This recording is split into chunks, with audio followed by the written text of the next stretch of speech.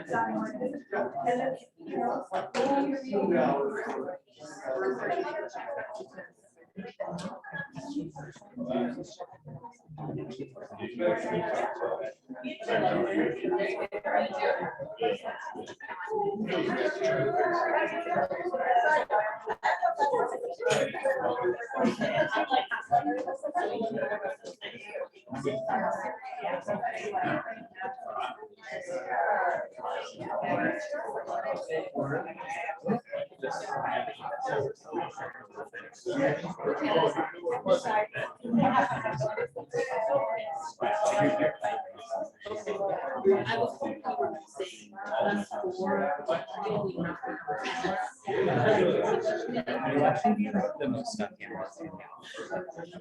comes to you when you're speaking. Don't worry about it. It detects when you're speaking and it'll, so you can see it's me. We can probably like Me and you. we can probably hold these down. Yes, I'll hold these down.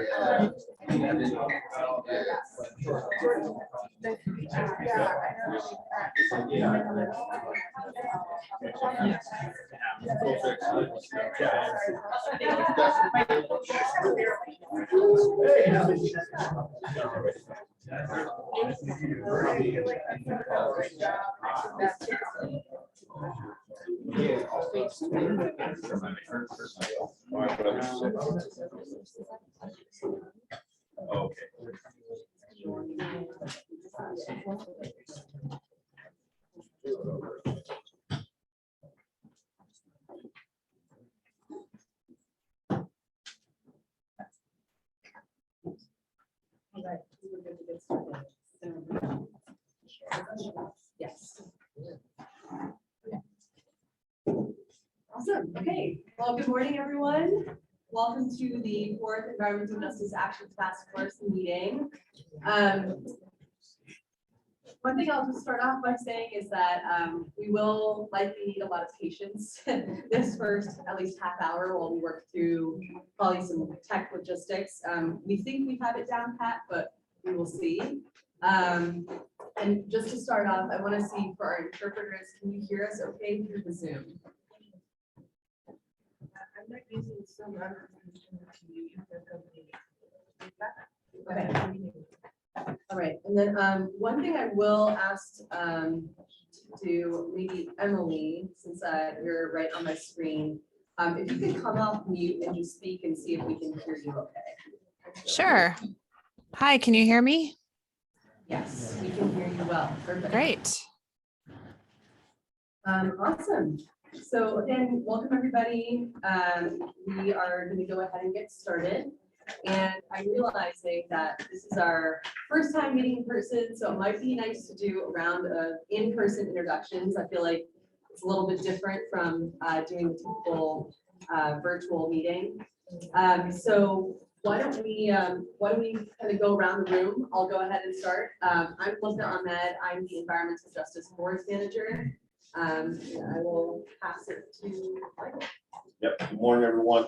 Michael Sapp, proud to be here today. Excited to see you all faces. But I was appointed by House Minority Leader People King, Republican out of Loveland, to represent people of color. But I grew up in my boat, so not too far from here, asthmatic. And I love my city, I love my community.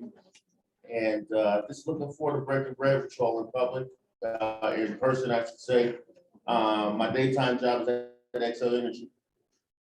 And thank you, Michael. I'm actually just going to take a pause because I realized we haven't done our language justice statement, and I want to make sure that our interpretation is up and running and that folks on Zoom can hear.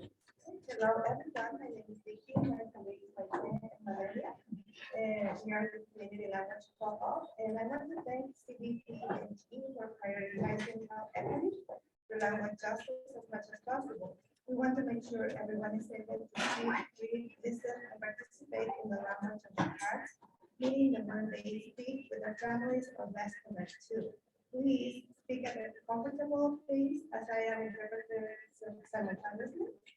Thank you. Hola a todos. Mi nombre es Vika Escolera Martínez de Valeria. Represento a la Community Language Co-op. Quiero dar las gracias a CDTHE por priorizar la equidad en salud a través de la justicia del lenguaje, tanto como sea posible. Queremos asegurarnos que todos puedan hablar, leer, escuchar y participar en el idioma de sus corazones, es decir, el que mejor hablan con su familia o el que mejor se conecta. Por favor, hable a un ritmo conversacional porque estaré interpretando simultáneamente. Thank you, Vicky. And so as a reminder for folks that would like interpretation, if you click on the globe at the bottom of your screen, you can select either English or Spanish. Okay, so thanks, Michael. And then let's continue with our introductions and we'll move on to Marcia. Good morning, everyone. Marcia Nelson with the Colorado Department of Transportation. Or the Department of CDOT, yes. That's a lot to say in one breath, right? I'm the new Chief Equity Officer and Director over the Environmental Justice and Equity Branch that is up through the Senate Bill 260. So happy to be here and so nice to see everyone in person. It's such a different feel, so it's really nice.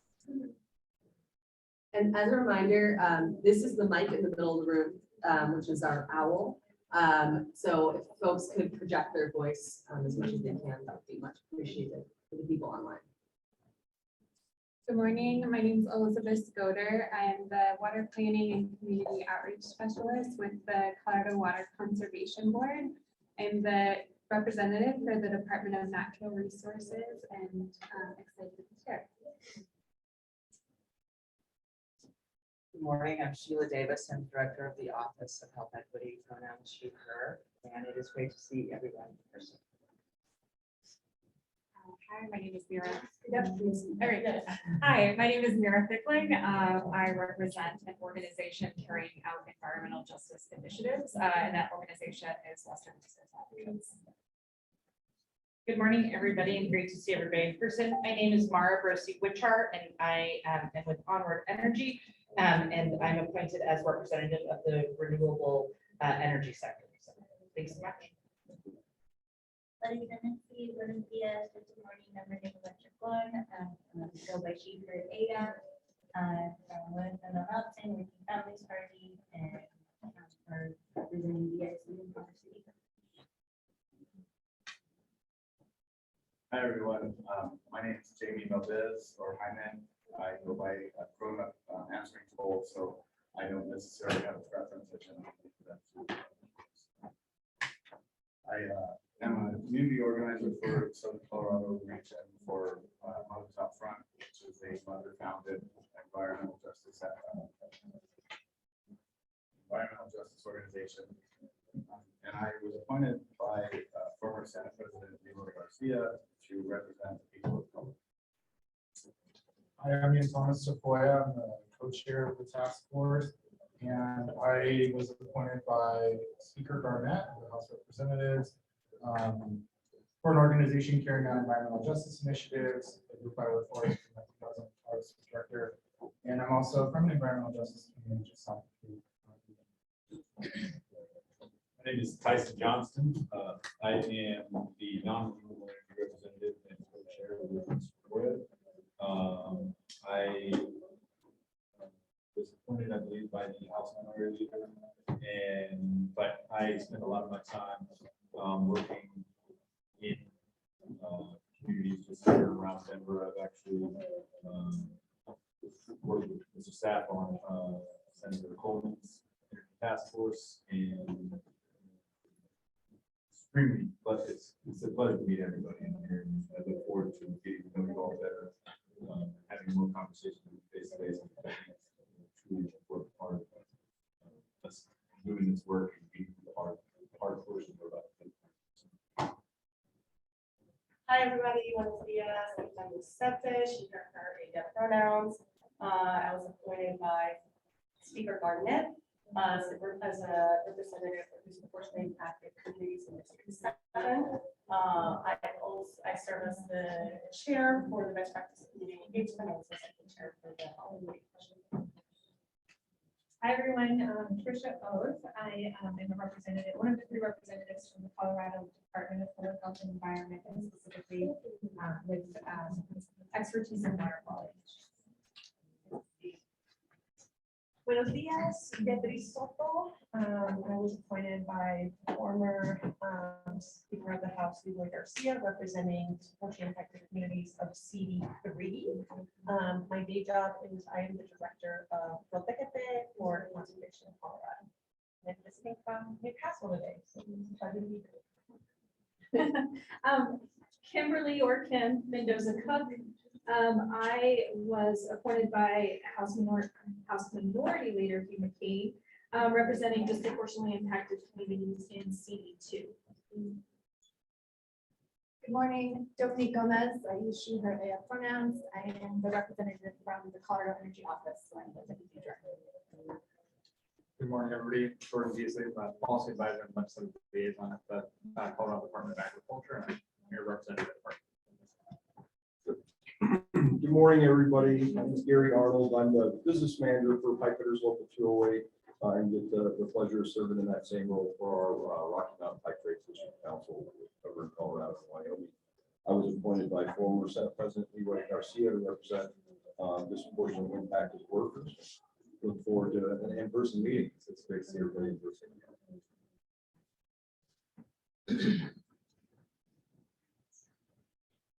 Would we like to introduce any of the task force on the Zoom, or would you BJ? Sure. Yeah, so for folks that are online on Zoom, if you want to come off mute for our task force members, maybe we can get started with Doug. I'm Doug Dean, Director of the Public Utilities Commission, appointed by Governor Polis. Thanks, Doug. And Jonathan? Hey, Jonathan Asher, Senior Policy Advisor for Governor Polis. And lastly, we have Uni. Good morning, Uni Blake, Senior Policy Advisor at the American Petroleum Institute. I was nominated as a public health toxicologist to the task force. Thank you, Uni.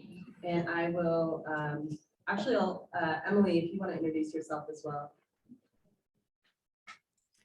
Sure, I'm Emily Splittick. I'm an attorney in the Colorado Attorney General's office, and I am providing legal counsel to the task force. Hey everyone, I'm Morgan Cameron, she, her pronouns. I am the new program assistant for the Environmental Justice Program. It's lovely to meet you all in person. Good morning, I'm Joel Magner. I'm the manager of the Environmental Justice Program, and I'm so excited to be here with all of you today. I will pass it to Natalie next. Natalie is also our plant in the room. She's the person who is listening in on the Zoom and making sure the audio is okay. So Natalie, after you introduce yourself, maybe you can let us know how we're doing with audio and if there's anyone who needs to speak up a little more and how well we can hear on the Zoom. Good morning, everybody. My name is Natalie Eddy. I'm the air quality liaison with the Environmental Justice Program. It's just wonderful to be here with all of you. I will say if everyone can speak up a little more and maybe slow down a little bit, it is a little bit hard to hear. There's a little bit of an echo, just it's a loud room. So if we can just try to maybe nudge each other. I know I get excited and speak quickly sometimes, so if we can kind of hold each other accountable, it will increase the chances that our friends online can follow everything. And I'm Marcus Howe. I'm CDPHE's Environmental Justice Ombudsperson. New to the role, so I'm still learning a lot, but thanks for having me, and I look forward to working with everybody here. Awesome, great. So again, excited to have everybody in person. This does feel like a game changer. I think the dynamic is going to be really different today. Before we move forward, I would love to do a land acknowledgement. And so Renee would do us the honor of providing a land acknowledgement. Great.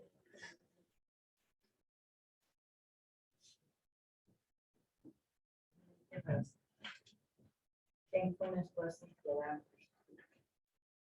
Peso prometió, meto, peso prometió, peso prometió, peso prometió, veritos y abritas, and all the ones that came before, and all the little ones to come. We reside on the land, homelands of the Ute, the Cheyenne, the Arapaho, the Shoshone, the Kiowa, the Lakota, the Comanche, the Apache, the Navajo, the Chicano, and 48 tribes that still live and travel through specifically this space that we stand on right now. This is old agricultural greenland and has always been mineral wealth land for a very long time.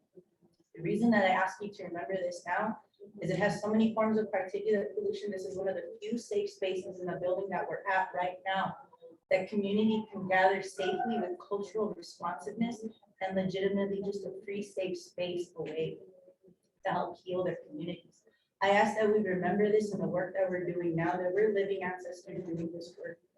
We legitimately need to think of the generations, and my kids live in this space right now. This is one of the only spaces that we legitimately congregate to teach.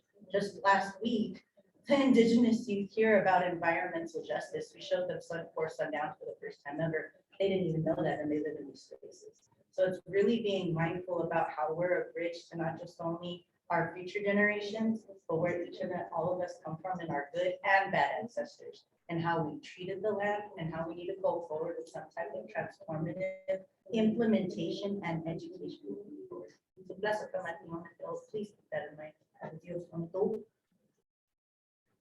Great, thank you, Renee. And I do want to turn it over to our co-chairs, and maybe Tyson, if you're ready, could you do a roll call? I know we just introduced ourselves, but just for the record, it'd be great to do a quick roll call. Absolutely. And I'll note that Arthur Ortegon is absent today, could not make it with us, but still there. Present. Dominique Gomez, Present. Doug Dean, Here. Ian Royal, Present. Elizabeth Scoder, Present. Gary Arnold, present. Hilda Lucy, Present. Jaime Valdez, Jonathan Ashley, Present. Jordan Beasley, present. Kimberly Mendoza Cook, Present. Myra Boise Richard, Present. Rosa, sorry. I do apologize if I mispronounced anybody's name. I am not as linguistic. Marcia Nelson. Here. Mira Figley. Michael Sapp. Present. Renee Miller Jones. Robin Williams. Leave Robin. She'll be She'll coming. be running late a little bit, but she will be here. Sheila Davis. Here. Trisha O. Present. And you Blake.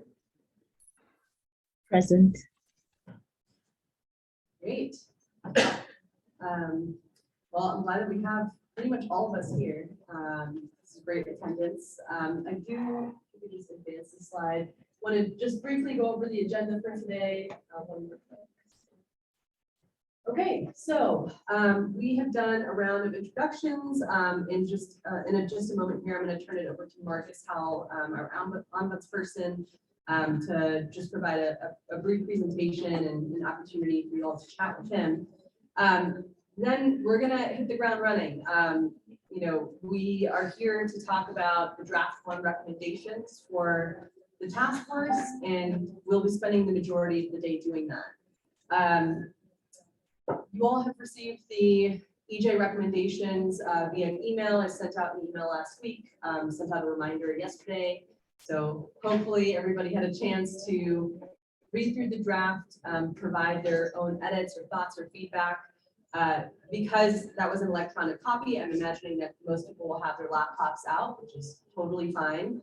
But I do ask that folks really try their best to refrain from multitasking. I know it's really easy to just like kind of compulsively go over and check your email and your chat, but really important for today for folks to be present and engaged in this conversation.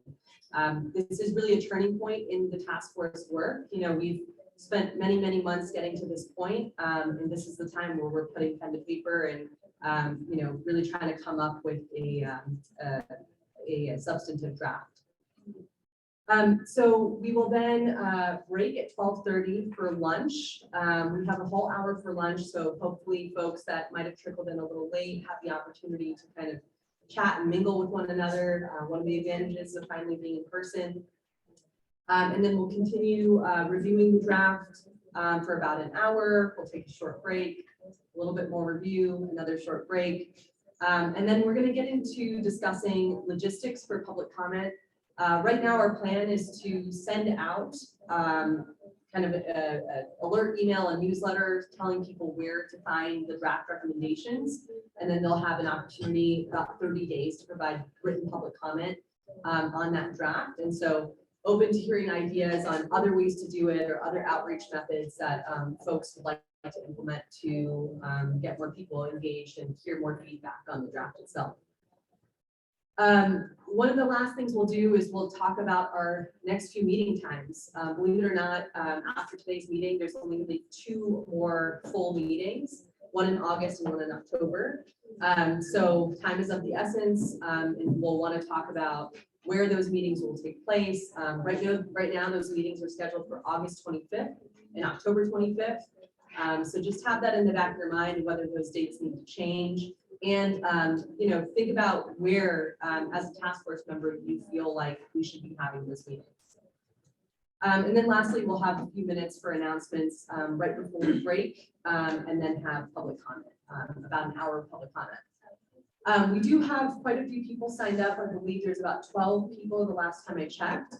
That said, public comment is from 5:30 to 6:30. If we do get a flood of people, we do ask for people to try to be flexible and just stay for a few minutes after until we kind of hear from all the members of the public. All right, so with that said, I will turn it over to Marcus.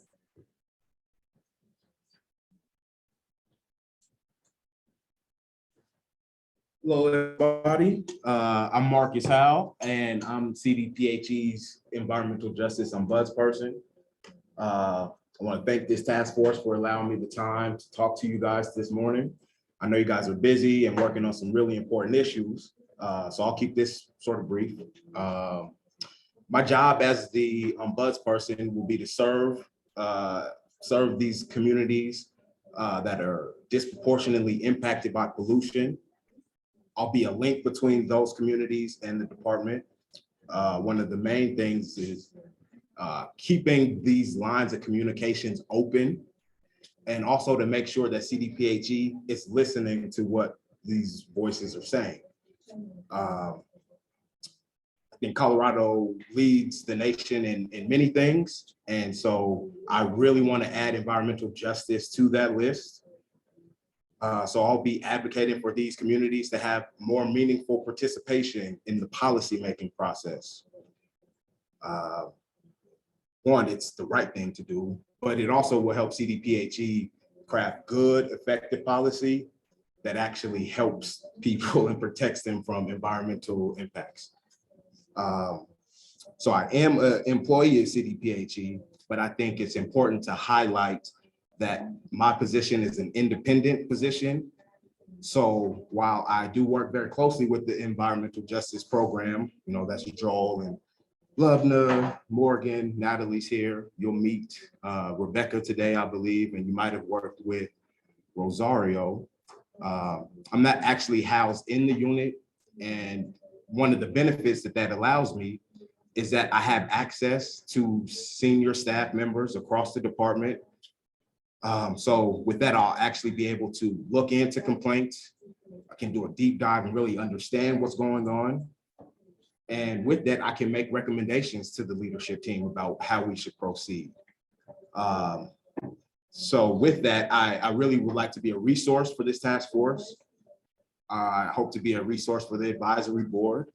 I think that Colorado, I think we have a great opportunity to do something important.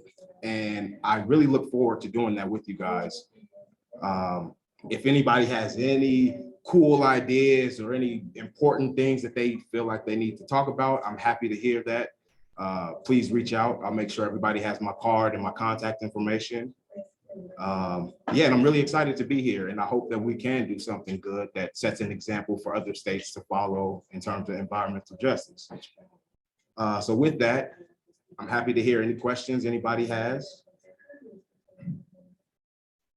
I'd like to start. Could you just tell us a little bit about your background and what your first 6 months kind of looks like in your work plan for yourself? Yeah, definitely. Thanks for that. So my background is in organizing. I'm from Denver. I grew up in Park Hill.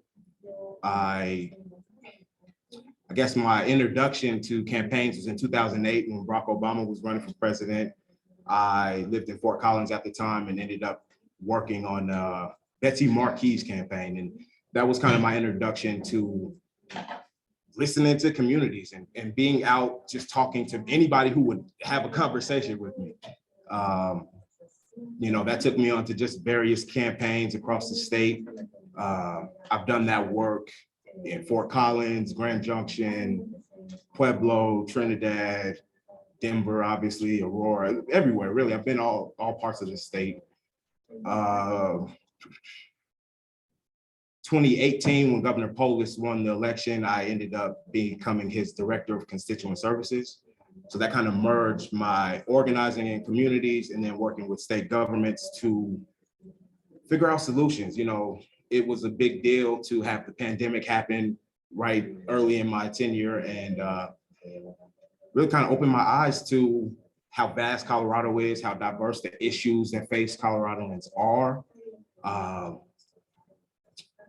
I'll admit that that it was very taxing work going through the pandemic and hearing some of the horror stories that I heard, and having to navigate those two solutions was something that weighed on me heavily. So thankfully I was able to pass that work on to somebody else who was able to pick it up, and I was able to move into this role. I think that while EJ issues are still very diverse and nuanced, I think that having a more narrow focus for me will help me personally work through some of the challenges of hearing horror stories day after day and having to respond to them. So.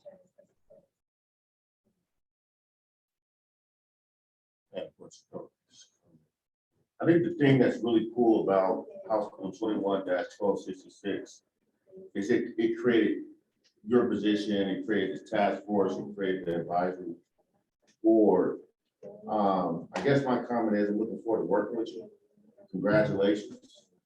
And this on behalf of Excel Energy, would love to engage with you at the appropriate time. Yeah, I welcome that. And that's something I forgot. After this meeting, there's a form that I'll be sending to everybody. And it's basically just a form.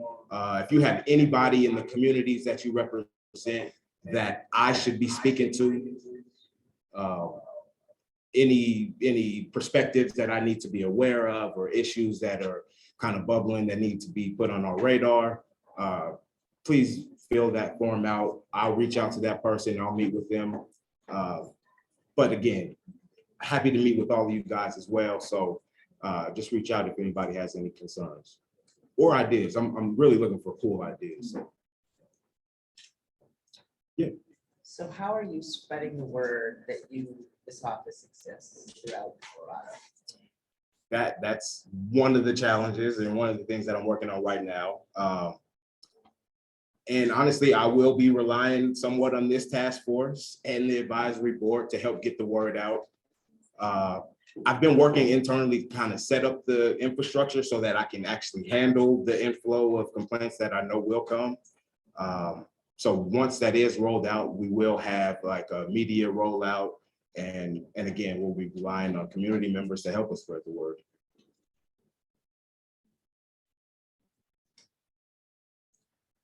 I'll circle back to the second question I asked, just kind of what's the next 6 months look like for you? Yeah, I really want to learn. I definitely don't think that I have all the answers. I think I have some cool answers and ideas, but this work is more about hearing from community members. And so I really want to spend the next few months hearing from community members. I have had the chance to work on some EJ complaints from North Denver, I've had a chance to reach out and speak to some folks from Pueblo. I've been to some community meetings in Durango. So really just listening and learning a lot from the state. That's what I want to do, and kind of understanding what CDPHE's plans are and what their priorities are. And then I just would like to merge the two together and have optimal outcomes across the board.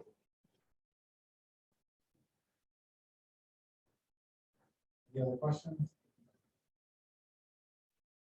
Well, then I want to just wish you luck in your job. We fought so hard to create it. I'm looking forward to working with you. And thanks. All right, well, thank you guys.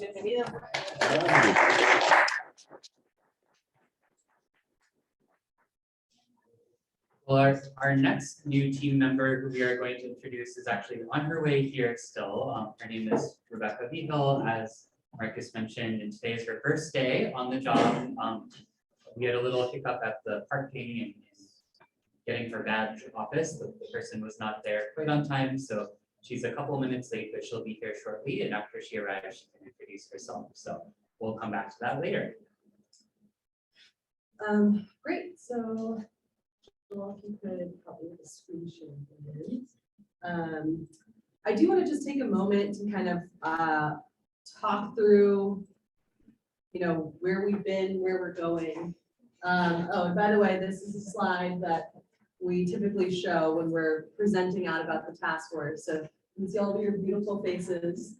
We have all your glamour shots, and we brag about this task force to the public and during all of our meetings. So just wanted to show that off a bit. So I did want to take a moment to pause and kind of reflect on the past. It's been about 7 months now. We met in December for the first time. And thanks, Morgan, for pulling some stats for us. But we have spent a total of 27 hours together as a full task force. And then in addition to that, we've had 47 hours of subcommittee meetings. So it's a very long time together. We've hosted a total of 21 subcommittee meetings. So while this is just our fourth meeting, you know, in person together, our fourth meeting and our first time in person together, 21 meetings adds up. You know, we've had 5 data and reducing health disparities meetings, 5 meetings on the best practices for community engagement, 4 meetings on the definition of disproportionately impacted communities, 4 meetings on environmental equity and cumulative impacts, and then 2 meetings on Indigenous community engagement. And throughout this all, we have provided 43 hours of Spanish interpretation during these meetings. And so just wanted to point that out, is that we've done a lot so far. And while, you know, just the numbers don't reflect that, I think what we have accomplished so far is going to be really apparent as we start to talk through the draft recommendations.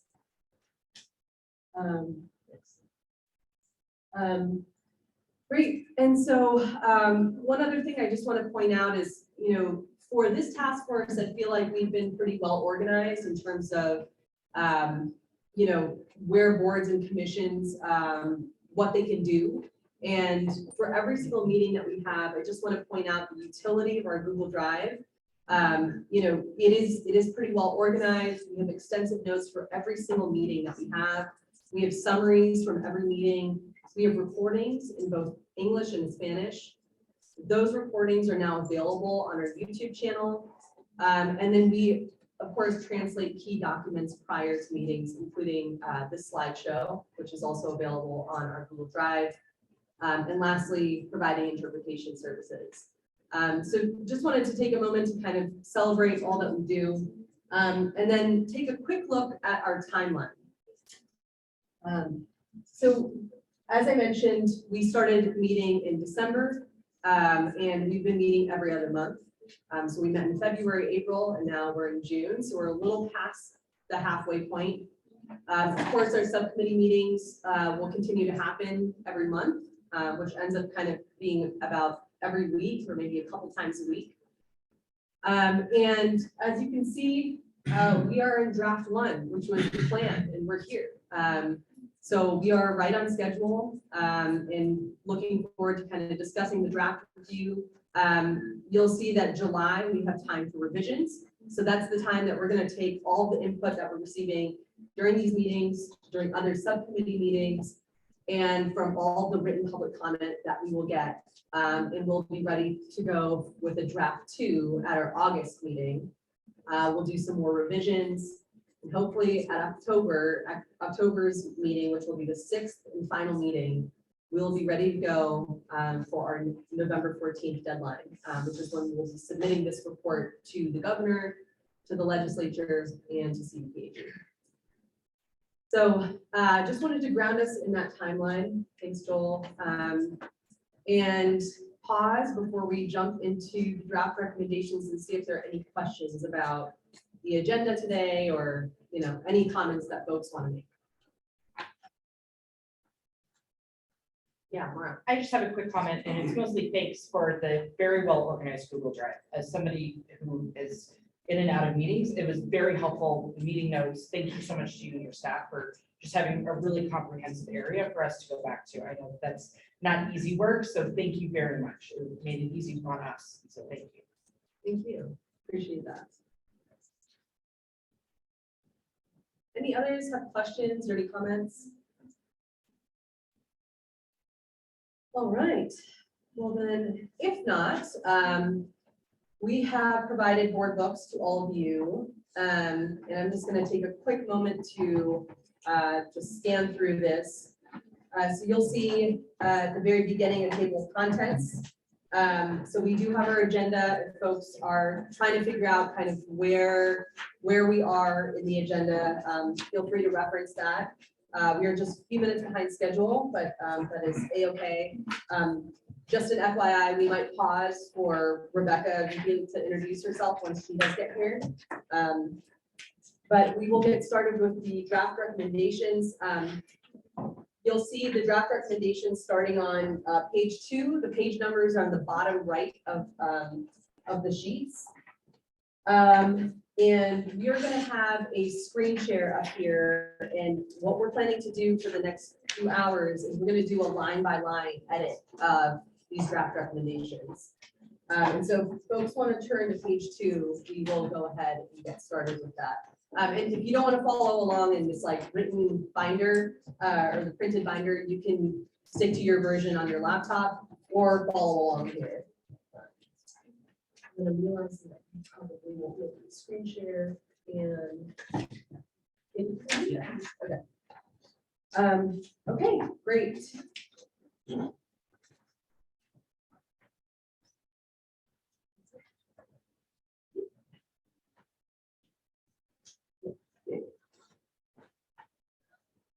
All right.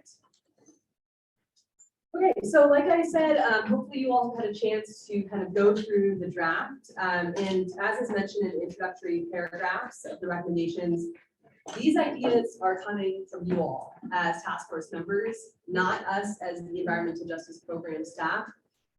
They were kind of crafted by us based on, you know, when somebody's having a train of thought, there's a lot of filler words, so we've tried to make these statements concise. But these ideas kind of came out during these full task force meetings as well as subcommittee meetings. And we've gone back through meeting notes, meeting recordings, just to ensure that we have captured all of your ideas and that we haven't missed anything. That said, you know, some of the ideas that are in here have only been raised by 1 or 2 task force members. So naturally, there might be some differences in opinion, and that is why we are here today to kind of discuss that and talk through those. So as I mentioned, the goal is to kind of go through this line by line and have discussions on how we can make things a little bit more clear, more specific. And, you know, you might want to express your agreement, like, yes, I 100% agree with this recommendation. Or in some cases, you know, your disagreement that, you know, I don't think this should be in there. We're not really going to spend time today voting on the recommendations. That's probably more so what we'll do in August once we get to kind of a more refined version. And I'll talk about that in just a second.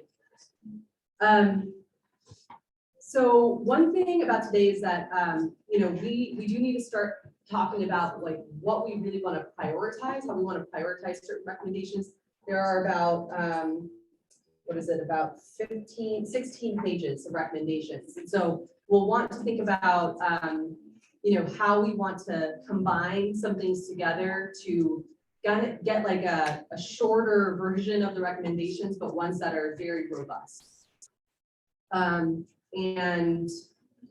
then we'll move towards the final draft in October. That will be hopefully crystal clear. One thing I do want to go back to about the kind of voting is that in the bylaws, there was this threshold for something being included in the final report. That threshold was 2/3.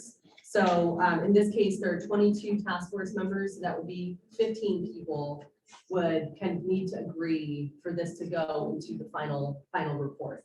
And then we also talked about a minority report. The minority in this case would be 5 voting members, 5 out of 22.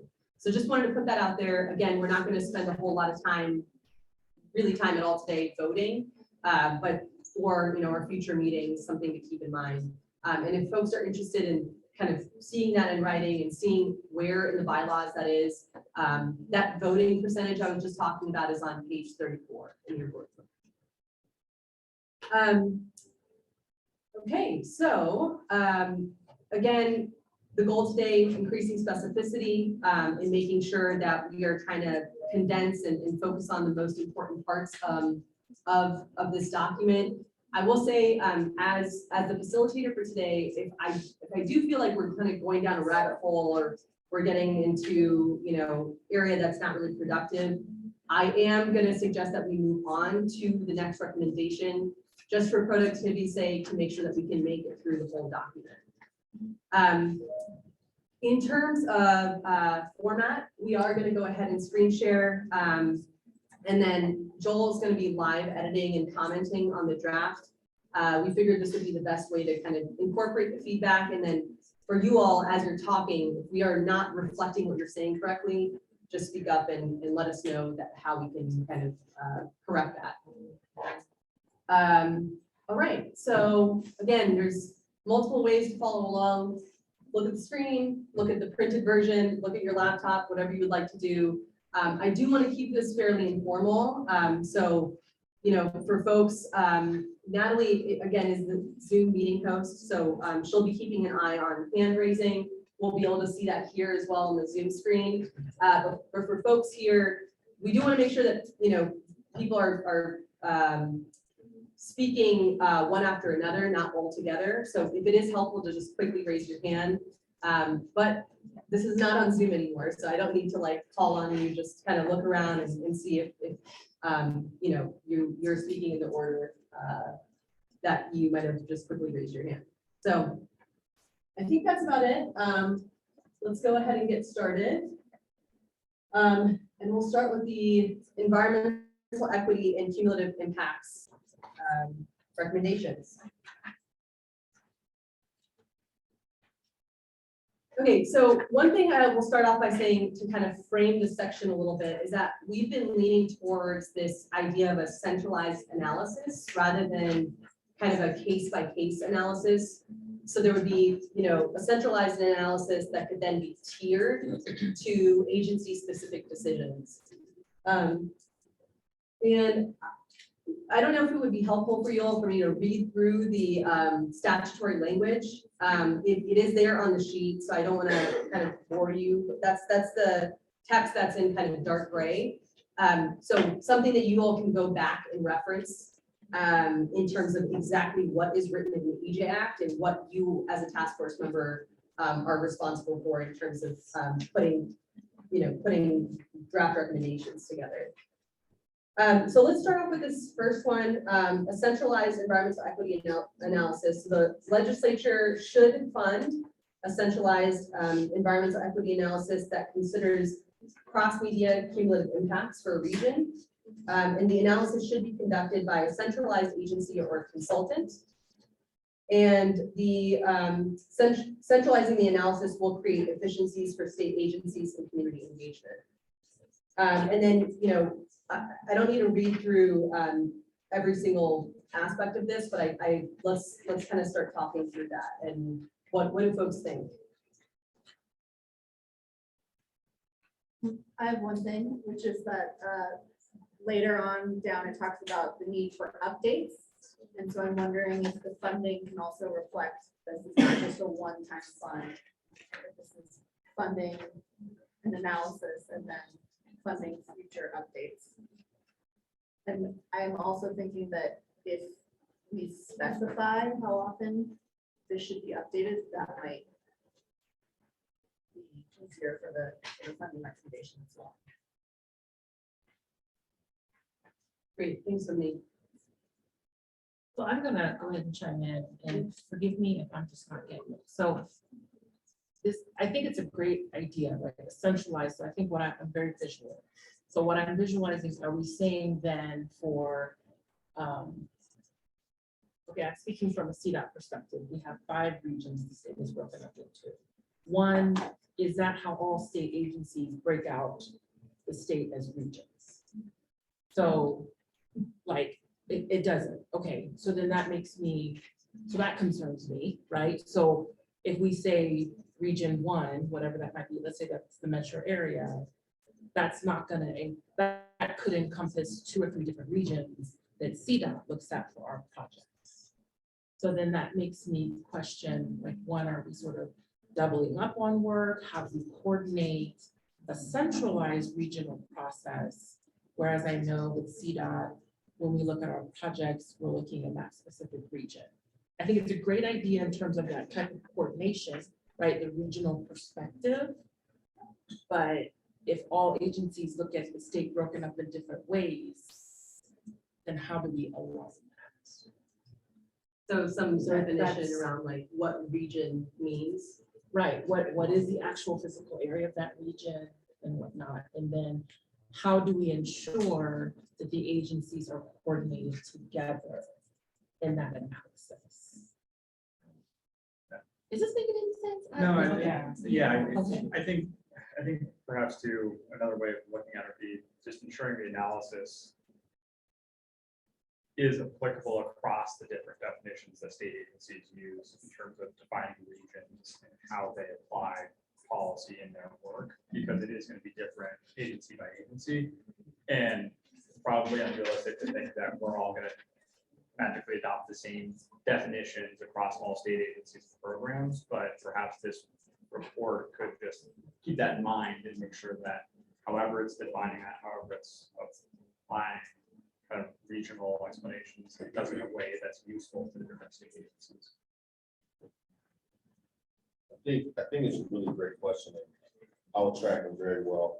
If you look at the DI recommendations later on in the packet, it was an idea that was brought up and Ian knows because he was on the our DI subcommittee, but a centralized definition for DI.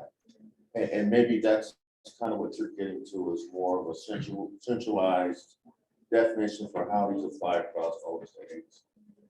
Am I tracking? Is that what you're trying to say? Yes and no, yes and no. I think it's that we're not covering the state areas when we say region. I'm sorry, I just keep thinking region 1 for CDOT is literally Eisenhower Tunnel, almost like straight out. So it's just like along the front range. So the CDPHE consider that a region when you think of the work. So I think there's a lot of overlap in our regional areas, which could be fine, but we would have to define very carefully what that covers and how we're strategically working together in this analysis, as we probably more than likely individually will do it through our agencies.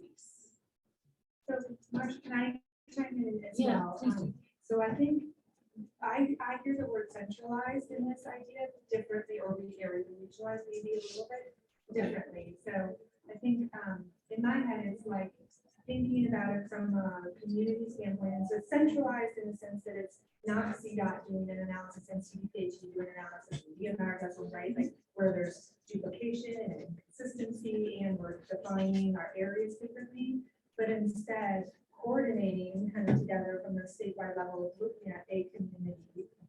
And to your point, maybe we need to figure out like what is the how do we define the community, right? How is it, who decides, and like what the scope of each of the analyses are. Yeah. And so I think that kind of gets into like the location, right? Like, how do we decide that? Because I mean, we definitely don't break up. Each of the agencies do not break up the state in the same way. And I guess I was also envisioning the geographic area of each of the equity analysis to be much more discrete and specific than 5 regions of the state, right? So maybe more focused on like using EnviroStream as like an example of where our scores are disproportionately impacted. Do like the equity analysis of like each of those. So rather than have regions like score to do the hard screen.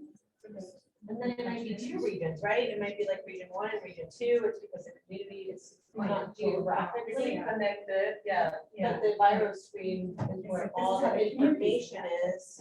And then all the agencies can access that information, and it might affect different agencies depending on how they divide their regions and their work. But the information is still in one central location where everybody can access it. The other conversation is that like disproportionately impacted communities are defined by census law. In I believe the legislation and also the draft EJ-SPIN tool. And that may not be the geographic scale at which we want to do these analyses. So for example, like North Denver might be more than one census block. Pueblo certainly is more than one census block. So we might want to like broaden the scale of the analysis to like encompass say a neighborhood or a city, depending on the environment. So it's just like I guess I see this as a little bit, perhaps a little bit more fuzzy than simply analyzing at the CIC or the census.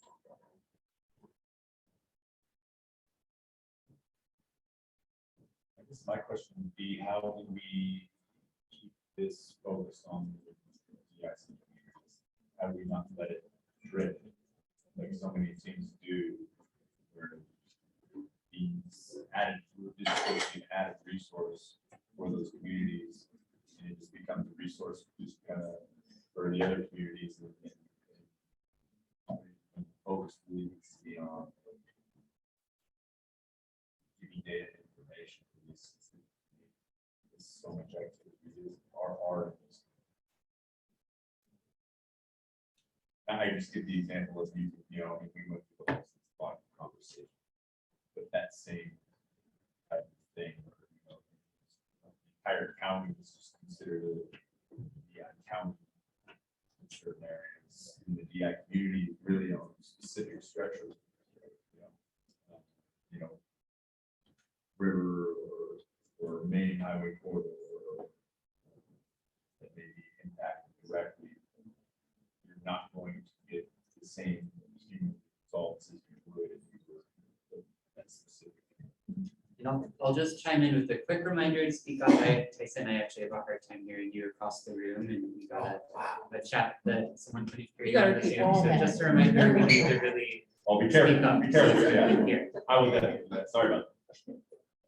That's where scoring would help though, because then it shows some level of severity for specific ERC communities. But then also, state and federal agencies already have certain gaps as it is per region. So this is where like CDOT or other spaces could also fill in for this region, this is our map, and then try to overlap the scoring system that we already have. That's a region, or that's just waiting.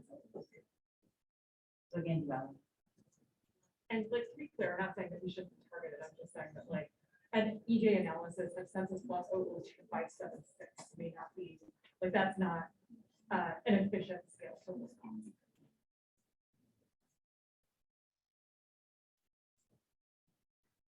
Another area of this, I'm interested for folks' thoughts on our, I think so far we've focused on this as being something that state agencies could use. And like how would state agencies use it as an analysis in influencing decision-making and policy outcomes, right? And as I've been thinking about that more, I wonder if it should be broader.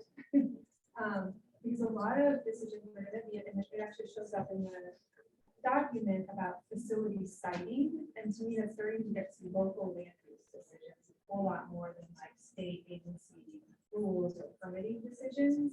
And so I'm seeing a lot of head nods, so I think I'm interested to explore that a bit.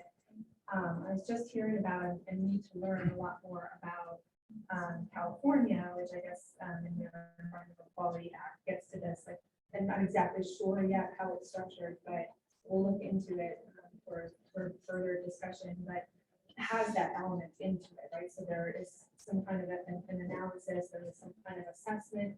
This is also at that setting of thresholds, like there's some kind of board that sets these thresholds. And then it goes to the locals, like aiming for land use decisions to be evaluating that.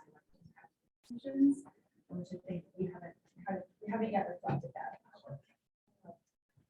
Well, yeah, I'll think about it. There's also spaces that we have seen that local land use that isn't necessarily respond to the needs of the community. Like I'll give an example in Long County where there are fracking in front of schools, like 80 feet away from the school. And the community has been requested to change it, but the school district doesn't want to. This is funded by the state. Yeah. So that's just like an example where like how much this industry also has, you know, consideration of like funding school completely. And like maybe some of the individuals that might have it might have the power compared to the activity side. But exactly, right? So this could potentially, depending on what the recommendation is and where it goes, could potentially address a situation like that, right? In terms of directing that local community to consider this and mitigate impacts. So rather than like gatekeepers in the community to like actual community. Yeah, but your responsibility. You know, get help with the details of how that works in California and other jurisdictions. It seems like it could address those kinds of situations. It's not just a, you know, yeah, to your point, the communities aren't just necessarily responsible for raising it. It's not maybe too late when it gets to the state agency, right? It's like missing that link. I really like what you said. I appreciate that because as someone who just coming from the city and county of Denver, I really think it's critical that we ensure we have that alignment between state and local agency. And so, again, I'm very visual, y'all, so bear with me. Like as you were speaking, I literally in my mind envisioned sort of like another type of ombudsman that's between state and local agency that could be the centralized person or staff, right? Because from a local perspective, you probably have a more keen sense of those very smaller DI communities. You can have an entire region, right, or city that's DI on the map, but there is a more honed in smaller neighborhood or community that has a bigger impact or needs a bigger, you know, resource. So I really do like the centralized concept. But again, when I was looking at it from a regional perspective, how do you then combine and ensure all of our agencies are working together and aligned with that centralized effort, but creating something that makes it even more defined, where we're creating that aligned, that allyship between state and local. We're doing the same thing. We're trying to support our communities. So how do we leverage each other's knowledge in that effort? I don't know what the answer is, but I like that. I think what you all are saying, and this is coming up a lot, is that I think the Department of Local Affairs needs to be included in this conversation. And we are beginning even with CDOT and 260 to see funds and resources in the conversation about land use decisions and transportation funding being linked together. And you're right, when you start talking about zoning and where the zoning exists and has existed since the Red Line era, is in the same community. So if you're going to come build a new Amazon facility, where is the zoning? It continues to be in the same communities. And so there has to be this deeper dive, I think, into how does zoning change, because you may not be able to site these places anywhere. And then that continues to add to the pollution load. And I think what I start thinking about it even extrapolate further is then we get deep into this place where like, oh, we'll just mitigate it. Oh, we'll just mitigate it, right? And just continue to site them in the same places over and over and over again. And I think DOLA has to be a part of that. And I think that the state has a responsibility to help guide that conversation. And I think in relation to the historical analysis that this task force has produced, I think it's easy to see why.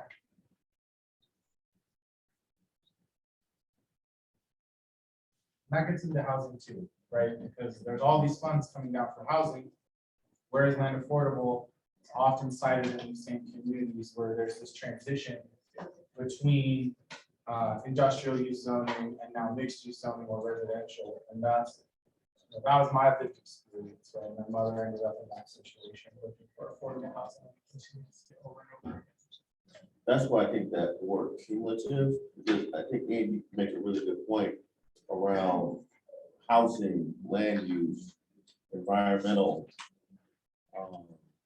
like major catalytic economic development projects that for cities is like an economic driver, but for communities, it's additional harm, right? And so, like, how we look at it from that lens? And I think I'm totally getting a little bit, but I think we're gonna be talking today. We're gonna be talking, and I can't. I'm bringing it today. So, but I do think going back to your original question around the centralization and making sure there's no duplications among the state agencies, it is something that Joel, I hope that you're capturing. You're great note takers. I'm trying, Michael, sorry, I think we're gonna adjust the location of the owl very quickly, because it's been hard for folks online to hear people in the sort of Tricia Tyson Gilda zone, so. Without clicking anything, and then Michael, we may ask you to repeat that point.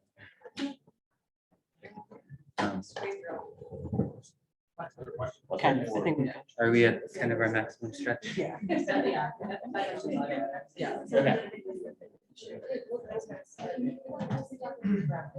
All right, so as we said, we'll all have to be a little patient as we work out the logistics today. So this is our first hybrid meeting, but Michael, once you're plugged in, I may ask you.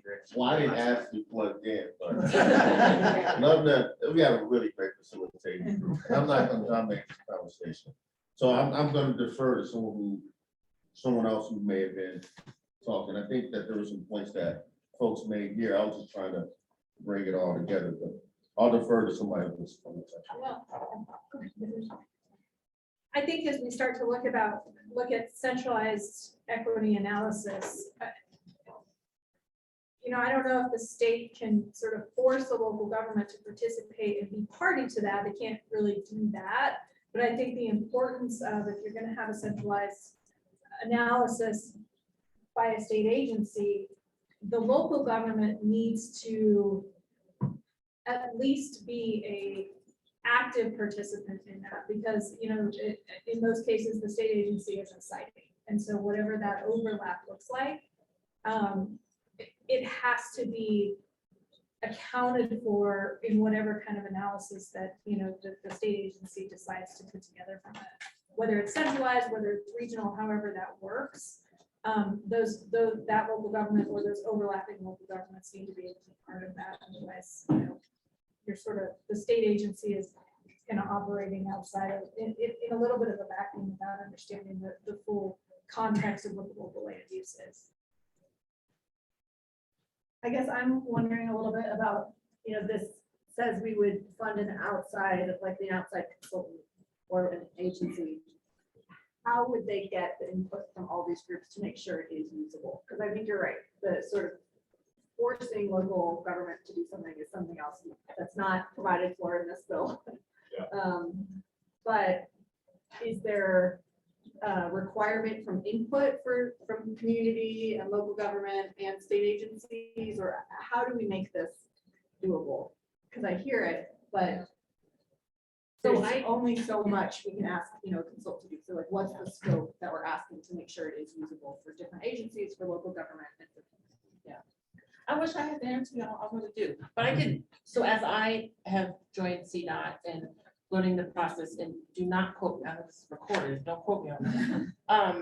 I am learning, I heard the term NEPA mentioned in one of these meetings before. And so we have to go through the NEPA process for all our projects. But there are I can't tell you what. National Environmental Protection Act. I'm sorry, Thank you. National Environmental Policy Act. Policy Act, right? So our projects go through that process. I don't know what it's like for other agencies. I'm so sorry. But I think that depending on the type of project, right? And so I think that if there are ways to ensure NEPA is on all projects, right? Sort of could there be an overarching, I'm scared to say it, policy that says we have to do it on all projects? Is that possible? I don't know. I'll get over our timber conservation for our agencies. Again, I think that's what we're getting at here, right? It's requiring this equity analysis. I think NEPA is specifically tied to federal funding, and so that's when it gets triggered to actually happen. But I think that was the intent of why we wrote the TJ Act, right? Is because none of that was ever triggered in so many of these other things that we felt like there wasn't a cumulative equity analysis. Yeah. So one of the ways that I'm looking at this, trying to figure out how this would be utilized is, so I think calling it a centralized environmental equity analysis, I personally don't like the centralized language in there. I think we just talked about it as an equity analysis. The centralized piece of it is kind of how it's conducted, not the analysis itself. So that's kind of one piece that I keep getting hung up on. And then the second one that I hear talked about is who's the audience for this? Right now, we have it written down as state agencies, but I think a lot of people are talking about, well, there's also local governments that need to be an audience in this. And there are also community members that need to be the audience so that they can, everybody who's an audience member of this analysis can use this as a decision-making tool. And everybody has access to it. So the state agency can look at it and say, okay, we're writing a rule, we're adopting a position on something. We're going to look at this analysis and how does that interplay with the decision that we're making. Local government should be able to use that same information as well as a community member to look at it and say, hey, this agency is thinking about adopting this rule. We have this analysis. We don't think they're looking at it right. We're going to go to them and comment in their process and say, you're not looking at this information appropriately. You should be doing it this way. So that's kind of how I'm looking at it. That's that larger decision-making tool. I also think it's an opportunity for industry then to also do what's right, by using this analysis tool to be making better, more informed decisions as well. I think that's something that they can also utilize. Exactly. Yeah, that would be another audience member. So don't they get at that at, number 2 on page 5? Analysis should be accessible to the community, legislators, agencies, and industry to ensure it's comprehensible. Is there more language you'd like to see there? I was looking at more of A1. So state agencies are the users of the analysis. I think it's not just state agencies that would be using this. I think it says it's accessible should be accessible to everybody else, but it's really, I see the intended users as all of these different parties. I would agree with you too. After we had Chicago come in and talk with us about their equity analysis, it's resource intense, right? And we know there are many local communities that do not have the resources to do it themselves. So the more usable it is for cities, I think it helps take some of that burden. I think this is where we can start introducing words like cultural sensitivity and trauma sensitivity. We're also trying to give, but I think we need to also use more cultural and trauma sensitivity just in this space and maybe start using those as trigger words as well here too. We're trying to personify also where there's been state and federal agencies and data gaps and kind of the loss of seeing where there's community in this space as well too, where state and federal agencies have to not just work where there might be Spanish, but other language barriers with that type of cultural responsiveness. Or if there's barriers where, again, trauma sensitivity, these are the same communities that are dealing with health impacts at this time. So where might there be, where state and federal agencies need to start seeing that type of context, so literally introducing those type of words as well, and add definitions.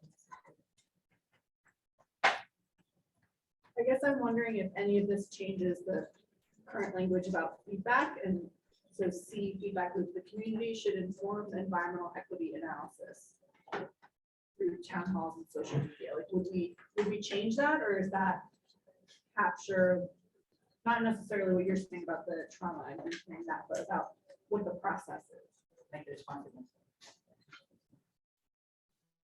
Which does that need to be different to capture what we're saying? I mean, maybe it's not just community, but community and local government or community and someone else.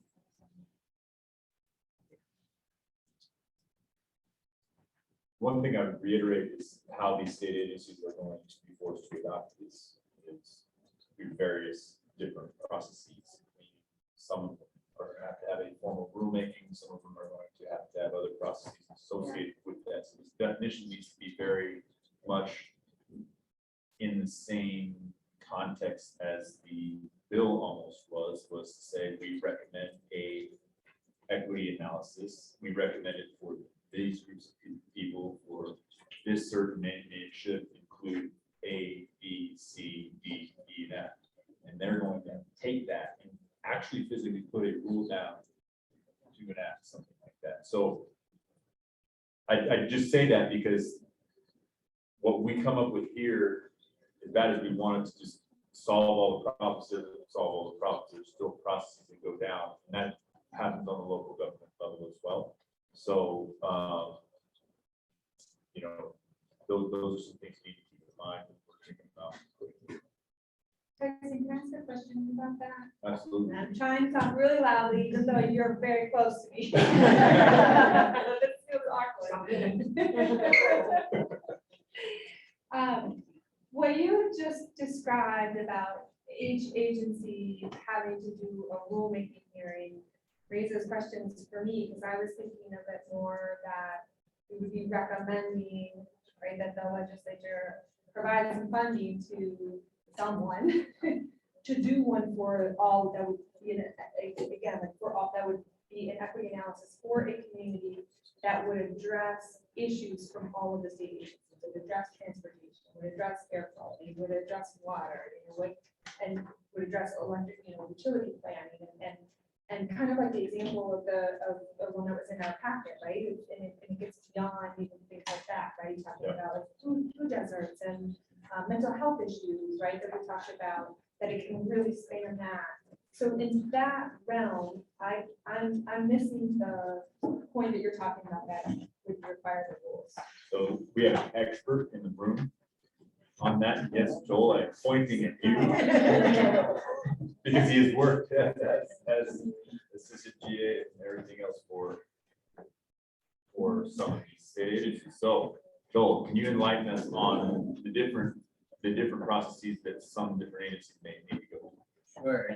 We actually have a lot of folks who had my same former job, including Trisha and Robin. We have a lot of AG's office alums in the room. But Tyson, I think what you're saying is that it's critical to ensure that there is some sort of, I really think in many ways it's this recommendation that's already here, and it's pretty similar to what Trisha is also getting at, that there is some sort of requirement in the legislation that agencies are empowered to actually adopt and enact the components or the recommendations of the equity analysis. So that would be potentially, Tyson, I think you were saying, could be empowered to do so through rulemaking. And I think that there's maybe what Trisha is getting at is there's also some nuance in that different state agencies have different tools for implementation, and that a single mandate to conduct rulemaking might not make sense for an agency that already maybe has authority under its existing regulatory structure to adopt the regulations. So I think that I'm capturing what both of you are saying, but is that correct? I think what I'm understanding with what my misunderstanding was is I'm starting to see this part of the discussion as two steps, right? One step is who does an equity analysis, what goes into it, what does it look like, for what scope of it, which communities do we do it for? And the second step being maybe what you were getting at, which is how do state and local governments then use it in their decision making? Yeah. And then that's what I was referring to, is the implementation piece in some agencies, not all, that's why I said some, will require a ruling where they actually go through that process. Some have been empowered, like Joel said, to do that and just say we are implementing this, but not all are the same. I mean, there's a very inconsistent range of that stuff for different state agencies. So that would probably be another bill to make all those agencies very consistent. I think. Thanks. And just to, sorry, I'm late, everybody. Thank you. Just to add more nuance on top of that, the way that I was thinking about it is that, so first recommendation is that the legislature funds the centralized analysis, right? And then how different agencies might use it. Some might require a rulemaking to restructure their programs. Some might require like more direct into permitting type issues, right? Some might need additional statutory authority to implement it. So it's like, it's not just a rulemaking and it's not necessarily a rulemaking, and maybe it's multiple rulemakings for some agencies. And so the question of like what agencies have what decision-making authority and how do we want those agencies to use this analysis in that decision-making authority feels to me like we have two options. I mean, there's always more, right? One is to like really dig in on an agency by agency basis now and make those recommendations to the legislature as part of this task force report. Like what for CDPHE, we recommend the analysis be considered in the following types of agency action, right? For agency-wide, blah, blah, blah. Or we recommend that we also like that be step 2 of this continuation of the task force process, right? While some of those centralized analyses are being performed, we can have parallel track, right? Perform the analyses, continue task force process to study what agency actions do we need it and how do we want it embedded? Or we could some combination, right? Robin, could you also introduce yourself? Oh, yes, I'm sorry. Robin Willie with the Air Pollution Control Division. Can I say something too? I love, thank you for that comment. I'd love to get Mr. Doug Dean's comments on this from the PC staff. Because we talk about rulemaking, I mean, my mind is always going directly to PC. I'm working with them on an equity analysis workshop across the state. And I know that they have staffing capacity challenges, but Doug, I'm just curious to get your comments on the discussion and where you all feel from the PUC. Oh, from our perspective, we think that flexibility is always better. I think we need to just be careful that we don't, tie the commission's hands. And so the more flexibility we can have there, I think that that's going to be better. And we can follow up with some more. I was talking to staff earlier today, and we're looking at these recommendations now, and we plan to follow up with some more specific comments in the near future as well. Thank you. Also want to hear from Uni because her hand raised. Can you hear me okay? Yeah, we can hear you. Oh, okay, great. I know I've been taking notes and trying to get caught up with the conversation. First, I apologize for not being in the room. I will be there for sure next time, since you guys seem to be having such a good time, or, having some good camaraderie going on over there. So I just want to throw something else in there. I do like the idea of a central way of bringing all this information together. And I think perhaps maybe an interagency council of some sort could be useful. The federal government, that's how they have approached addressing some of these more these issues that have like cross-agency reach. And so that might be a way to address it. Just make sure that all the relevant agencies are at the table. And then I had another question. I'm not sure whether this is defined in the legislature. When we talk about the environmental equity analysis, what are we referring to in terms of environmental? Is it the environmental in terms of air, water, just like the direct physical environment? Or is it the broader, more ecological environment that we're talking about? If it's the broader, okay. Okay, now I think, so that moves into the next topic, I guess, of cumulative impact. So is that Joel, that you was reading my mind? Yeah, I just wanted to make sure that we did, incorporate the socioeconomic and the other burdens as a part of when we talk about an equity analysis, and not to really,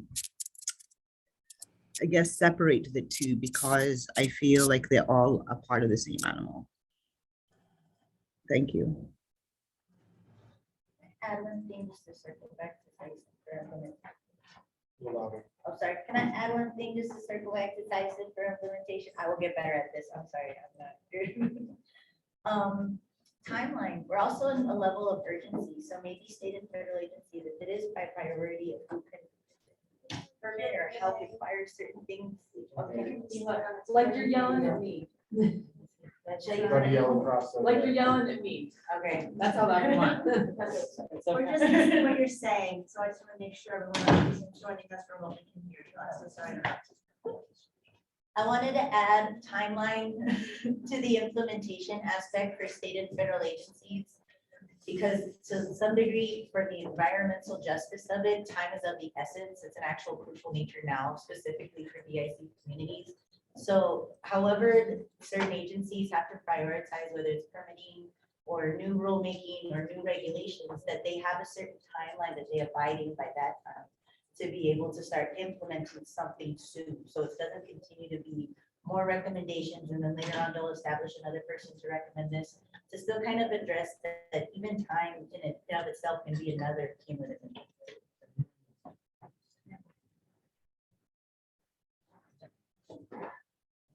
Robin, I think that's a really good point, and I think we need to recognize that certain agencies are farther down the path than others, right? Like it'll take less time for certain divisions in CDPHE to use an analysis like the centralized equity analysis, right? We are already structured in a way that we can do a lot with it once we have it, right? There are other agencies that where this is going to be brand new and they need to take more time. So I think that makes a lot of sense. And so if we look at, can we start with a couple agencies, maybe CDPHE being an obvious one, a couple of the other agencies that are part of this process and this task force, and say, okay, here's where we're going to start and be concrete about it. So it's not just recommendations, and then give the other agencies the tools and the instructions they need to figure out how they're going to do it. That's sort of like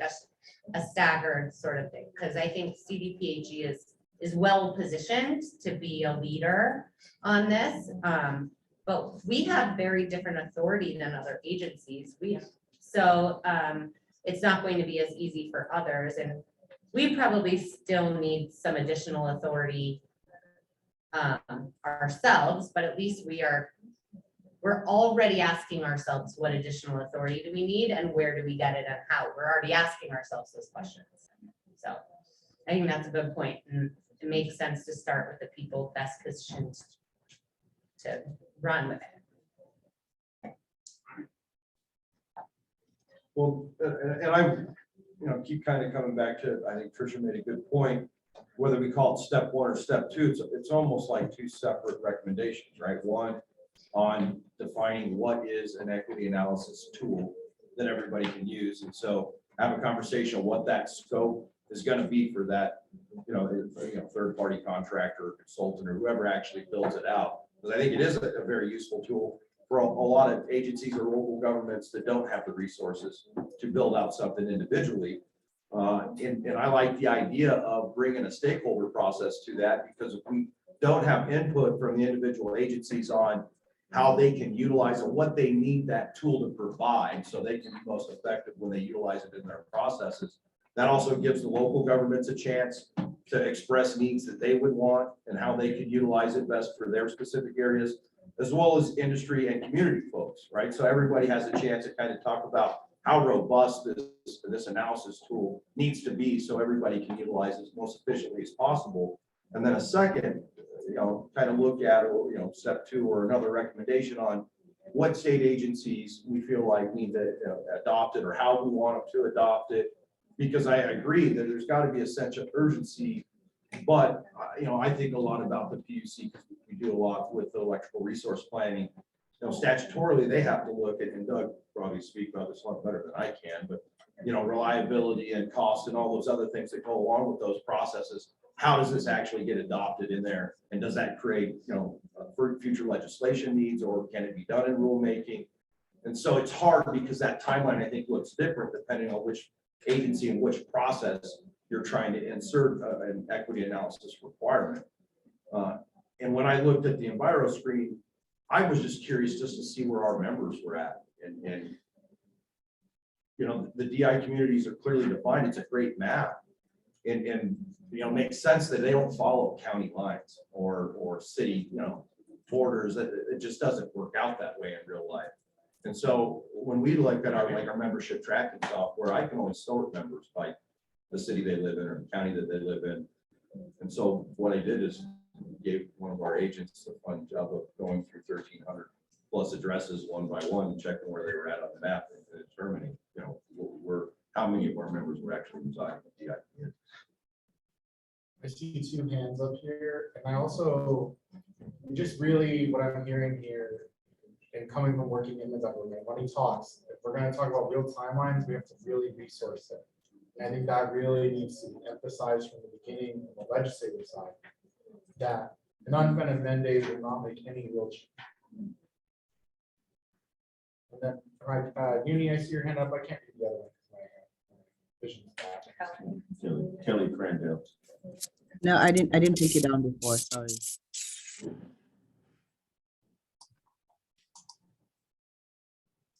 Hi, did I hear you all calling me? Can you hear me okay? Yeah. Thank you all. I'm Kelly Crandall. I work with Mr. Dean at the Public Utility Commission, and a lot of the questions you're raising are things that I am also struggling with.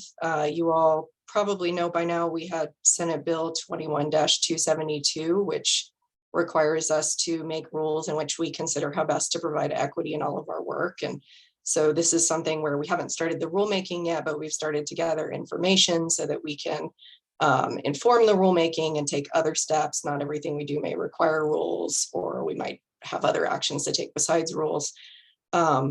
But I've been kind of struggling to understand how to apply this to our processes. And like Doug said, I think we're working on kind of how do we respond more to this. But like I can see a meaningful centralized equity analysis as a way to kind of more implement the definition of disproportionately impacted communities and help us figure out communities to focus on. If the utility files a rate case, communities identified through the centralized analysis might be, you might want to look at the impact of a rate change or where there are more disconnections or things like that on the course of that proceeding.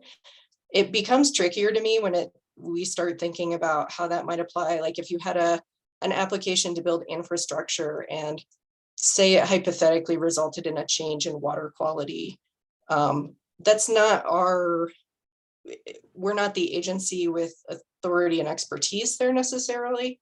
We may have in some cases, but I think we would kind of maybe in some cases even need CDPHE to come into a proceeding to help us understand that. And so it's challenging to me to think about how the actual equity analysis gets applied in a proceeding, particularly when we also have statutory timelines, usually 120 or 250 days to resolve proceedings. And, I can't necessarily force CDPHE staff to come into a proceeding and help with navigating these issues, right? So these are kind of hypothetical questions, but I'm trying to understand how an equity analysis would be applied. And we also might be on the path to be creating these sorts of things with more commission-specific issues in a future rulemaking. I may just quickly follow up on Kelly's point and note that a few minutes ago, Lubna put in the chat a link to the spreadsheet that we created with the results of a poll that we, as your staff, administered to nearly every state agency that has any tie to the environment a few months ago, in which each of those agencies responded and provided details about the types of decisions they make. So that ties back to Kelly's point and into I think what Robin was saying earlier, that there are a lot of different types of decisions and ways that agencies do their work, right? Some agencies focus on funding and grant making, others do rulemaking. And so just want to remind everyone that that spreadsheet with the results of that survey is available and can be a resource for all of you as task force members, as well as the members of the public who are listening as you think through what's the big picture of how lots of different agencies may choose to implement these overall recommendations. So, Sorry, can I just get to Jonathan? He's had his hand raised for a few minutes. Yeah, thanks. And I'm trying to kind of do video and audio on two different lines, so hopefully you guys can hear me okay. I think just going back, I mean, I think this is all a really helpful conversation. And I think just kind of going back to Ian's point about us being cognizant, when, these recommendations go back, to the legislature and or, how we ourselves decide to, make any kind of recommendation about, being specific here on how they're applied, or if we, point that to kind of a separate process, is the cost consideration. And I think just agreeing with his point, but also further underscoring, right? Like, I mean, to kind of an earlier point about NEPA, I think what we want to be cognizant of is maybe, a way to look at it is, are there things that we can take from the NEPA process that are positive and good that we can kind of draw from as examples? For instance, requiring that, an agency respond specifically to concerns that were raised, or, things like that, but then also being, honest with ourselves about some of the challenges that also come with NEPA from time to time, and kind of how there's sort of a secondary industry out there, right, on, the process that goes with it and the expenses that go with it, and how that can add to costs, not only for the agencies, but also for, projects that, may be valuable at the end of the day and things like that. So, also challenges with, kind of timing and, litigation and things getting tied up. And so, as we're talking about how we address creating a system, for requirements around these recommendations, or, whatever, I mean, I think just valuable to be aware of the, potential tertiary, impacts that might come with whatever kind of system we discussed, or kind of consider here. So I think that was kind of my overall point. And I just think that, like, in hearing some of the conversations about needing to tailor it to, different agencies, or, whatever, that there's potentially valuable, a kind of a valuable path forward there, and just us being conscious of all of the dynamics as we're kind of taking through this. I know that Uni just put something in the chat that NEPA is undergoing revision. So just a note on that. Michael? Yeah, Kelly brought up a really great point for the PUC. I'm speaking on the PUC because we're a fully regulated utility. So we work with PUC on a lot of our call out energy plans, demand management programs, so forth and so forth. And I just want to make sure that we have some type of like framework that loops in our low income customers to the definitions around VI and equity analysis, because we currently support our customers on energy efficiency programs, our community solar grant programs, And all of that is baked in equity. And so I just trying to figure out, just want to make sure that as we're defining, this word equity analysis, that we're also being mindful of existing programs that are supporting customers or residents or people that are utilizing some of the utilities energy efficiency programs. The second thing I want to just point out, because I do agree on the unfunded mandates, but I also want to be mindful of bureaucratic inefficiencies. And the fact that putting on my customer lens, if there's not a alignment within the agencies, are we sending customers or residents to different funding pools? What's the structure for how people can navigate inside of our state agencies? So I know that's not for us to determine, because we're just submitting recommendations, but I also don't believe that just throwing money at an issue or throwing money in a department is, I just think we need to define, Tyson, to your point, who's the audience, and actually listing them out, and the scope, right? Just my 2 cents. To piggyback off that, one thing that we could put for, I get that. To piggyback off that, one thing I want to highlight for the equity analysis overall, it's not just definition, but to define the problem, but to eliminate it. So it kind of puts the onus on state and federal agencies to understand why this needs to be a maintained form of context too. And I want to make that kind of a thing, because we end up getting, and I've just seen it over and over in DI communities, it becomes another additional thing to accept marginalization in those communities by adding another definition.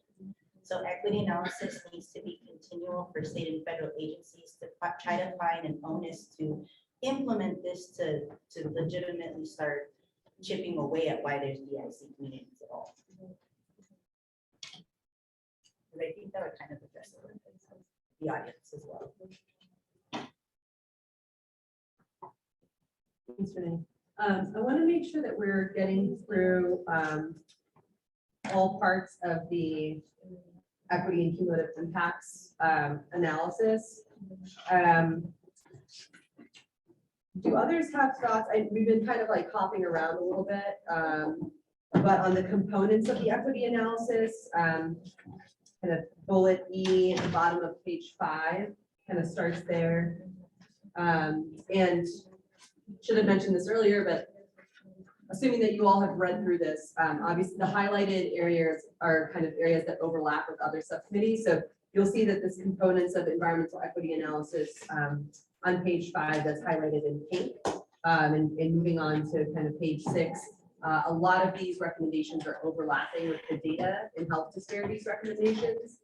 Do folks have thoughts or feedback around kind of those aspects of the recommendations? I kind of have a question for this. So again, we're talking about a centralized analysis, but then in the various components of it, it talks about specific decisions that are made. And so I'm just having trouble connecting those two and saying, okay, if we're going to conduct a centralized singular analysis, but then all of the requirements for it are based upon specific decisions that are made in specific agencies. Mm-hmm. We would love your feedback on that. So again, we as your staff took everything we heard in different meetings and tried to merge them together. And I do think that many of the components of the analysis were actually discussed by the equity analysis subcommittee in meetings prior to the idea of a centralized analysis happening. So we did try to tailor them appropriately, but I think some more detail and refining and focus would be really beneficial from the task force to really think about what those components should look like in the context of a centralized analysis, since some of them kind of predate that idea. Yeah, Robin. That was my question in reading the pink too. Because I think we'll have to find the right balance. Because the idea, the real utility of this for an agency is that an agency doesn't have the resources to do this type of analysis every time it's undertaking a specific decision, whether it's rulemaking or resource permitting, etc. But, and things like costs and benefits to the public, not from a decision, but from like, what are the biggest levers, right? What are the most impactful levers in a community that'll have the most like impact?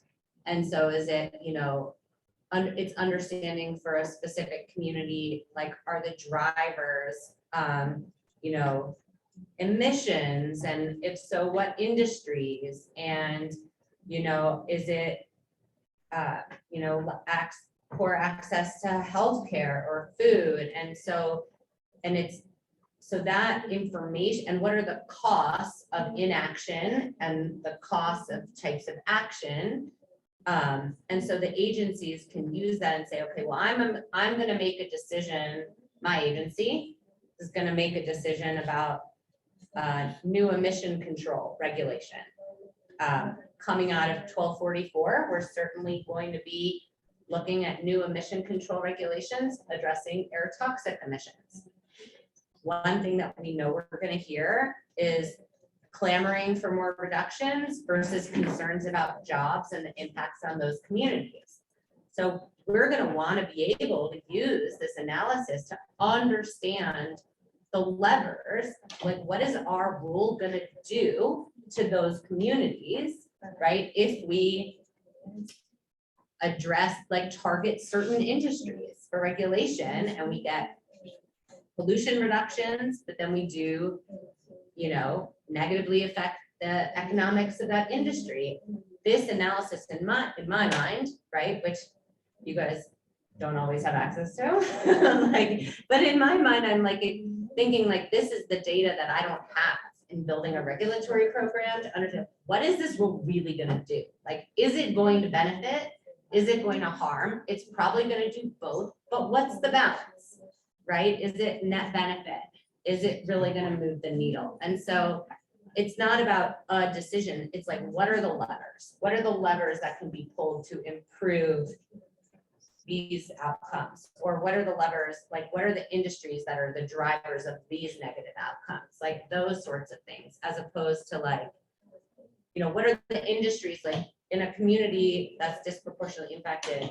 Where do people work, you know, versus like, what is the tax, like, what are the services people get from taxes from a different industry, right? Those types of things. So we know what the impacts of our decision-making are gonna be. It's like we can use that data, because we don't have it now.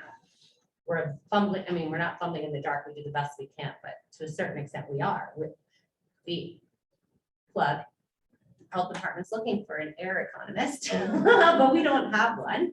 So, you know, we don't know how to evaluate those impacts. I find that interesting because SB 181 that passed 2 years ago moved away from trying to find that economic health balance to health and safety first, right? Not for my agency.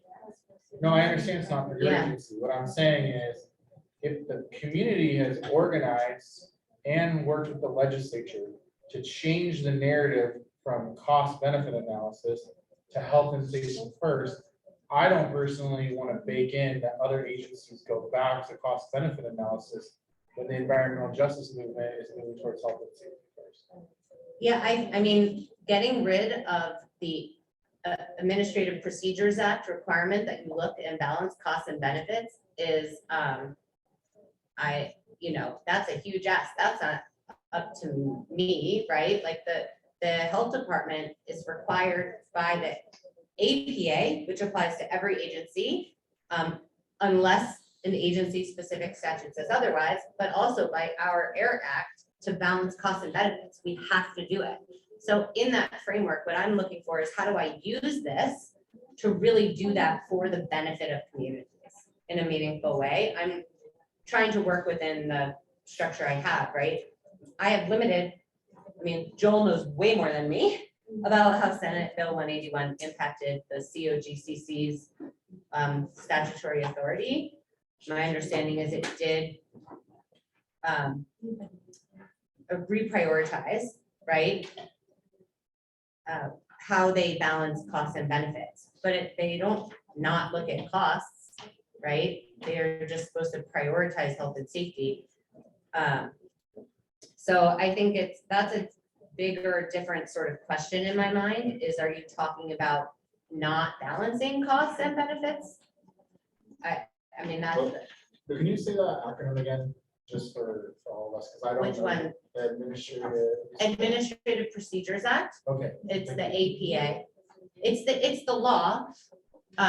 Where, you know, I started drafting some language for the definition of DI communities. That's where I would put it, right? That's the statute that governs state agency action here in Colorado. Go ahead, Troy. Oh, I was just gonna say, I think some of this conversation goes back to my kind of initial thoughts, which was trying to look at this as being a decision-making tool that agencies can use, because there's so many different processes that each agency has to use. And within each agency, we have different decision-making bodies. That trying to find one kind of solution, say everybody has to do it this way, is going to be incredibly challenging, and I don't think it's going to result in significant changes at the end of the day because of the challenges that will be faced doing that. But if we look at it as how can we create a decision-making tool to empower those agencies and all of those decision makers to utilize this information within their existing processes, that to me would be the more fruitful kind of first step with this.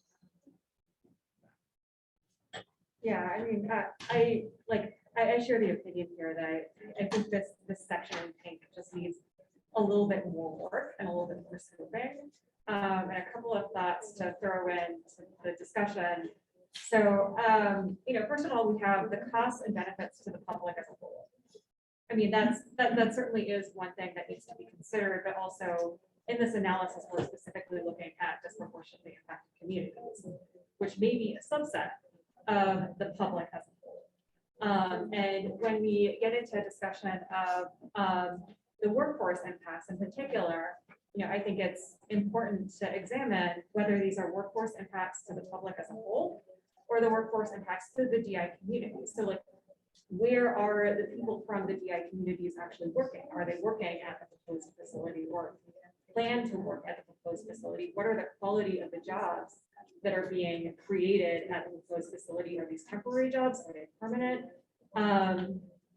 So I think these are factors that we need to be considering. I think like oftentimes we have this binary narrative of jobs versus environment.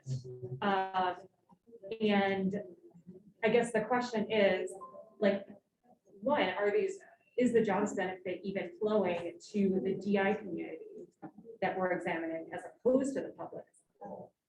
And that's, so I think there's a scope issue here where like when we consider the public as a whole, it may not necessarily be the same as the DI community. And also I think like when we talk about quantifying the cost of public health impacts, and I think this is something that comes up again and again in this document. So like quantifying the cost is important. And there are a lot of costs to public health.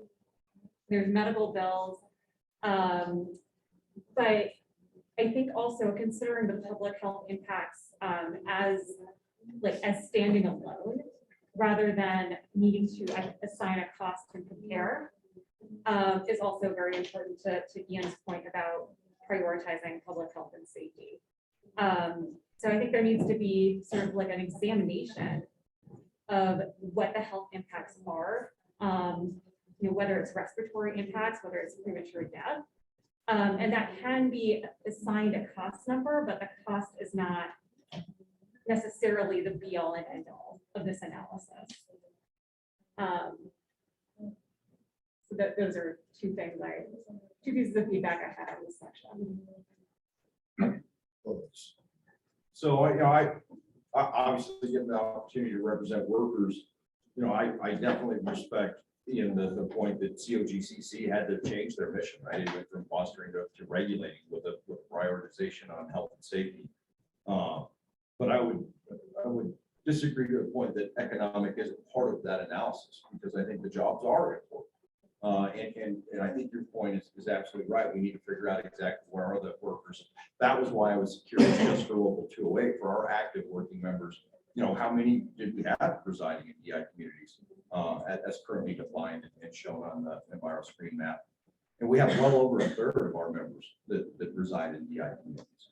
And so I think it's important that that's part of the decision-making process. Now the tool needs to be used to make better informed decisions, right? That's ultimately the goal.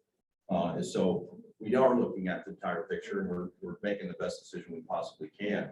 But the workers, they just can't not be part of the process. And when I know from personal experience in our membership, because we did go through the map, and knowing that many of the members, reside in these communities, and they're, typically they're the ones also face to face with the industries that, have environmental concerns. So they have it all day at work. And depending on where their home is, they have it in a DI community setting as well, in the residents. But their entire ability to support their families and themselves depends on those jobs too. So it has to be part of the conversation. Another. I think you were. Yeah, I was just, no, no, go ahead. I'll get on the tail end. Okay, no, I just want to say, I think on page 6, 1, 2, and 3, there should be some kind of disaggregation, to your point. By using, the public is just too broad, and I'd like to see some kind of disaggregation, disproportionately impacted communities. That language to be explicitly stated.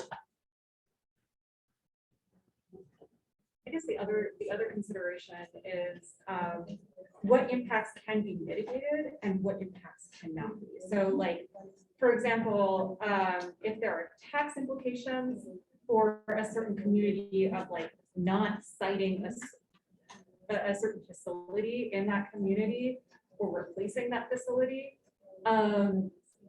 can those tax implications be mitigated? Can tax revenue come from somewhere else? Can tax revenue come from like an alternate type of like revenue generator located in that site versus, the public health impacts and whether there is a possibility of mitigating those. So, I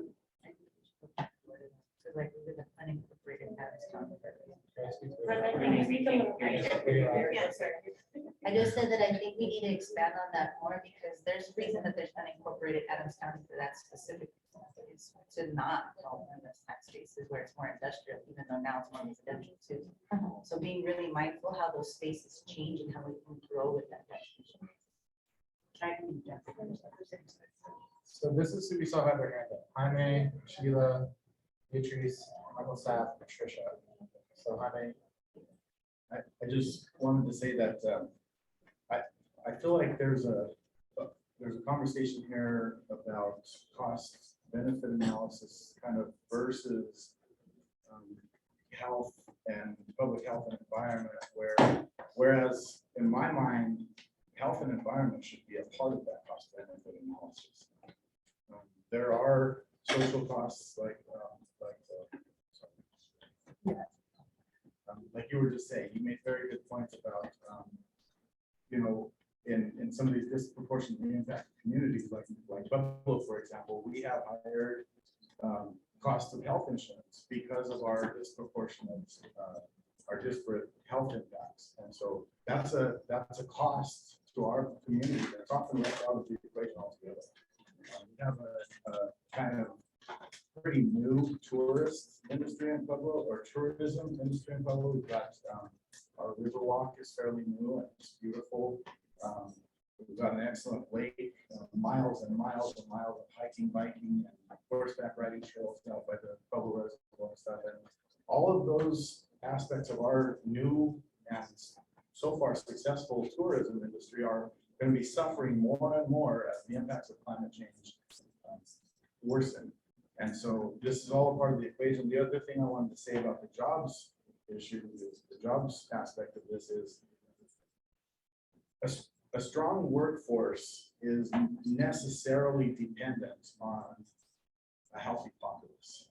And when we have, for example, in Pueblo, a community of 113,000 people, and not to pick on Excel or anything, but Excel constantly touts these wonderful jobs out there. We're talking about 77 jobs according to their own reporting. In a community of over 113,000, all of us are being polluted, while meanwhile a small handful of people benefit from those good jobs in our community. And a lot of them don't necessarily live in the direct impact zone, but from what I've researched, the health impacts of coal-fired plant, the most severe health impacts are up to 12 miles away from the plant. Pueblo's only 11 miles long at its very longest point. And so that includes our entire community. And the workers oftentimes are the ones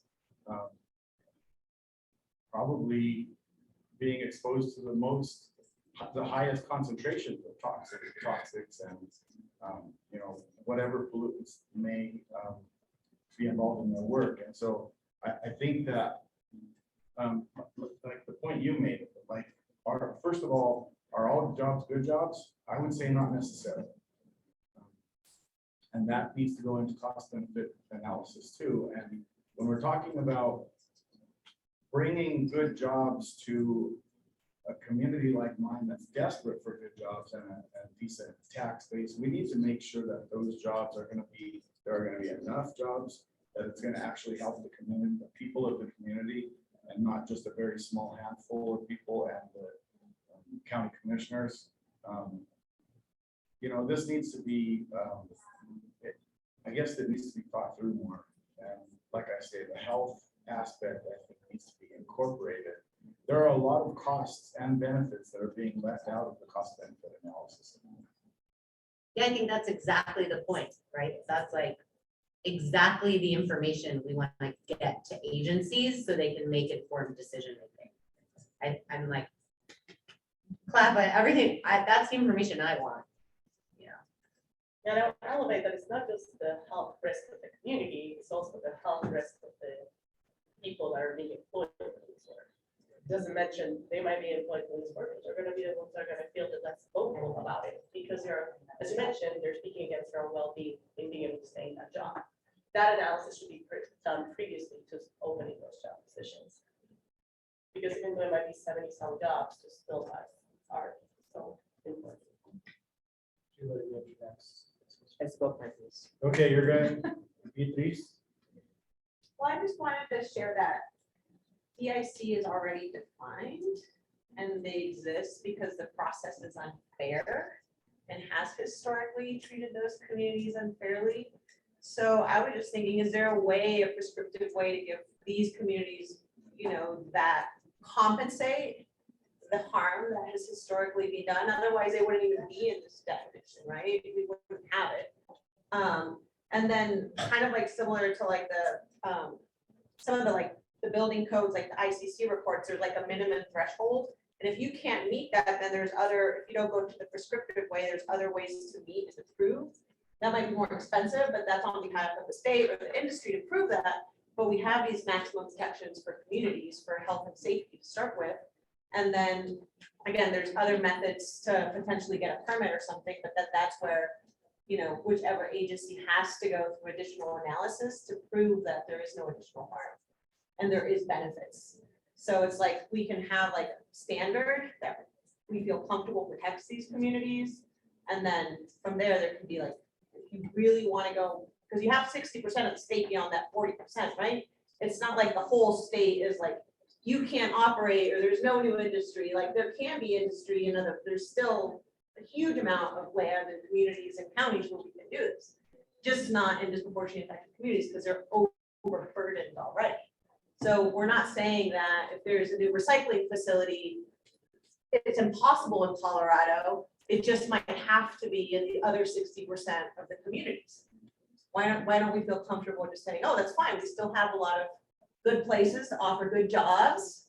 There's a lot of communities that we can still do this, right? We're not, the whole state isn't capped off.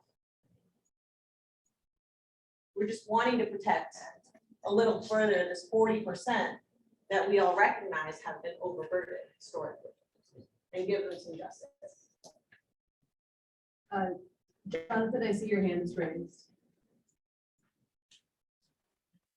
Yeah, I was just gonna, I think, briefly kind of agree with the conversation that that Jaime and then Robin kind of added to, and just kind of say, like, I think, you know, in listening to this conversation, I mean, I think my mind goes to the value for a like broad look and comprehensive, you know, look at this through many dynamics, because it's not, I think we're doing a good job of talking about kind of like the traditional, you know, conflict areas, right? Where it's like a, you know, a company, a project comes in and is going to have impacts, and we're talking about, you know, one argument on jobs versus another argument on like health impacts. I think the reality is, right, like, particularly as our climate changes, our state changes, like, we're going to see more conflicts with things that, like, to the point, right, like, you know, a recycling facility, or like, you know, something that we're already seeing in, you know,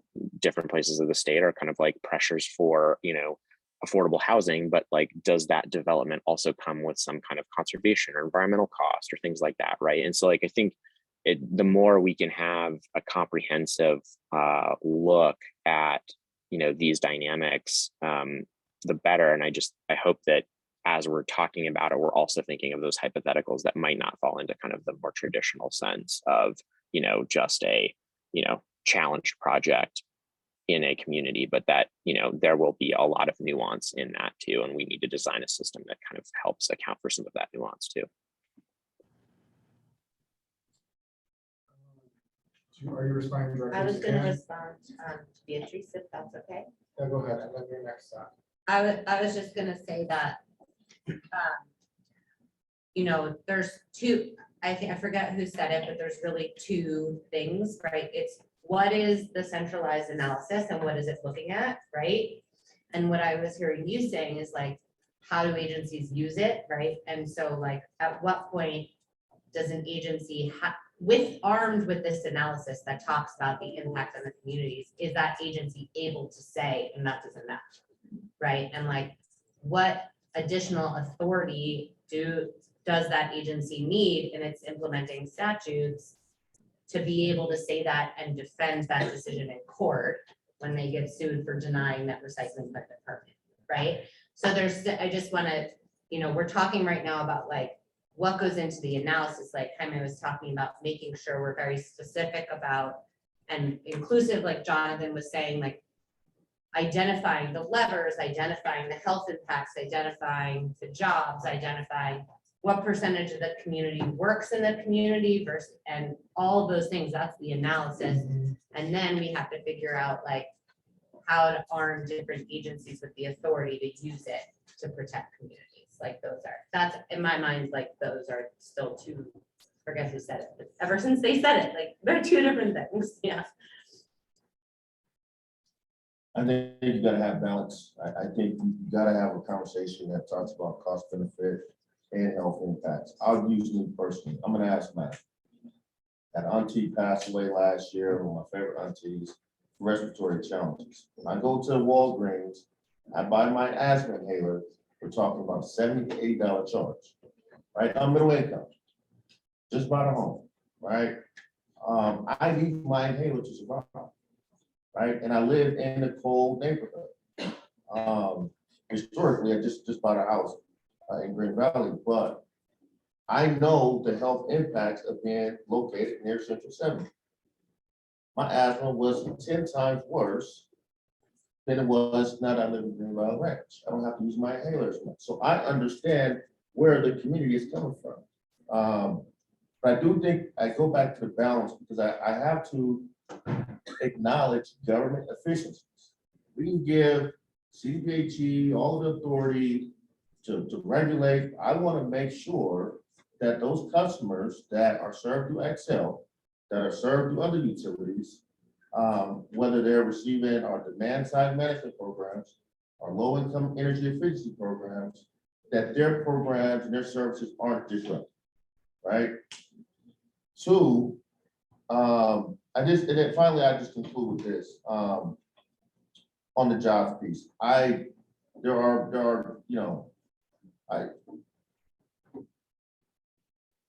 I've talked to folks who work in our service industry, you know, with folks, Rich and Gary and others on the labor side. And whether it's 70, 50, however many jobs, that's a point of pride for those folks.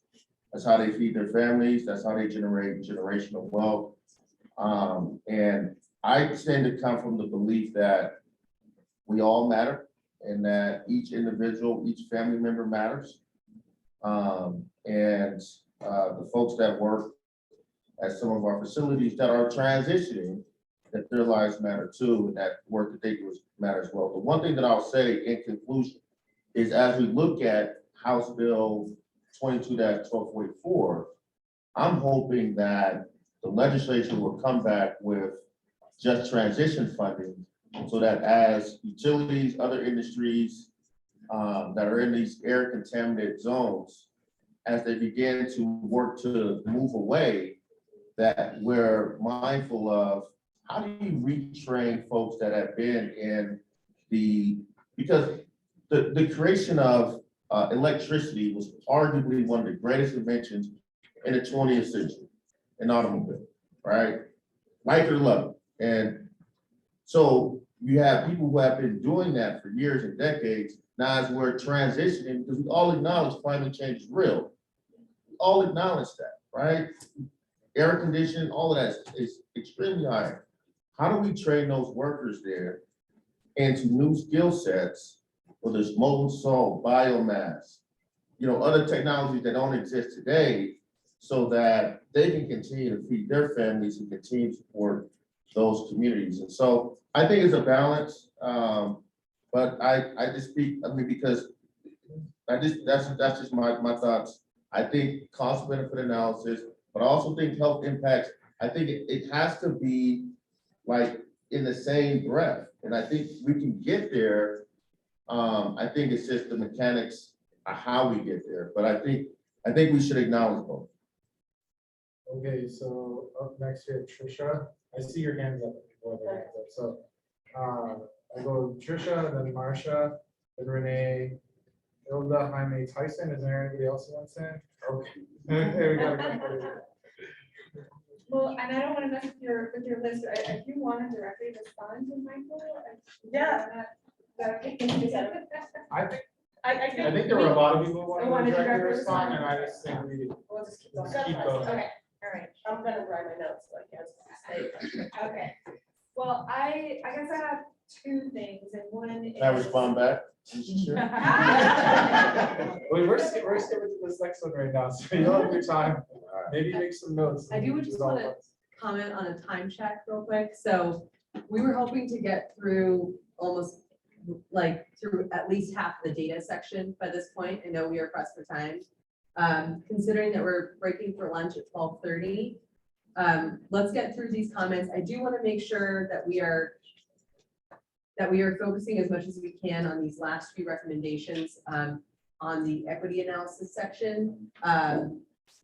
So I don't want to cut people off because I know there's folks in the queue and it may not make the most sense to move on to the data section. So let's get through the folks that had their hands raised and then let's move on. Okay.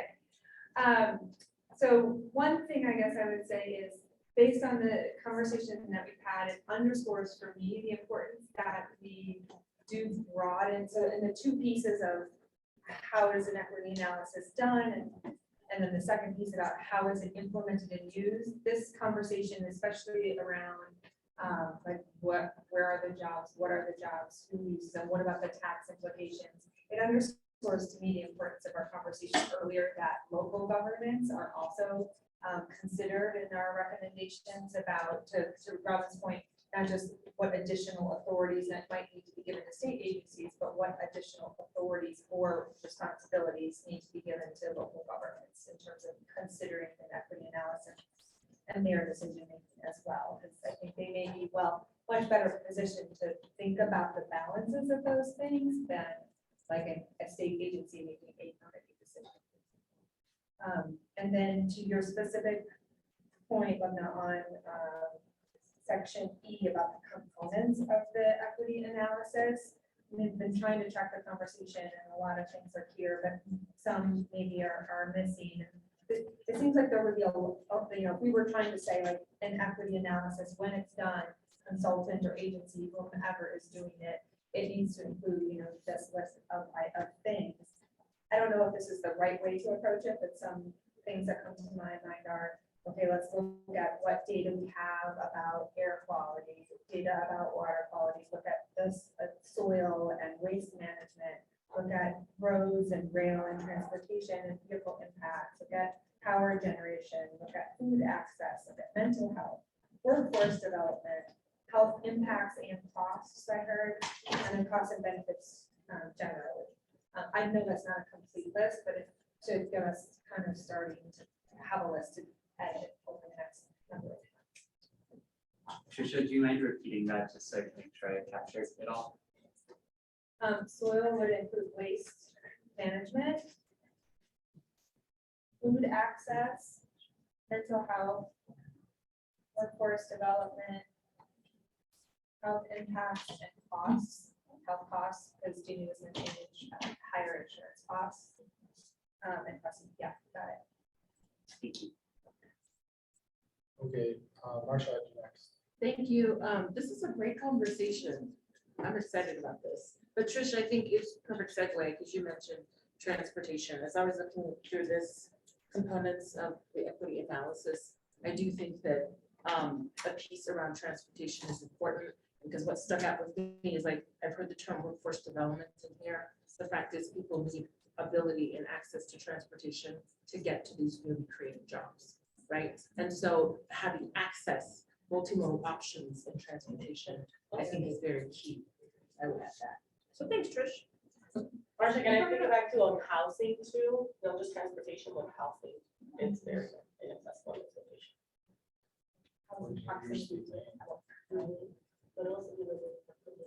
Well, also one thing I read in and the other groups, the North Denver analysis, Joel, that you provided, I think housing and land use, right? Like land use policies. I think we need to add that to the list.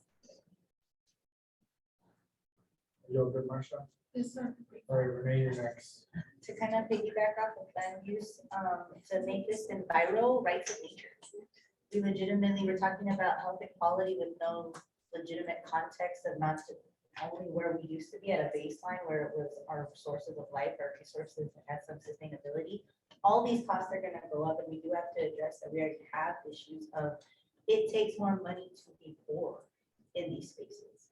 And it's not addressing a lot of the context that there's already people working 3-4 jobs in these spaces and they can't live in here. There's no permanent affordable housing and there's no way to have, like, there's so many cumulative impacts that if we honestly start looking as our resources as also a living organism too, you start looking at other ways for protection and mitigation and regulation in that space too.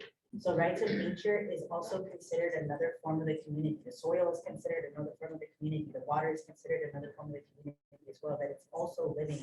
And where are we degrading that space as well to make this legitimately go back to the environment with the same type of context to continually start expanding those definitions as well too for forms of regulation. Okay, the next year I have Hilda, Jaime, and Tyson. Yeah, my response is directly, I think, Michael, I completely agree with you on Michelle last one. Has decent numbers, actually, that's pretty, 1% honest. Really bad air quality also, really, just terrible. And a child that my dad worked in the industry, my dad used to do auto extraction as a electric engineer in Venezuela. I was born in an oil camp and seeing my mom making choices, if not just if the cost of it, but if she could go to work, or she had to get childcare for me to be able to be there, or I was gonna miss a day of school, or my dad passing away from cardiac arrest and lung problem by working in this industry. So I think something that we need to really understand, yes, those jobs, and there needs to be a just transition, but the technology is already here. Like, it's not like we have to wait a decade to be able to transition those jobs. And like an electric engineer that is practicing within oil and gas industry, those are some skills and knowledge that can transfer to many other industries. So I think we need to not think about like one place, like it's not that you're gonna be doing a completely different job. It is maybe some of the practices that your industry has implemented are different. So I think we really need to be conscious, and I think give a little more credit to these workers that can actually transition into those spaces, because I don't think we're giving enough credit to their skills. Yeah, I don't disagree. I think you and I are saying the same thing. I mean, respiratory issues running your family, running my family. We've had losses, and I give our workers all the credit in the world. I mean, this molten salt technology, I got briefed on it just yesterday in Haiti, where we're closing down one of our coal-fired electric plants and replacing that with potentially molten salt, or looking at biomass with the beetle trees. And then looking at how we import salt, whether from China or from Argentina, and allowing our workers to move into that new space. And they're well equipped to do that. And I've talked to them. So I would never like disrespect their skill set, because they have skills, quite frankly, that I don't have. I'm not a handyman by I don't, that's not me, right? But there is an acknowledgement. I think we're saying the same thing. And if there's technologies that exist, then we need to work harder as an industry to figure out where they are and how we tap into it. I think it's also investing. Yeah. If you think like all your eggs are in one basket, you're not gonna invest in the other basket. You know what I mean? Like, Yeah. you're just not gonna invest in other technology if you're only putting your investments in one industry. Education is key, just to throw that, because right now for my husband, so he's a solar engineer for the Southwest region of the United States. They're legitimately just looking for HVAC dudes, and they need it for solar, wind. So if you know any type of electricity overall, who just uses, they're willing to recruit you, and they have the education to help transition you to another system. So it's looking at, yeah, exactly what's already there. All right, just in the, time is next in the committee, but we're getting closer on time. I just want to make sure it's related to the recommendations. I just wanted to, hold on.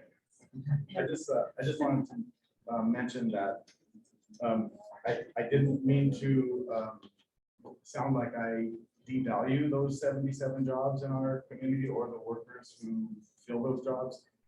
They are members of our community just like anybody else, and I care about them every bit as much as I do the rest of our community. And not only that, but I recognize the importance of those jobs in our community.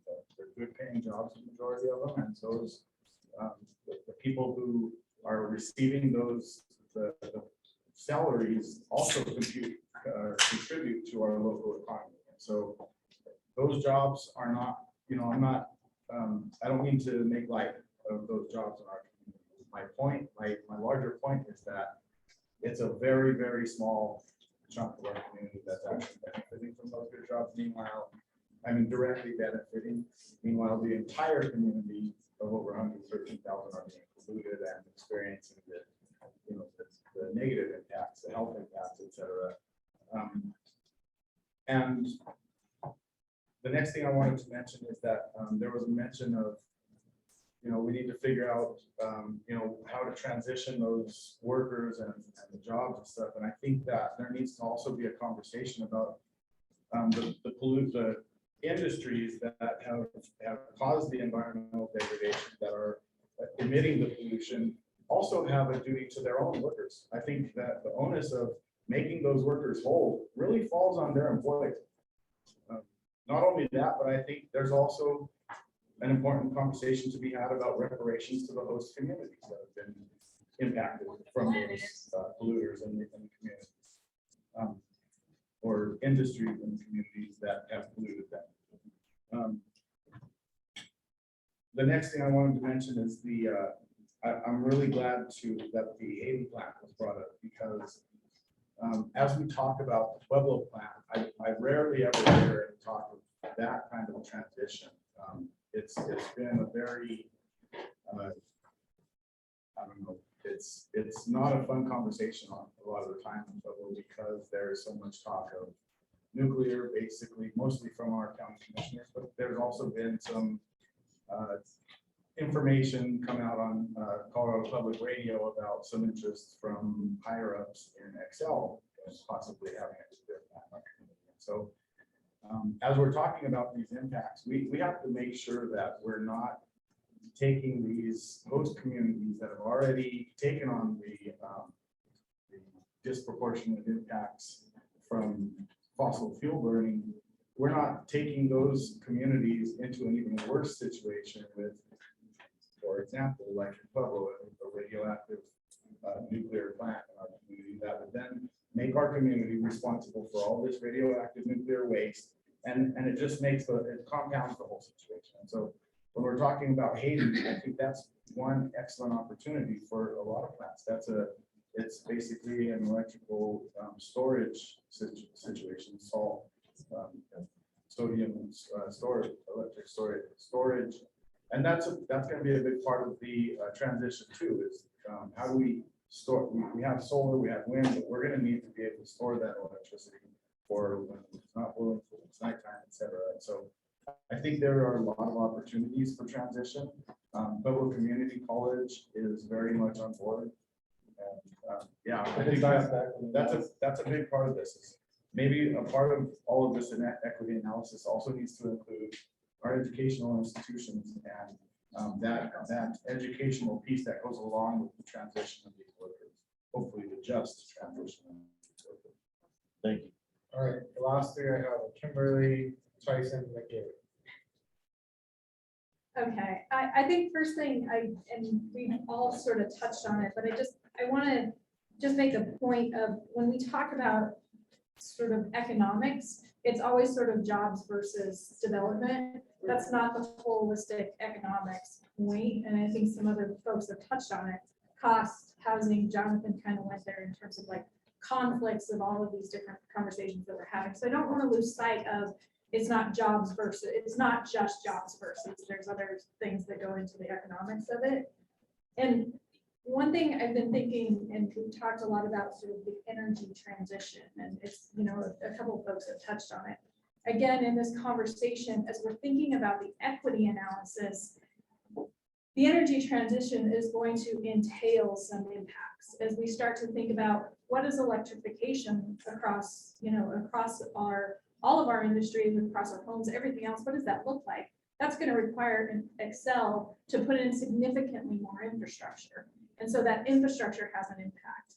And, you know, different types of energy transition is going to have an impact. You talked about storage. What does the storage look like? How, you know, what is the land use around that storage? What are we taking away from the land use perspective of that? And so I don't want to lose sight of and the fact that we're talking about sort of that traditional pollutants, you know, taking out, electrifying to take out emissions, but then what is the, you know, the back cost to that from an infrastructure perspective? And so I just want to think about what is the analysis? How do we consider conflicts within the analysis? And as we look at those things, and I love Tricia that you sort of outlined what those things were that we should look at, recognizing that within those things that we're looking at, there's going to be conflict within those. There's going to be conflict within land use versus electrification. There's going to be conflicts within sort of all of those things. And so how do we, I don't want to say prioritize, but how do we score as we're looking at an equity analysis, those various conflicts within this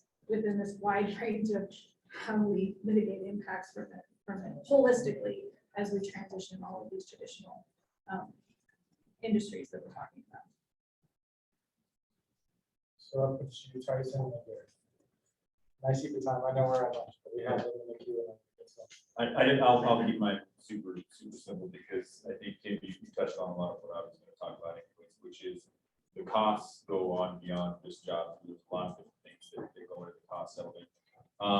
And along with that, we are undertaking done wrong, it will result in no change. And I give the example of California. People hate it because a lot of people love California, but I've read many case studies on California and what they've done in their attempt to become leaders in their energy transition. And one of the things that's resulted is extremely high energy costs, extremely high income disparities. Go to things like something that Michael said, something that's dear to my heart, and that's creating generational wealth for people to be able to send their kids to school and not work 4 jobs, and not have to worry about daycare or worry about putting food on the table or worry about putting a roof over their heads. You do all of that stuff, and this all goes to it. So I just say that in the fact of, if we ignore one piece, it is inevitable that the unintended consequences will be severe. Whether you think those consequences are less than a different consequence, that's all subjective in all of our minds. But the more holistic we can be in the analysis, the less chance of extreme unintended consequences there should be. Now, I say that with a very, very big should, but I just say, please keep that in mind. If you only look at one side of the coin, you're not going to know what's on the other side. So I'll try to keep my hair pretty short, so I'm not holding everybody up for lunch as well. Jaime, I appreciate the comment about, the jobs are valuable. We always say that there's honor in all labor and all jobs matter. And so I do appreciate the comment. Worker health and safety is a core value for organized labor, at least, from the building trades, in my personal perspective. So we absolutely want to make sure we're not putting members in a position where they're going to jeopardize their health simply just to be able to go to work and earn a paycheck for their families. The total number of jobs, I get that's part of the conversation, right? This is what we're asking to build a tool that considers all that, because it is part of being informed on what we do.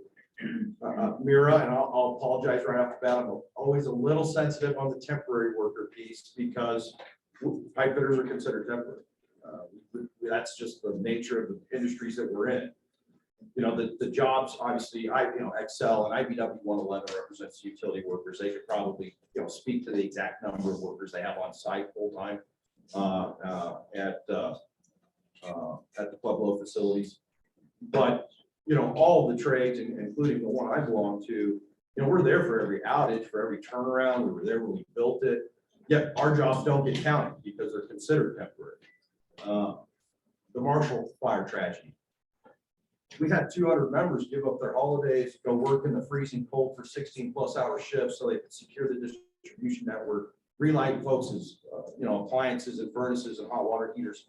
So community members had a house to go back to, yet we're still considered temporary. So I think that's part of the conversation, really looking at it, because we do look at what is a just transition. And in my opinion, the workers have to have opportunities that give them comparable wages and benefits.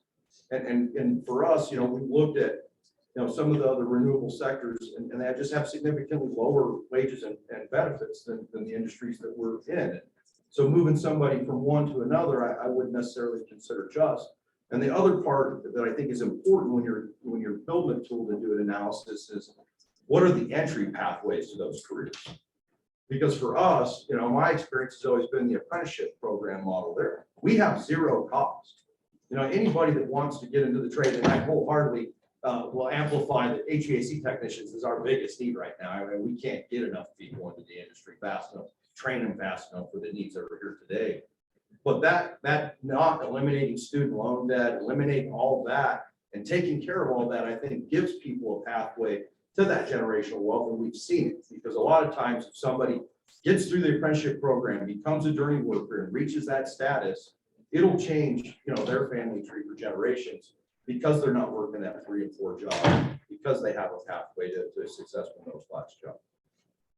All right. Sorry, I think we're gonna call it until lunch, but we can put you all on. It'll take like 1 second. I just want to make sure that water supply is a part of the land use decision, and just to refine it. lens. And that's all I wanted to say. Just wanted to make sure. Are you okay reading, Sheila, or? I can- I don't want to hold anybody from lunch. Okay, so we're at lunch. A couple of my notes that I just came out of my mind is that the Office of Economic Development and National Trade needs to be involved in this conversation to both help gather the analysis, but also the impact they have.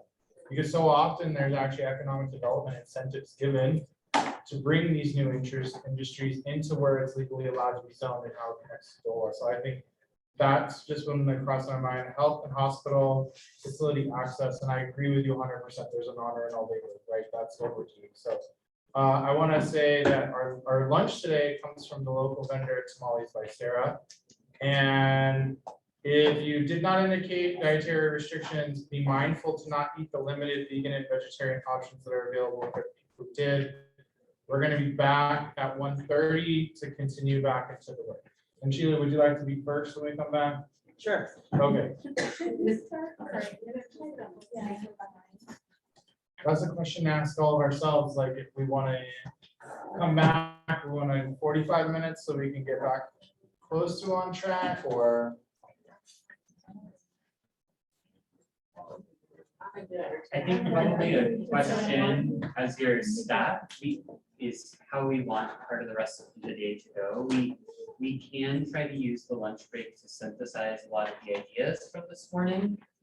Or we can kind of keep going through the document in the other sections in the rest of the afternoon. And then Logan and I over the next couple days can synthesize a new draft that can then go out for comment. I think that's probably more realistic given the volume of ideas that came in, but just want to make sure that's okay with everyone, and that'll add a little more time this afternoon if we do that. Are you saying work through lunch? Not work through lunch. No, he's gonna continue through the packet and then they can synthesize and give us a new draft after today. Yeah, rather Instead than of doing- live during the meeting. Gotcha. That sounds good to me. Yeah, so are folks still wanting to come back at 1:30, or do we feel like we need more time, 1:15? Yeah, because we want to respect also the public comment period, and we don't want to be too behind, because people are trying to rush to make it, so. We're gonna shorten our lunch, so we'll come back at 1:15. It's almost 12:40 now, so I also do want to make sure that folks have a chance to take a break. We've been talking for the past 2.5 hours, so take a break, have a chance to mingle as well. When we do get back, we're gonna jump right into the data and reducing health disparities section.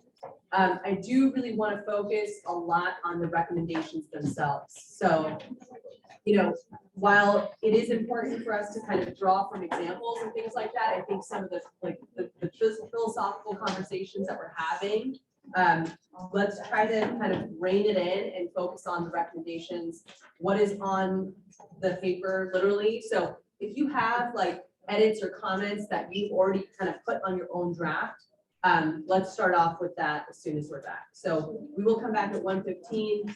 And then for folks on the Zoom, I'll throw a slide up to make sure that people know when we'll be returning.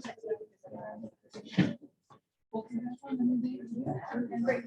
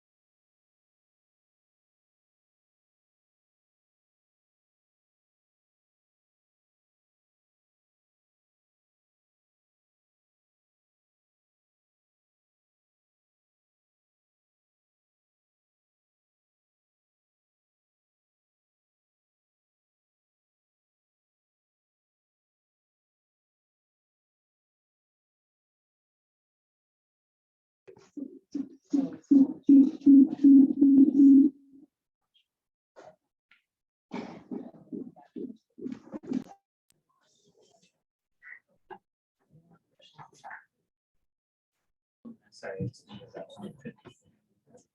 I mute. Oh, no. Yeah, everything should be muted except for. Oh. All right.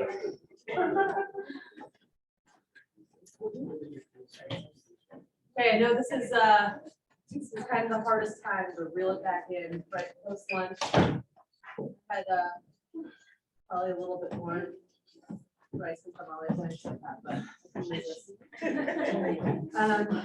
All right, so just a quick note, after, either right before or after the next break, we are gonna take a group photo, and we might want to kind of just gather together. We could do it seated, or we'll figure that out. But just if you are planning to leave early, Renee, what time do you leave? 4:30. Okay, that's fine. Yeah. So before the next break, just keep in mind that we will be taking a group photo. All right. So with that said, our next break will be at 12:45. 2:45. This agenda is a little off. But for this next section of the agenda, we are going to focus on the data and reducing health disparities section.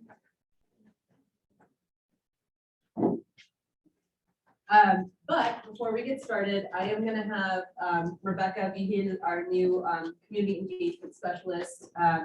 This is her first day on the job, which is pretty crazy first day to have. But she is joining our EJ program staff. And so Rebecca, if you want to just come up and introduce yourself so people can see who you are.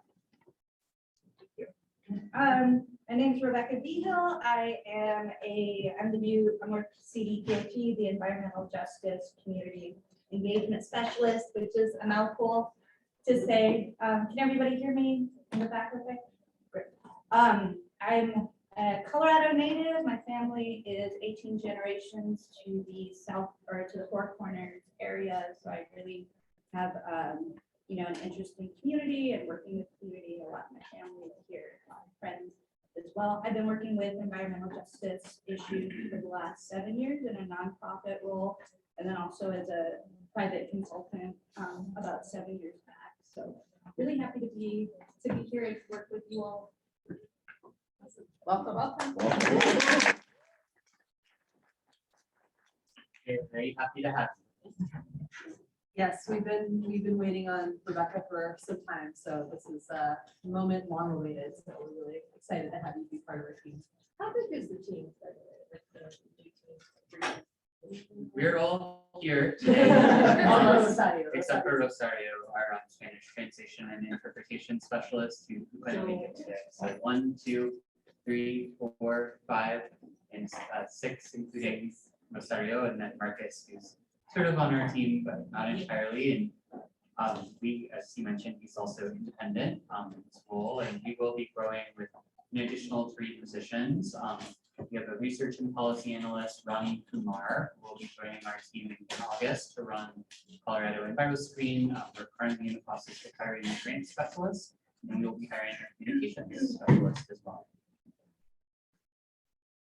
Great. And so one quick reminder, I know it was very hard as we're like jumping into these conversations, but please do speak slowly. Try not to use acronyms. Our interpreters will kind of sign like this if you need to slow down. If you don't see them, I'll try to keep an eye on them and I'll try to replicate that. So if you see me or them going like this, that means that you need to speak slowly for them to be able to keep up interpretation. Okay, so we are going to get into the data and reducing health disparities section of the draft agenda, or the draft recommendations. If you're looking at the written, the printed format, it's page 7 in the board book. Hey, Lubna, Yeah. before we start there, I just want to make sure that Sheila's last comment gets in. Yeah, sure. Because we broke and she was in line. Yeah, go ahead. Yes, so I wanted to follow up on Kimberly's comment about including conflict in these analyses. And while I see the benefit of that, I'm wondering about actionable steps. because I would hate to see conflict documented and then it's just, filed away. And so wanted the group's thoughts about that.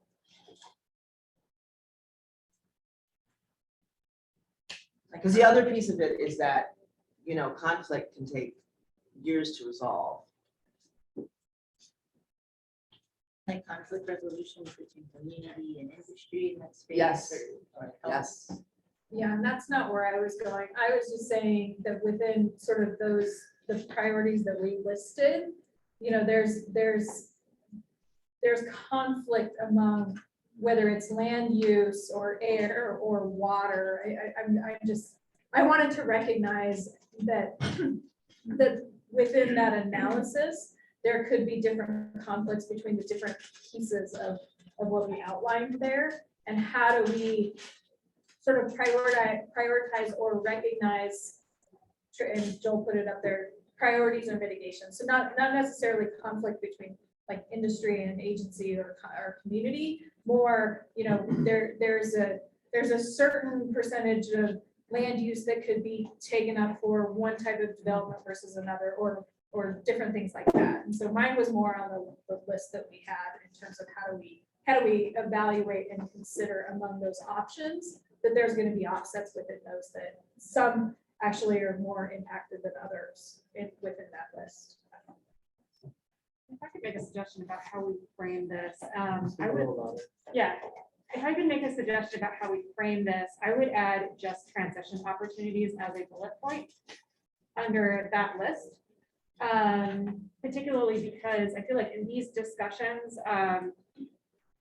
priorities tend to get pitted against each other. And, in particular, the framing, it tends to be, well, we have a choice. We can either have economic opportunity, we can either have economic misery, or we can have like respiratory misery. And those are our 2.5 minutes. So like, I think what the analysis needs to consider is, like, how can we actually facilitate a just transition that gives us both economic opportunity as well as the chance to breathe clean air and drink clean water.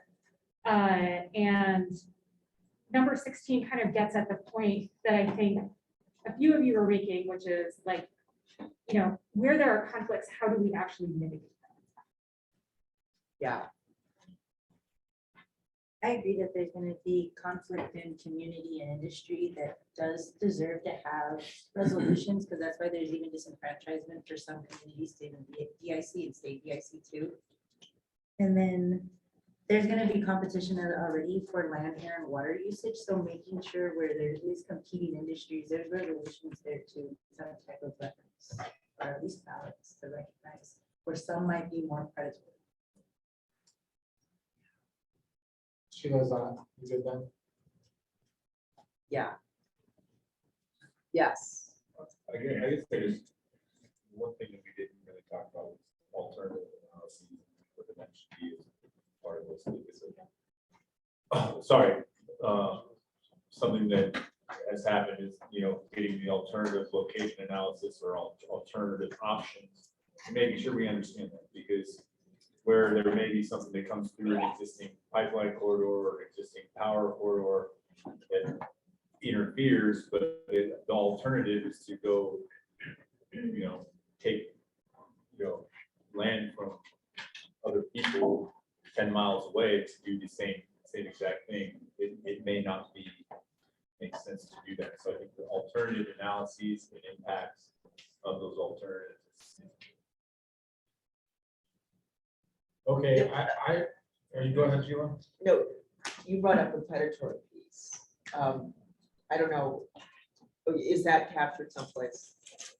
I mean, I Or wasn't you don't want actually to sure how to capture it, or- No, I wasn't sure exactly how to capture it. So I wonder if you could rephrase it or let me know where you kind of think it. When it comes to land use, let's say, and we're doing data about different usage, water usage, land usage, where there's already been predatory behaviors from certain industries to over resource or over to cause too much harm without any mitigation.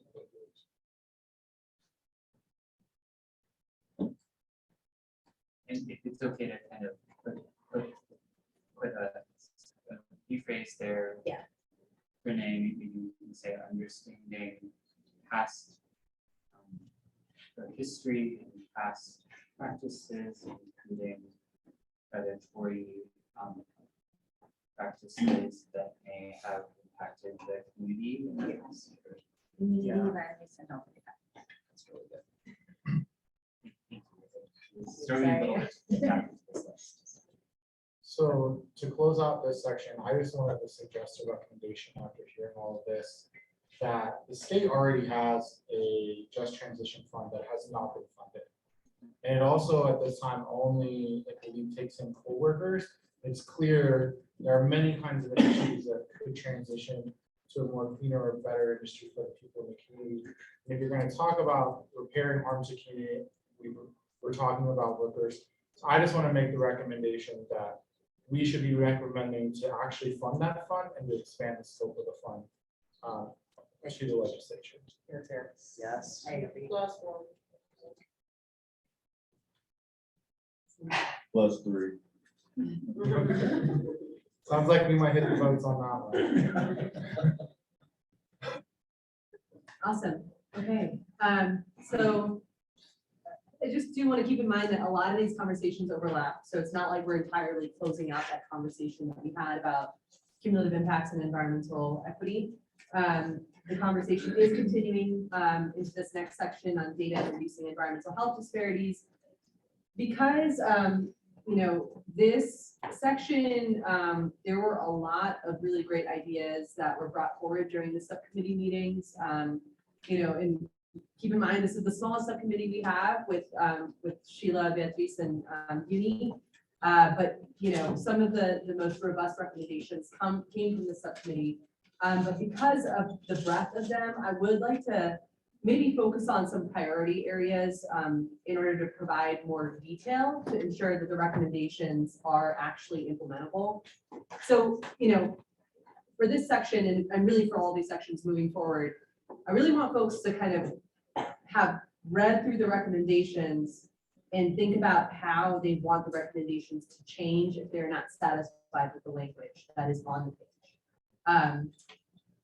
That said, are there folks that want to speak up about, you know, there's a bunch of different sections of this part of the recommendations, addressing data gaps, data modernization, data collection, Colorado EnviroScreen, engaging communities with data, a complaints process, community science, and I'm just reading the headers for that section. Are there certain areas that folks like as task force members feel are, you know, top priority that we want to dive into first? Yeah, Rob. I would really love the opportunity to talk to and get feedback from folks about bullet H, community science, as an agency that like wants to foster and do more community science and also benefit from community science. And I mean, that very, very like interesting, and I would just really love to get into the weeds on that one if people are willing. You know, this is something I think about and work on a daily basis, is how to do better. So not quite anyway, which y'all have picked up on, but like I'm gonna have thoughts and I want to hear yours and all of those things. So it's really important to my agency, not only to like, we want to support additional community science. We want to be engaged from the beginning so we can use community science. We want to get the data from community people, you know, all of these things. So those are really, that's really important to us. Yeah, and thanks, Robin, for that. And I just, I hate to do this, but I do want to, again, stick to what the recommendations are. So if folks have thoughts on community science, look at the recommendations that are on the page. I know that we can get into a lot of anecdotes about, you know, our personal experience or like how, you know, we've engaged with community science and things that worked or didn't work. If you could kind of gather those ideas and think about how you would turn them into recommendations, that is key for this conversation. Jamie and then Sheila. I'll pass it. Oh, and Renee. Thank you. Renee, did you have your hand up first? I don't know. I saw, Amy, I saw your hand up, so that's why. Yeah, I think I'm gonna just pass. Okay. Like, you go. Okay, I think a great model for community science is something in the public health realm. Is called the Patients Centered Outcomes Research Institute. And this is something that was a provision in the Affordable Care Act. And it was created to be, I would say, an antidote to be the counter NIH. Because NIH is very hierarchical. And the Patient Centered Outcomes Research Institute is about centering disproportionately impacted communities in all of the research that happens in public health.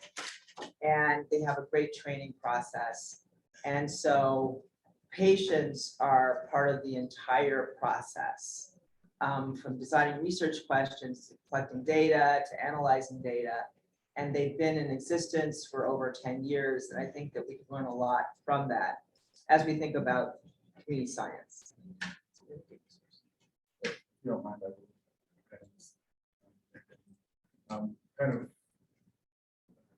jumping off that last comment, and I noticed here the letter B, maximize the use of existing community science programs, and Riverwatch is used as an example, and it just kind of brought to mind that I have experience with Riverwatch. I've trained with that program, and it's not only is it an excellent way to bring in those data sets, but it's such an awesome community engagement tool that citizen science piece.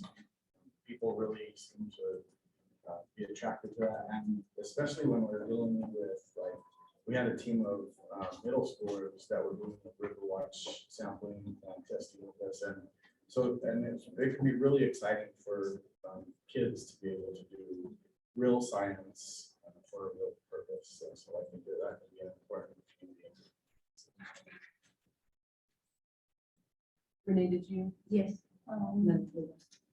I'm an educator, so one of the biggest things that I'm gonna advocate for is siding with schools in any way that we need to recognize that disproportionately impacted communities, public education community district, we completely overhauled. There's so much loss of funding.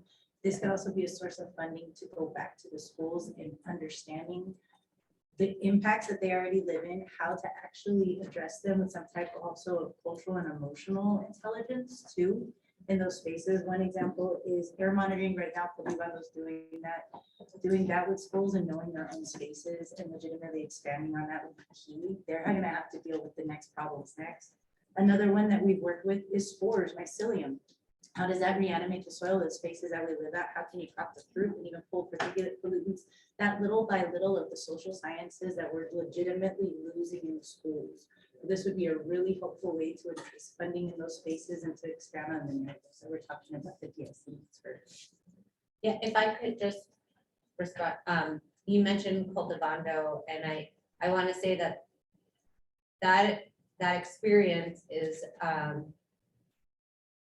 having the air division being like, well, why aren't we being provided with the data, right, from that monitoring? And my understanding is even the communities, even Cultivando isn't being provided with all of the data from that monitoring.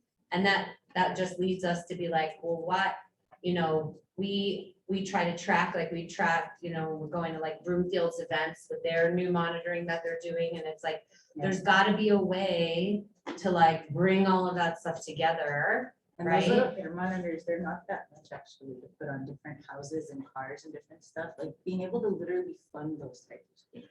Yeah, but, and right, so from my perspective, not just that, but fund make sure all the data gets to a centralized place, right? All like a warehouse, and then funds people to review it. And it's because the air division takes a lot of heat for like, well, why didn't you tell us what's in that data? And why didn't you tell us in an understandable way? And why didn't you tell us what we need to know from that data? And it's like, well, we don't have the resources to do all of that, and especially not in a timely way, right, with real time. So all of those things, like, I think these recommendations, some of them are like, I actually think they're really good, that they talk about how do we fund the research, get the data to a location, get it to the agencies, fund the analysis, which data without analysis is not that useful, right? And then, so And make it accessible to the public. that's right. So I think all of those pieces are, a lot of them, if not all of them, haven't spent a ton of time with this, but they seem to be covered by this. I just want to reiterate support. Thanks, Robin. Ilga and Uni. Yeah, I just wanted to piggyback on both of those comments. I think standardized tools, practices, and processes need to be established, and at least a list of tools that can be recognized by the state. So water air monitors will be able to be recognized just as much as monitors from the industry. It needs to be. Yeah, thanks, Ilga. And then Uni, go ahead and although this is not public comment period, I see Araceli has her hand raised, who is from Cultivando, and so I do want to give her a chance to come off mute too after Uni. So we'll add you to the queue. Yeah, hi, thanks. I think this brings us back to that whole centralizing data or centralizing information flow. One of the recommendations, I don't know if we captured that one in there, is being transparent to the data. So everybody knows what data is available. That way you can identify if there are any gaps in the data. And then also along those lines, under the whole centralizing thing, community science is great, but when you have all the researchers spending in communities and you have this kind of volunteer community burnout, or I'm not even sure what it's called. I can't remember what it's called. So if you centralize it, then whoever's holding the information, like whoever knows what research is taking place in a specific community, can kind of start avoiding research burnout to make sure that not the same communities being, the researchers are coming to the same community over and over and over and over again.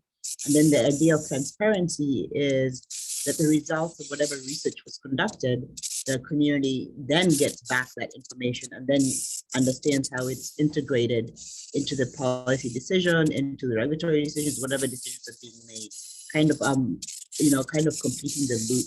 Because I think a lot of time researchers go into communities, collect data, and then don't really come back and like close the loop. And this keeps going on over and over and over again. It's my understanding that communities just get tired of, kind of saying the same thing over and over again. Yeah, thanks, Uni. And I just want to point out that we do have a recommendation around that. I'm trying to figure out exactly where it is, but oh, thanks, Joel. Yes.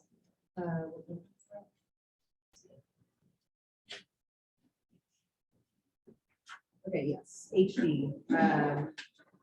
Yeah, so agencies should also track where research is being conducted to avoid community research fatigue. So, yeah, thank you for that conversation so far. I just want to make note that if folks are kind of in agreement with the recommendations, one of the things that we're trying to move towards is what is not in here and what can be kind of like consolidated together. I do want to let Araceli come off mute because she's had her hand raised, and we did just talk about. Hi, everybody. Apologies. I know it's not public comment just yet, but just because Cultivando was brought up and I have been listening in, I just want to correct the statement about Cultivando and the data that we have. The data is available to the public. We do own that data, and it is available for CDPHE. The only thing is that a data sharing agreement needs to be signed. And I think maybe that's where some of that information might have been misconstrued and that communication might have been misconstrued, but it is available. It is available for ourselves, and it is in real time as well on the Boulder Air website that's linked through the Cultivando webpage. It is one of our goals. And I think within, these recommendations, it is one of our goals that our data is to be included in decision-making spaces like this. So I think it's really important to note that our data is available. We do have it. It is available to our community members. And we are also going to be sharing that a report really soon after we do some editing. So just wanted to clarify that. I'm sorry to interrupt, but thank you very much. Thank you, Araceli. Marsha had her hand up, I think, next to. Thanks. I had a couple comments. So I'm gonna kind of look at the place. I'll start backwards. So we talked about the agency should also track where research is being conducted to avoid community research. And T, agree with that, but I think it's not just agency needing to track. I think agencies amongst each other need to understand what we're doing, correlate together, right? Like a partnership, because you will have fatigue in that sense. CDPHE is researching and getting data here, CDOT is doing that, you know, the editor is doing this. So I would add something around agencies, some type of collaboration. I also want to say, I think what I heard here, you know, I think of data, which I'm a data person. There's an ask for community to also be involved around getting data and supporting that effort. And that to me requires technical training, right? Like community needs to understand why we want data and how to use that data and understand that data. So I would say technical training is important when it's tied to data, and therefore some type of funding needs to happen for that as well. The last thing that I wanted to mention, the EnviroScreen.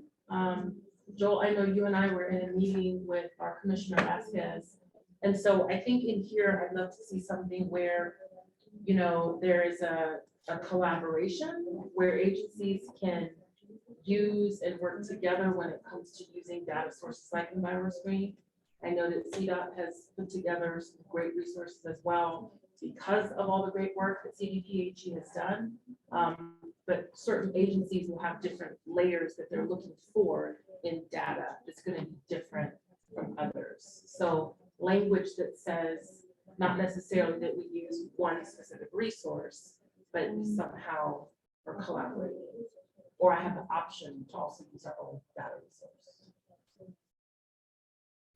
That's it. Tricia, you had your hand up. Anybody else? My comment is about EB. And I'm not sure I understand it fully, but if the point is that agencies should focus on rural populations instead of other populations in terms of making decisions, I'm not sure that that makes a ton of sense to me. It seems maybe it seems like the agency should be focusing on areas that have the highest scores in EnviroScreen, whether they're urban or rural. So I wasn't sure I understood the purpose of that. It doesn't quite seem fitting. I have that. The same direction. Memory serves, this is a recommendation that actually was discussed in the definition of disproportionately impacted community subcommittee that we moved to the data section because it was about EnviroScreen. And I don't want to put you on the spot, and I'm not sure if you remember, but Tyson, I believe this was your idea in that subcommittee. Do you want to maybe expand or elaborate on what you were thinking about that recommendation? It's okay if you don't remember. And I'll also just say that, as we mentioned at the beginning, it's okay if part of today is maybe we should take some of these recommendations out, right? We've been faithfully writing down everything we hear as your staff, but if there are ideas that don't make sense when you come back to them, or maybe we just didn't capture them adequately the first time, we can always remove those. Yeah, no, I think my comment was more in line with how to ensure, I mean, it's a lot easier, right? You have these focus block groups in cities that are very small and concentrated. In the rural areas, things get expanded, things get out of proportion, out of whack. It should, how do you differentiate that piece? Some of the questions that I had in regard to the rural community. But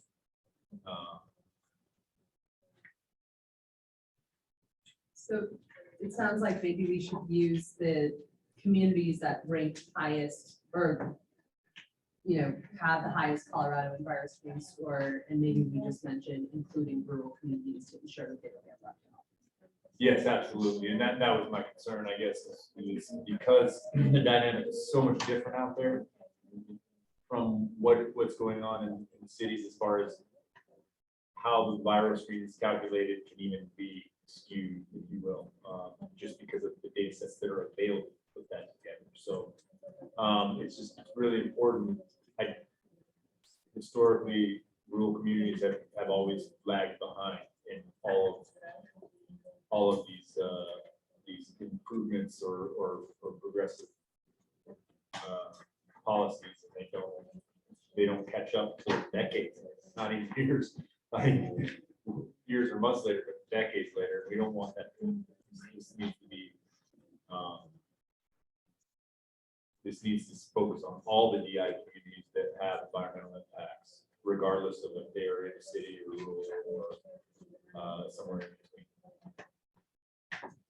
I would just add really quickly that the definition working group committee has yet to set a score thresholds, but it's been part of the conversation we've been talking about, which so that will be a conversation that we're continuing to let, and we'll bring back this aspect. But I think all signs point to we need a set of thresholds to help create the space to define the communities that will be part of this. Robin, you have your hand up. I was gonna talk about two, follow up on one comment from over there, but not on what we were just talking about. So Jaime, if you wanted to follow that thread, I'm happy to defer to you. I'm sorry, I was kind of sidetracked. I said I was gonna go back to an earlier thread, so if you were gonna follow up on what we were just talking about, I'm happy to defer to Oh, you. thank you, I appreciate that. Yes, I guess my comment is just if we are going to use the rural terminology in any of these recommendations, I think we need to be clear about some kind of standard where what is rural and what's not. There are some communities that could fall right on the cusp of rural and urban, and so I think there may need to be some thought put into how are we going to define that. And you have something you wanted to say on that before we move on to? No, mine's a different one. I don't know what, I don't know, I mean, I guess my question goes back to just, the community scientist. I would like to see, because I'm looking at a bill, House Bill 22-1244, which they had the word community scientist or scientific community. Like this, like how are we defining community scientists? Is there an application process? Is it neighbor versus consultant? And then just, I mean, I don't have an issue. I guess I'm just asking for some specific, like what is a community scientist? So from my perspective, it was research that's not being done by the agency. Okay. Then can I ask a follow-up then? But I don't know if that's what other people think. If I could just real quick, in House Bill 1244, when it's talking about the science community, that's actually referring to the community of recognized and I guess credentialed scientists or at least the science, the community that is involved with the science of toxic challenges. Because, and the reason I say that is because that bill included a piece that there was going to be a science advisory board. I don't believe that ended up making it into the bill after all, but that's kind of what that, I think, language was referring to specifically in that bill. Thank you for clarifying. I come from a community-based thinking, so I'm all for, like, how do we make sure that we're being true at community engagement? I guess then, because I didn't know that part, but then I guess then on the 8th section, bullet 1, I do think that there should be some like collaboration with CDPHE on like existing terminologies? Something that speaks to collaboration, because I don't want to assume that they're not doing it, so I believe you all are. So this, like, how do we make it more collaborative, more working together as opposed to set clear? What is set clear and shared expectations? So just adding something to bullet one, and then just, could we list out community scientists, like, is there an application for it? Who's the audience? To your point, like, who is eligible to be a community scientist, like, in there? That's it. Yeah, I think there's a question of quality assurance. Yeah. That we're trying to get to there. I don't know if that's what. That is one of the things I wanted to point to, but I'm happy to wait. Could you just read out the key to us and just make sure Eunice had her hand raised too? So Okay, that's what I was asking, because there was another hand raised on there, and I didn't know if it was just. yeah, that was sitting Araceli. She did lower her hand, but Eunice had her hand raised. So could you just read out the cue to us so people know what order? Yeah, so I'm actually, Robin, you're gonna move on to a different topic, correct? Yeah. And Ian's gonna move on to a different topic. Marsha, I'll get to you after Uni, okay? So we'll go with Uni, Marsha, and then Sheila wants to go as well, and then Renee. So we'll do that, Those four, and then move on to the next subject. So Uni, feel free to come up. Please. Yeah, I was going to speak about community science. The way we wrote it out initially, we were talking about community-driven science. So that the communities, what their needs are prioritized as a part of whatever research is being done. So I don't know if you captured that when you put it in there, but that was the intent, so that the researcher is not just coming to the community and saying we're doing this, but it's more this collaborative effort where the community is the one that, recognizes where their priorities are, and that's where the research needs to go. And so what we were asking the state was to develop this framework or recommendation around the community, around community projects, to make sure that whatever is being researched is meets their priorities.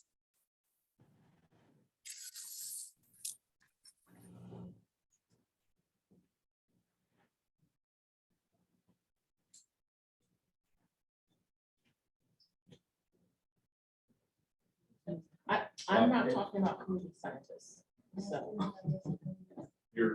I am not going to talk about community scientists. Is it in line with section H, or do you want to go to something? I need to talk about G. So Renee and Sheila, did you have anything on community science? Yeah, just that the Patient-Centered Outcomes Research Institute has developed the framework, the trainings, the definitions, and so it would be useful for us as we consider all of us. Mine goes back to the rural populations, having some sort of a baseline for, yes, rural baseline, an urban baseline, but most of a historical baseline, something to start the data from, that starts showing you where there's data gaps or degradation of the time. Because yes, it is going to be different from rural, and we do not want to fit and continue to fit rural against urban, especially for indigenous communities. That actually is a real issue. Might I remind everyone just one more time to speak slowly and loudly so that you can be heard by everyone. Kimberly.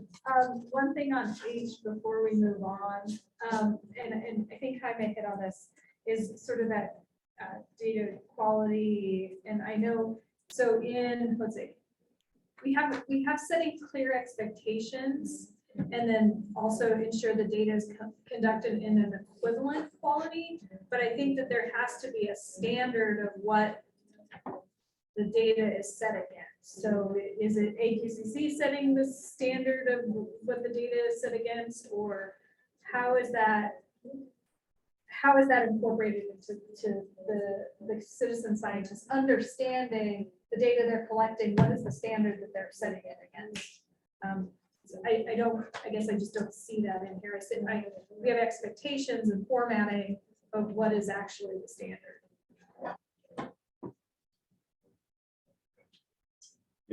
Or is this section H?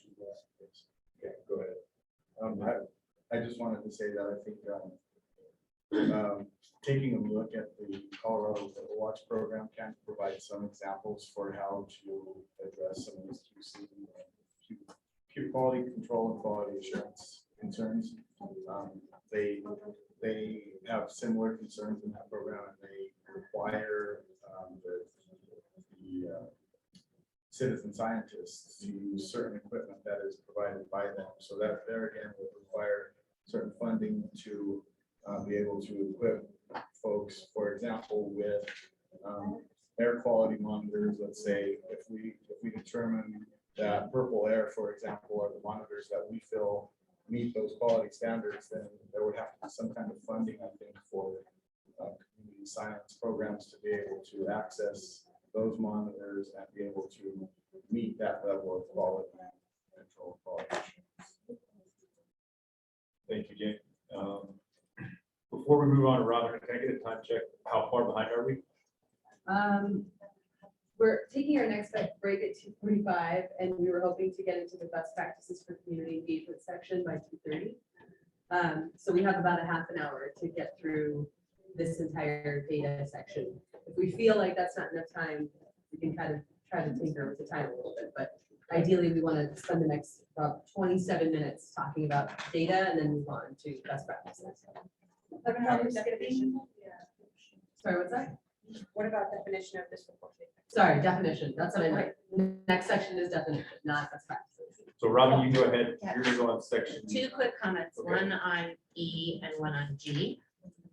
So my comment on E, which is EnviroScreen, is my concern as an agency is that EnviroScreen and how the more subjective criteria are identified and the communities are identified, isn't that transparent? And there needs to be like more engagement if it's going to be used to directly inform agency decision-making. Like if there's a requirement that agencies do XYZ based on an EnviroScreen score or based on a designation from EnviroScreen, in my opinion, and I loved the EJ unit, like feel like there needs to be some sort of process and review and opportunity for input before into that process, right? Otherwise it's like extra rulemaking or extra statutory, and that gives me pause. And then the other on the complaint process, on GA, I think I would request that we more clearly define complaints, because what is that? Does that cover like literally every single complaint that we get as an agency? Because if I have due process concerns with sharing some or all of this information, like levels of under investigation or resulted in a compliance advisory or notice of violation makes sense, that's public, or no evidence found. Yes, like if we're not going to investigate further, we can and should maybe be more transparent, but the source that's under investigation, right, has rights also, and you know, so and the agency, we're required, or you know, there's some obligations under CORA to not make public some of our investigations, and so it would be helpful for me to be able to respond more fully if I knew what complaints we were talking about here. Like, is it literally, is it a phone call that goes to an inspector that there was a smell? Or is it like a more formal thing to the ombudsperson? Like, that would be really helpful. I have concerns as broadly as this is raised. And CORA is the Colorado Open Records Act. Yeah, Just sorry. say that out loud. Thank you. Sorry about that. Yes. And I just want to point out, there's language that says recurring complaints. And so I don't know if that gets to that at all, but no. Okay. That doesn't, so I'm like concerned about, you know, one is what is a complaint under this example, and two, like, what about the sources' due process rights to be like, have their investigation remain somewhat privileged until there's been a determination that there's a problem. I think that that's a fair question. My comment goes right with her, so I'm gonna Oh, just chime yeah, in. I was gonna say Marshall. Gee, with that, like, and I won't bring up an exact example, but Marcus and I were recently in a situation where, you know, there was a complaint from a resident. And so from our agency's perspective, there are federal regulations that we have to go through. So literally it's investigated by FHWA or FTA. And so we have no control over that per se. So I think that, you know, we certainly want to work with our CDPHE ombudsman, but understanding that even as an agency, we have to go through specific guidelines and processes for the complaints our office or agency receives that we might not be able to share right away, or whatnot. So there needs to be some type of connection where the ombudsman or complaints that are filed, and how they work with the different agencies in their complaint process. Yeah, in line of, because I know this one is highlighting also for best practice community engagement, how publicly is it available, how the process of submitting a complaint outside of the, you know, ombudsman? Like, what is there a process that is fully available and publicized to the community so they're able to understand? how to There's a make proper process complaint? for like CDOT, we have it on our website, if you want to complain, there's instructions to do that. I would imagine that, I mean, it's federally regulated, so it would have to be. Yeah, and if the Just website is depends. translated, it's available in multiple languages? Okay. And I think there's a recommendation and best practices for an expansion of the OGR program, which is like oil and gas focused complaints program that we receive where we coordinate with COGCC. I think there's a related recommendation in that section to expand that program to other types of complaints. The section G. Oh, yeah, there it is, right under B, right? Like, we have more transparency and more access around those particular complaints. I just, it's hard for me to offer a lot of feedback, like, what is a complaint here? Is it like anything? You know, so. Yeah, for us, it's about Title VI. So we had talked about that a little bit, but yeah, there's a process and it does describe exactly. How long is the process normally? Because I'm thinking a community member that doesn't want to hire a lawyer or doesn't have a presentation, or might not have the knowledge. I think it's a little difficult to answer that because it depends solely on the federals, the feds, right, and their timing and process. But once our agency receives it, I mean, within a day, within 24 hours, 48 hours, it's submitted over, there's a whole process, yeah.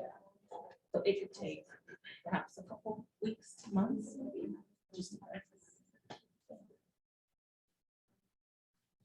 So Uni has her hand up again. Uni, go ahead and come up.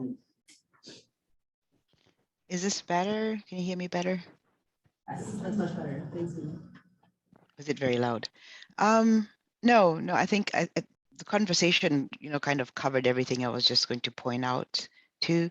All I was trying to get at with this process is to make sure that whatever we do is transparent, so that if somebody files a complaint, they don't have to keep filing the same complaint over and over again. We're just trying to reduce the trauma to the community.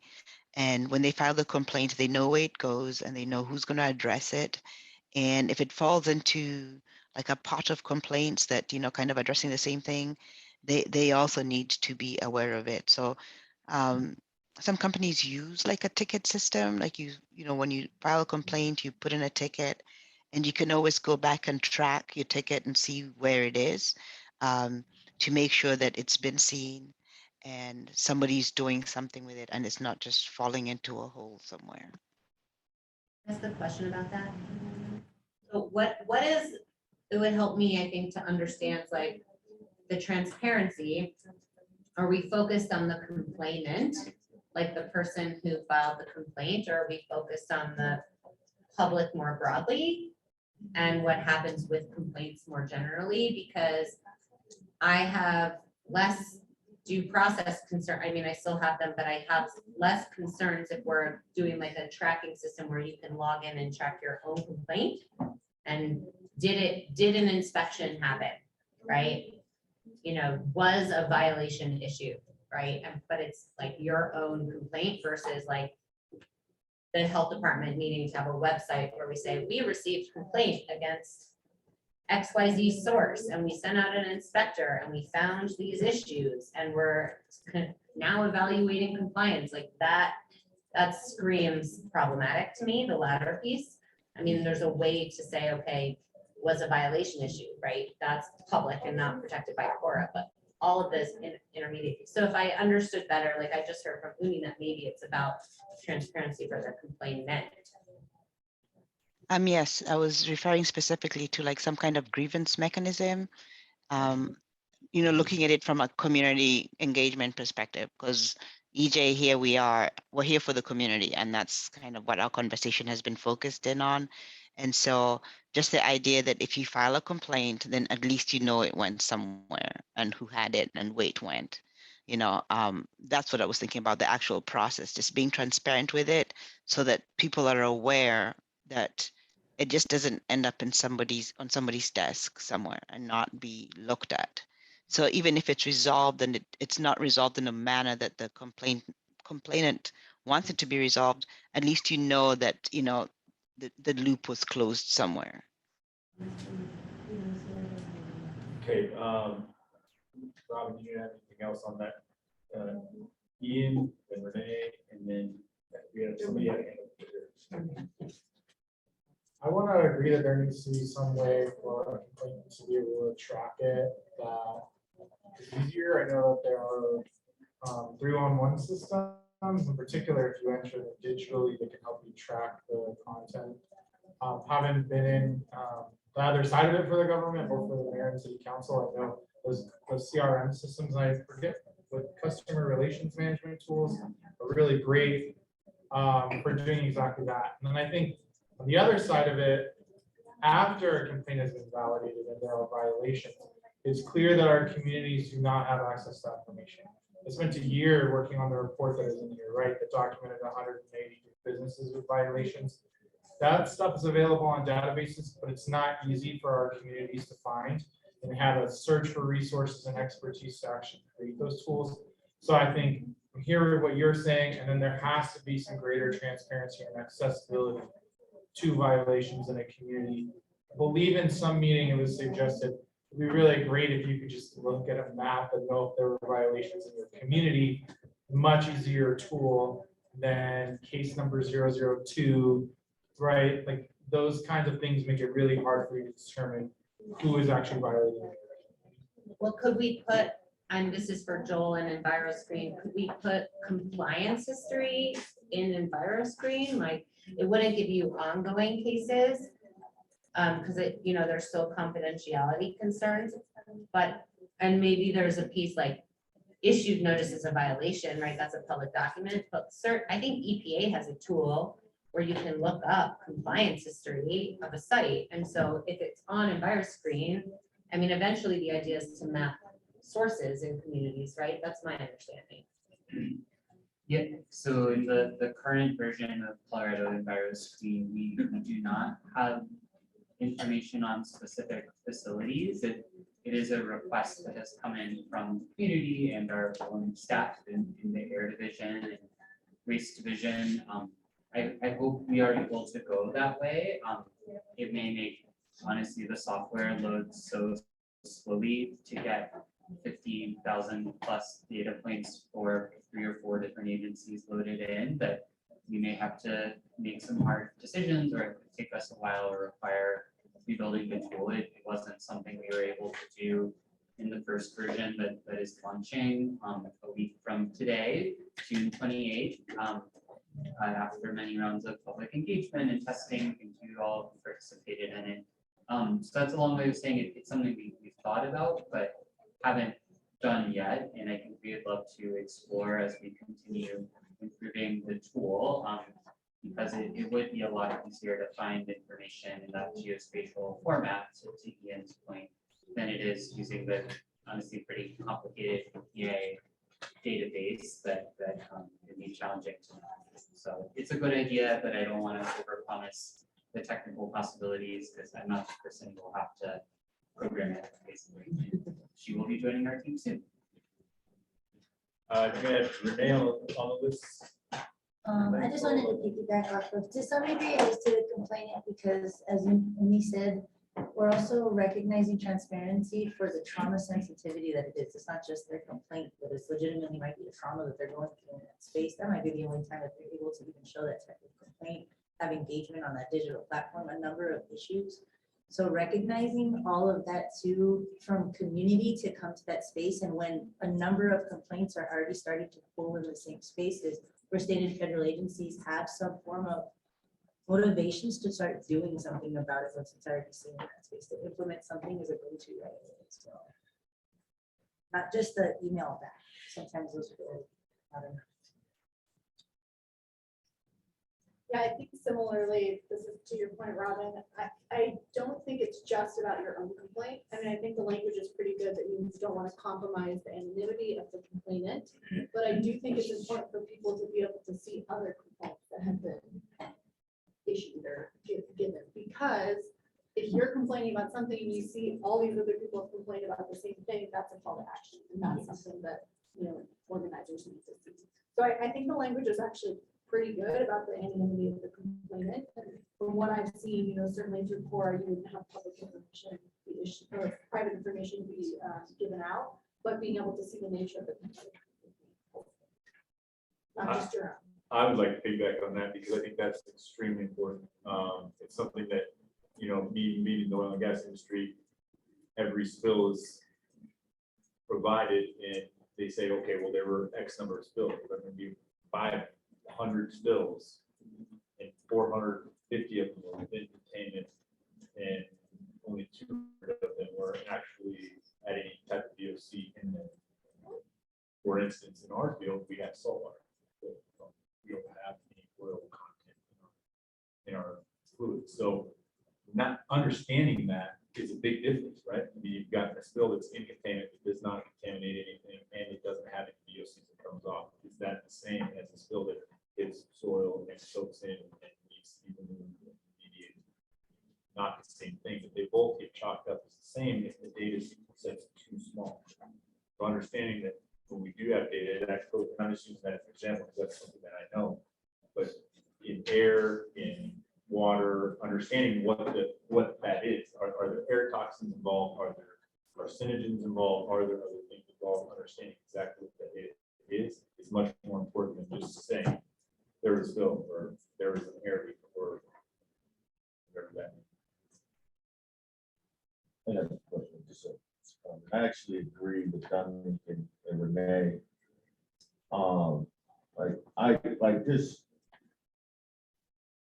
I think that folks should be able to see the history of what's going on in the community. And I think you said something that's really, really important, a call to action. Like if you see trend after trend after trend, then that's the community speaking and saying that there's an injustice here. We need to fix it. And I do believe that I'm looking at it now, that there are protections that would protect, someone who's bringing forward the case or the complaint. So I think that I agree with, but I also want to acknowledge Robin, because I do think that there needs to be due process protections in general to ensure that there's fair process on both sides. So I defer to Emily, right? I'm not a practicing attorney right now. But I don't think the complaint itself, like the email or whatever from a community member would be protected, even if it names the source. But I'm more talking about the status of the agency's investigation. That to me is where my concerns arise in what level of detail could be shared about that while it's ongoing. and then to the PUC, because now I'm going back on XLF. This same due process is at the PUC as well. I don't know if Doug or if Kelly is online, I can speak to it, but there's same legal protections as well around due process, but I just want to put that out there. So. And again, this kind of goes back to that discussion we had earlier about how we make these recommendations it has to be able to be implemented in more than one way. Meaning we can't just say, do this. If they have due process or other other hoops to jump through to get it done. We need to make sure that recommendation be utilized in the appropriate manner. Yeah.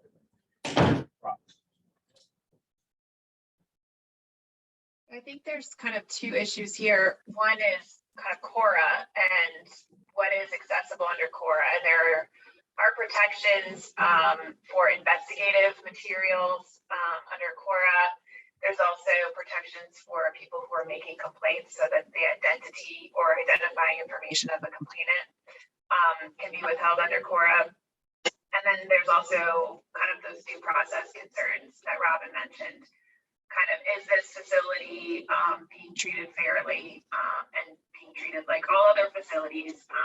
And while that determination is being made, you know, regarding compliance, there's also a need by the agency under a lot of circumstances to not have that enforcement process be fully in the public eye. But there are times during that process, I think, where those documents do become public records and do become, you know, accessible to the public. Probably when there's a compliance advisory that's been issued is probably the time when, you know, that's kind of the initial document that kind of sets out that the agency believes this facility is out of compliance and that there will be, you know, some enforcement going forward, potentially some enforcement going forward. It's possible that you could issue a compliance advisory and then find out later that, you know, what happened wasn't actually a violation. And so that's when the due process kind of starts for the facility. But I think a compliance advisory is kind of that first initial document that would be a public document.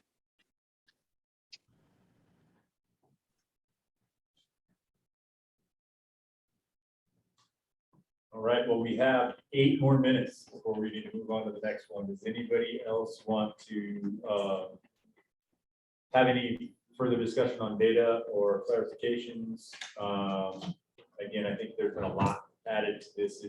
For me, I'm looking forward to getting the next draft, like kind of process, evaluate that. But Ian, go ahead.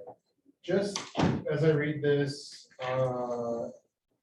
we need to again address the same issue about ongoing funding so that this is regularly updated and it's a part of the budget and not something that you have to fight for every time the budget cycle comes around.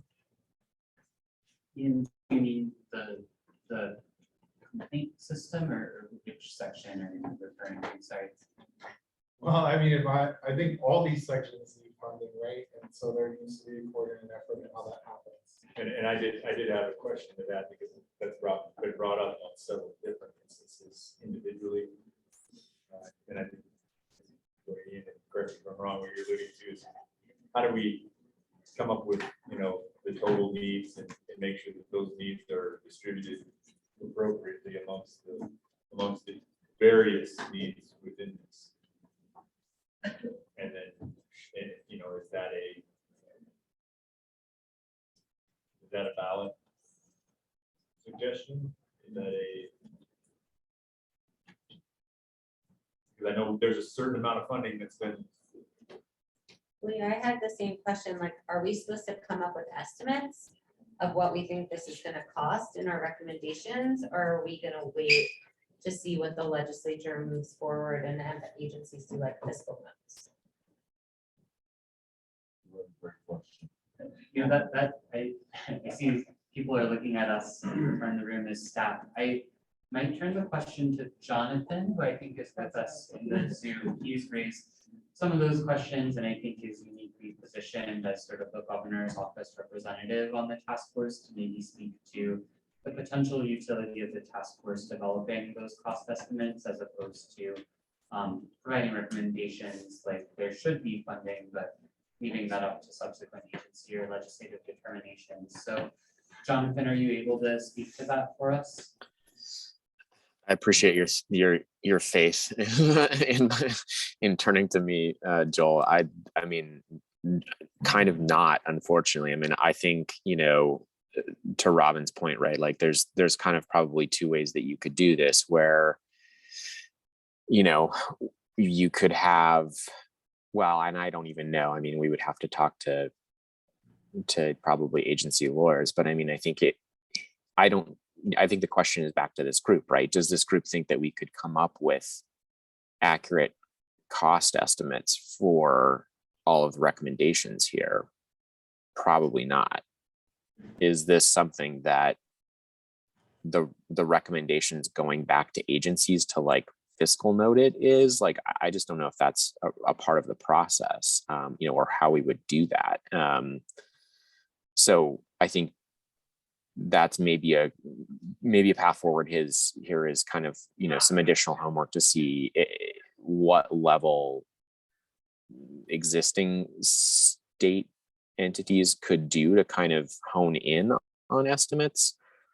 I'm just not sure, but at the very least, I think, Ian, your point is absolutely right on, which is we should be continually throughout this document saying, legislature, if you want this to be done well, you need to fund it. And it needs to be a consistent priority of funding. So yeah, I don't have a perfect answer on how we would come up with those estimates. I'm also saying not just the legislative funding it, I'm also talking about the governor putting it into his budget so that before it goes to the legislature, it's seen as a priority across branches of the government. That would have Yeah, to be that's from us to the governor's office. Which is which could be in the report, but that would have to then be a request in that report. Yeah, I'd be most concerned about who's coming up with this, because I mean, I personally, that's not very easy to do without actually going out and getting bids and getting, I mean, there's a big process for each agency to go through, I think, to come up with the right. I think you overestimate what's involved in the fiscal note process. Oh, yeah. Because my recommendation, having been through that now with a few legislative sessions, is that we do our best to ground truth some estimates during this process and try to put some ballparks in the report. Like, I think we could talk to Chicago. We had that really cool presentation from them. And I think that, I can certainly, we can talk to Joel and his staff about what EnviroScreen costs. Like, if we wanted to make sure EnviroScreen got funded to add the functionality of mapping and source information, like, and if we wanted to, talk about training community scientists, maybe Jaime could reach out to Riverwatcher. Like, I think we can do it in this process better than giving an agency 6 days to guess work a fiscal note. Yeah, I could guess, like, for example, for best practices of community engagement, what our first note, so like, Yeah. to think about the one agency about the cost for them. Yeah. And multiply according to the agencies. That's right. Like, and then scale it, and then add, and inflation to it, Yeah. the year, 'cause that's something that's gonna happen too. And I think giving the governor's office as early as possible a ballpark of where costs may come out is only gonna, make their consideration of whether to put this in the budget more meaningful. Can we make a recommendation just to add another office? And I say that jokingly, but 90, like, I feel like half the stuff we talked about today is how are all offices talking to each other? Office of interagency collaboration or something like that. Because a lot of this seems to be like, who's this gonna fall on? Is this gonna all be on CDPHE to get data collaboration between all of the state agencies? And is that really gonna work? Yeah.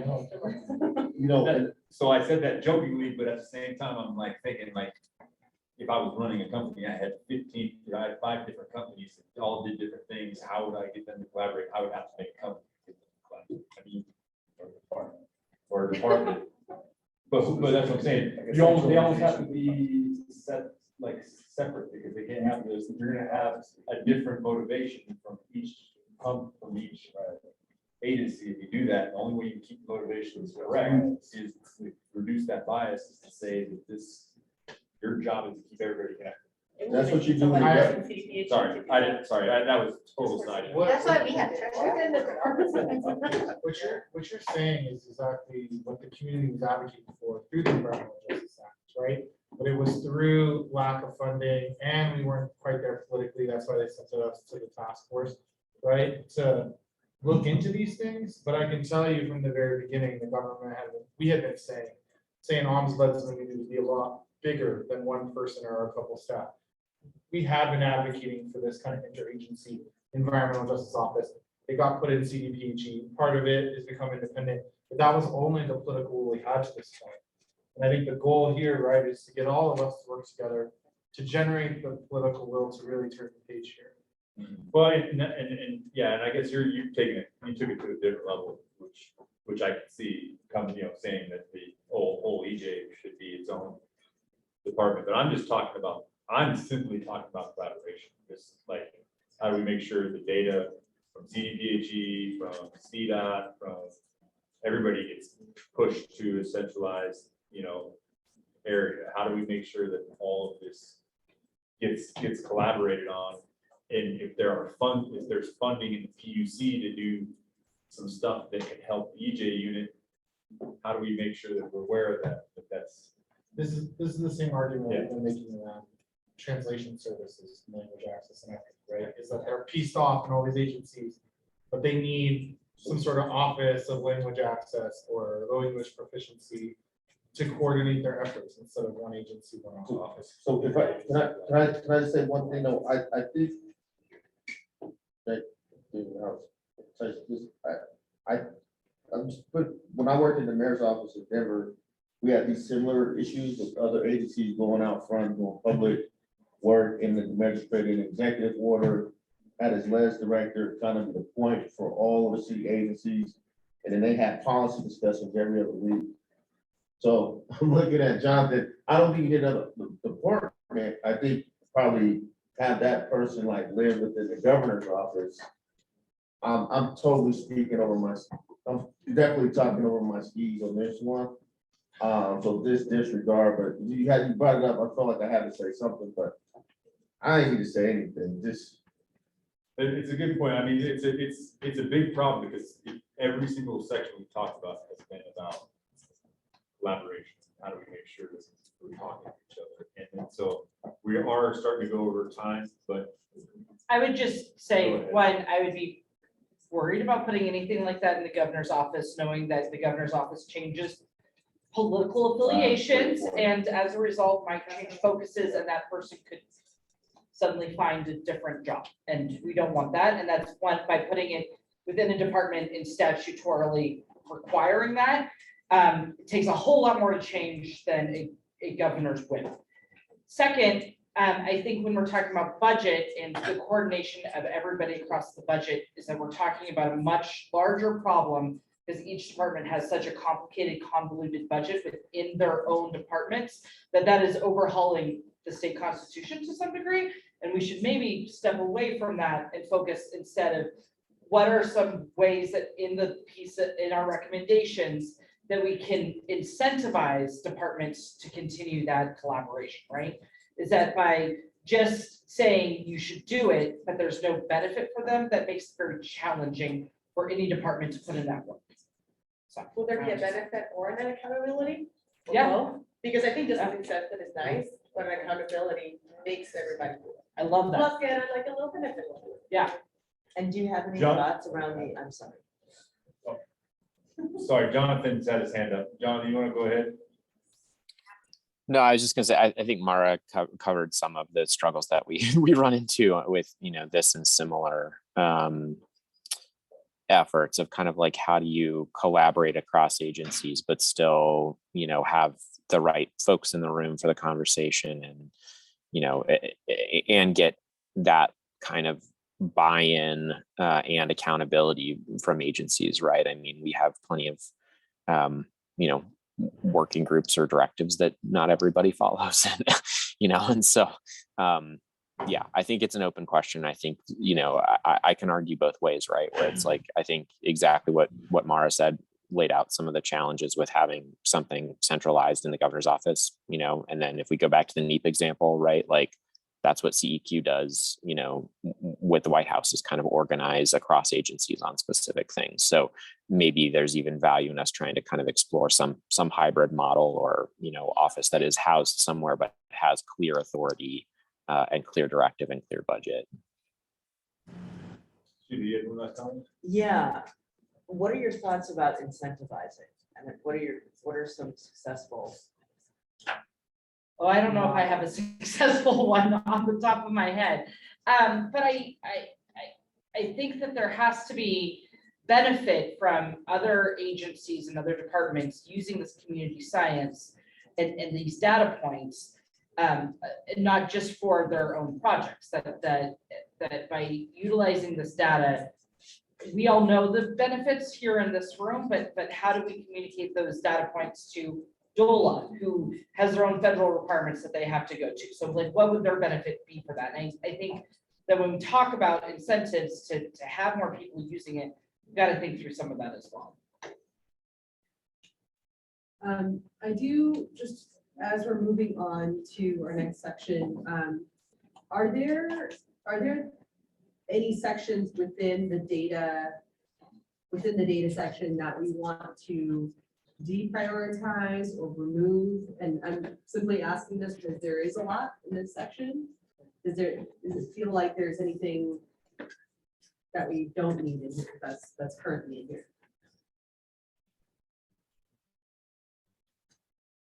And again, we have been writing down basically every idea we hear people throw out in these meetings of the subcommittees, which sometimes means that, you know, not hearing more about that just means everybody thinks it's a perfect idea and no one has anything more to add. Sometimes it may also be we captured someone's stray brainstorming and no one's really that attached to the idea. So in addition to adding detail and emphasis on the priorities like what we have been doing in the community science and the complaint section, we do also want to make sure that we're not losing the other side, especially in some of the subcommittees like data that have come up with a lot of ideas of does everything need to be in here? And I'll just say, put yourselves in the position of a member of the public trying to digest this document and get through it all. We want to make sure that people are able to focus on areas that you all are also focused on. So that is why we are bringing this up. Yeah, and I'll just reiterate from the advisory piece. I think Ian said it, I think Robin said it, but just understanding how things are weighted, understanding how data comes in, how we can access that data, how we can understand that data is just going to be a true piece of people trusting the data and wanting to, you know, move forward with that. So if we could just make that a just keynote piece of the data, we say this all the time. Yeah, and you don't even have to write that down because it's written down somewhere in there. I guarantee it. But I promise we will have a comprehensive data guide that has an excruciating level of detail. I spent most of my weekend editing, and you will have no trouble recreating every single step that we did in the tool. It's just we couldn't make it final until we finalized it. So that'll be out next Tuesday, and you can read yourself to see. Yeah. Joel, on the note that you mentioned, I think a lot of this is really great under data and reducing environmental health disparities. I would suggest that section B, costs and benefits, is discussed in far more detail in the equity analysis section and is a better fit there. I think the one thing that we did not discuss under equity analysis is the use of the social cost of carbon, which I think is good, but probably should be moved up. And then you can delete this section. Second.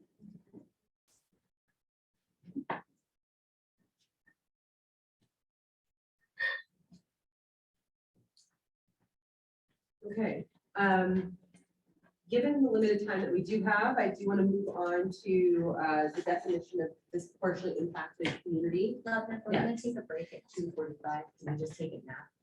Sure. Does that make sense? Like if we're gonna break in 6 minutes anyway, we just break now? Yeah. Okay. Clear break. Okay, so we will break now and we will be back at 2:50. So generous break, please be back in time. 2:50.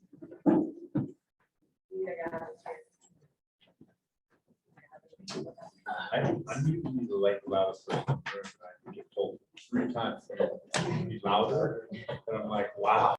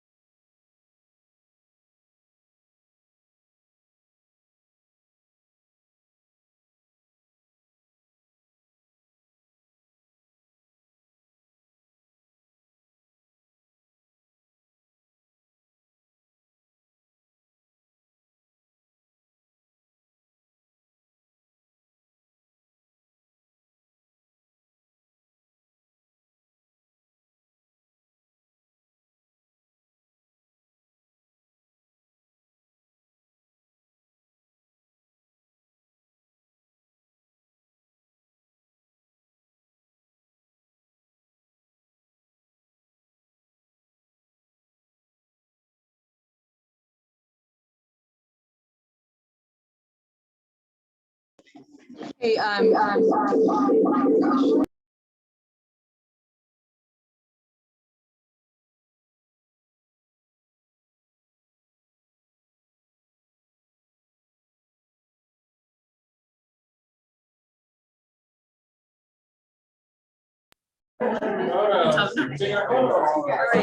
right, for our task force members, Uni, Jonathan, and Doug, we are attempting to take a group photo. So if you could just have your video on. We've spotlighted you on the screen, and so we're gonna try to get all the task force members all in one image. So.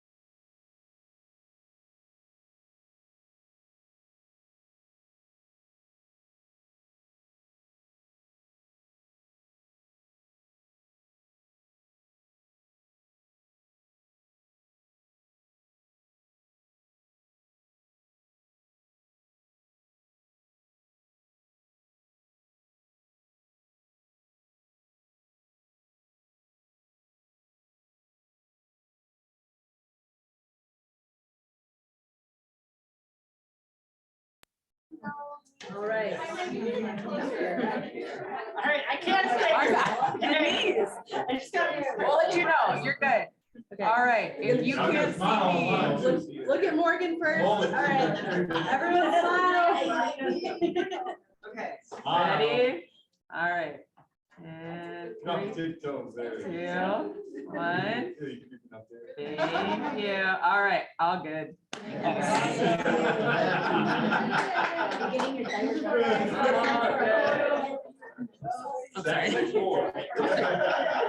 Too many cards.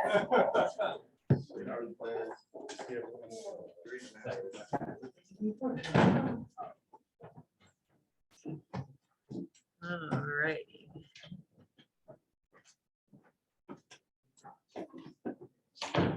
Get this back here. Speaker. What happened to this? I just closed it. Oh, okay, great. Thank you. Oh, good. Should be good. Sure, yeah. Should I go ahead and set it up? I think so. Okay. I don't know, several people.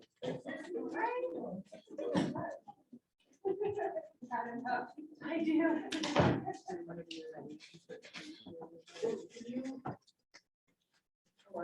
Okay, I know that some folks are standing up and grabbing some chocolate. There's some chocolate and a few cookies in the back of the room, by the way, if you need a snack. We are going to move on to the definition of disproportionately impacted community section. So this is an area that is very narrow and where the recommendations will need to be really specific. And so one thing I just want to note about this section is that there are still several key questions to answer. And you can find those questions in the, there's a section called guiding questions, guiding and outstanding questions. And those questions specific to the definition of disproportionately impacted communities are on page 21 of your board book. So, you know, we will be diving very deep into those questions, but please know that a lot of these recommendations are still not fully fleshed out or narrow enough because we haven't answered those questions very specifically. So just keep that in mind, because one thing I want to just move towards is coming up with answers rather than more questions. So as you're thinking through some of the stuff, maybe skim through those questions to see if those questions have already been asked. And if they have, then maybe think about the specificity of the answer. All right. So, you know, kind of similarly going through this, I think it does make the most sense to kind of start at the top with the standardized definition, and there are these couple of options that we have to choose from or expand on. Robin, I'm not sure if you wanted to I really touch did. base on this. So I'm not on the equity analysis subcommittee. But I did get a sense of, you know, based on our last task force meeting, that it felt like the committee was moving in the direction of this centralized analysis. And so my initial brain goes to like, okay, how are we gonna implement this? And, you know, in the context of thinking about the definitions and the statutory language. And I guess the practical side of me recognizes that there is not the money or the time to do a full centralized equity analysis of every single community that is identified as a disproportionately impacted community. There just isn't, right? That's,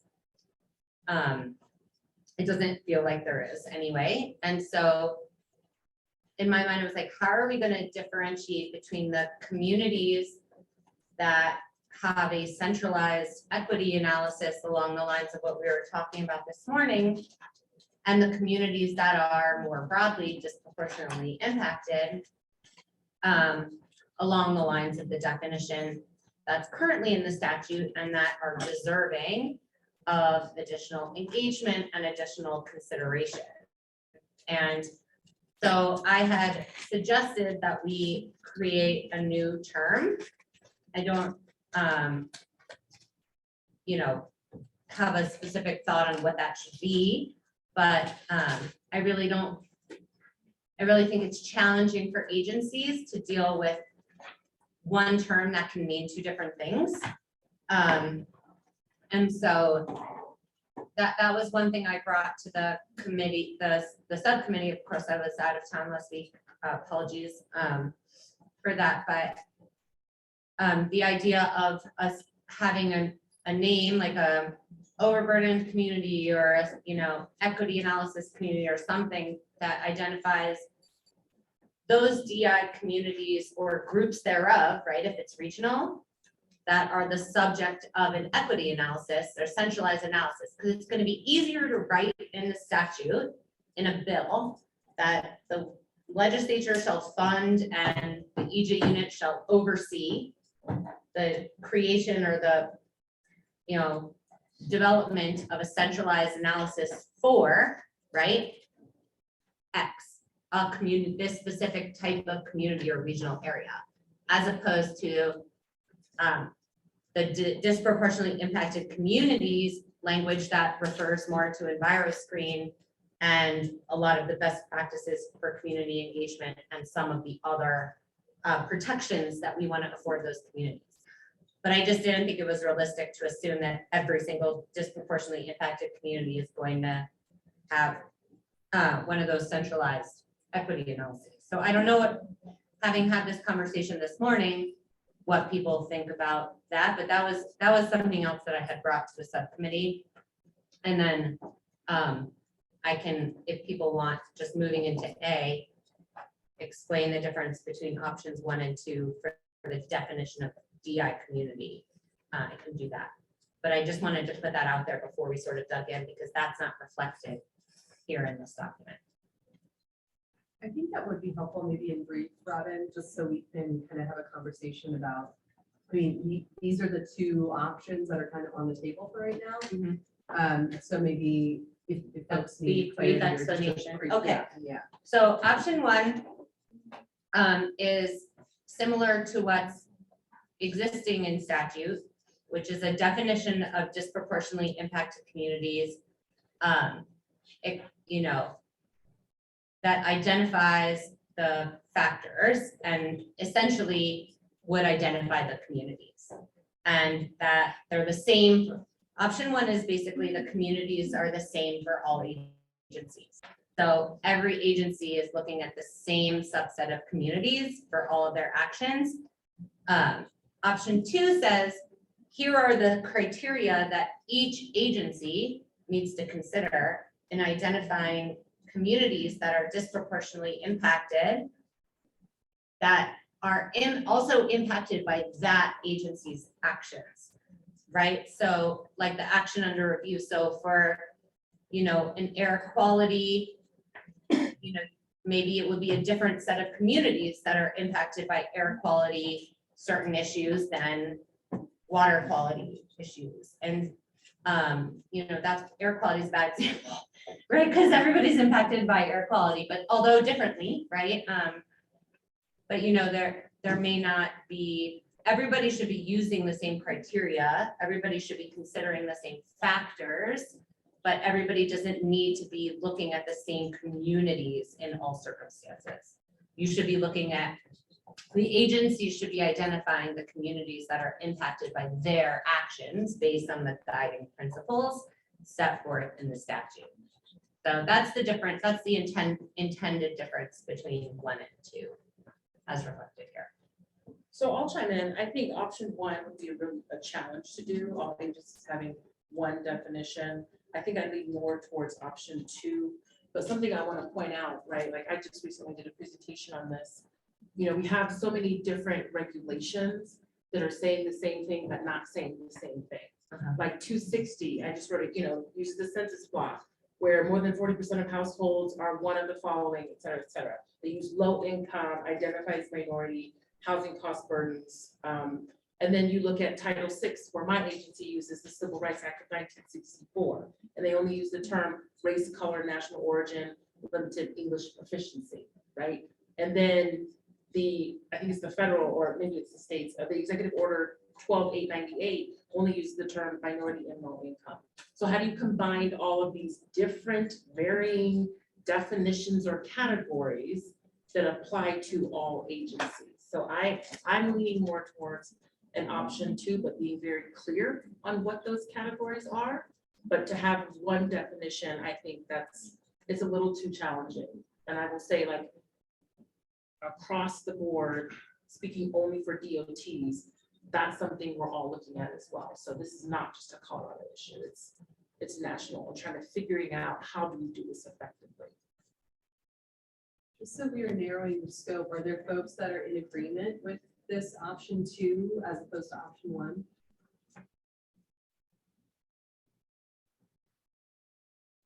1? If you are in agreement with option 2 as opposed to option 1, go ahead and raise your hand.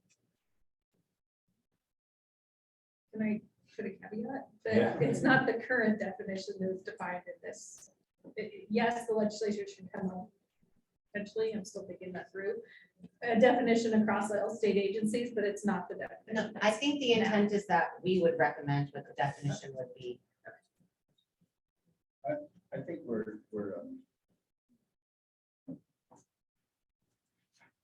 kind of off the mark here. We're not defining what any specific agency or the whole of all agencies should do, or we're defining disproportionately impacted communities. Regardless of what one agency or another agency does or doesn't do, those communities are still disproportionately impacted or are impacted disproportionately. And so the focus of a certain agency doesn't change whether or not a community is disproportionately impacted. See what I mean? Like But it's the other way, right? Because some of the statutes say you have to do X, Y, Z in disproportionately impacted communities. And so then you end up doing things that don't necessarily impact that community, but you have to do them there because they've been identified as disproportionately impacted communities. I'm saying there are consequences, like I think you started that comment by saying, like, it doesn't say this is not about how and what agencies have to do in that communities, but it is, because the statutes already say that, what you have to do and how you have to do it in those communities. So unless what you're talking about, like, we're revisiting all of that sort of. we had a robust conversation about this. I know you were out for the last committee. I feel like we ended up on option 1 when we all vetted it for quite some time. And I hear what you're saying, which is like, the reason these are disproportionately impacted communities is because they're been impacted by racism in the past. You should want agencies to reach out to them because they've been traditionally left out. But that's And I would not, that's say not the if- only If an agency impact. is responsible for a certain action or set of actions that it's found may not benefit a disproportionately impacted community, that's one thing, but whether or not that disproportionately impacted community is a disproportionately impacted community is a whole other topic. It doesn't change the definition. I don't think that what one agency does versus what another agency does in any community should change the definition of what a disproportionately impacted community is. Hi, Mick, if I can chime in, I don't disagree with you. I think from the perspective I'm coming from is, like, I'm trying to make sure there's like alignment.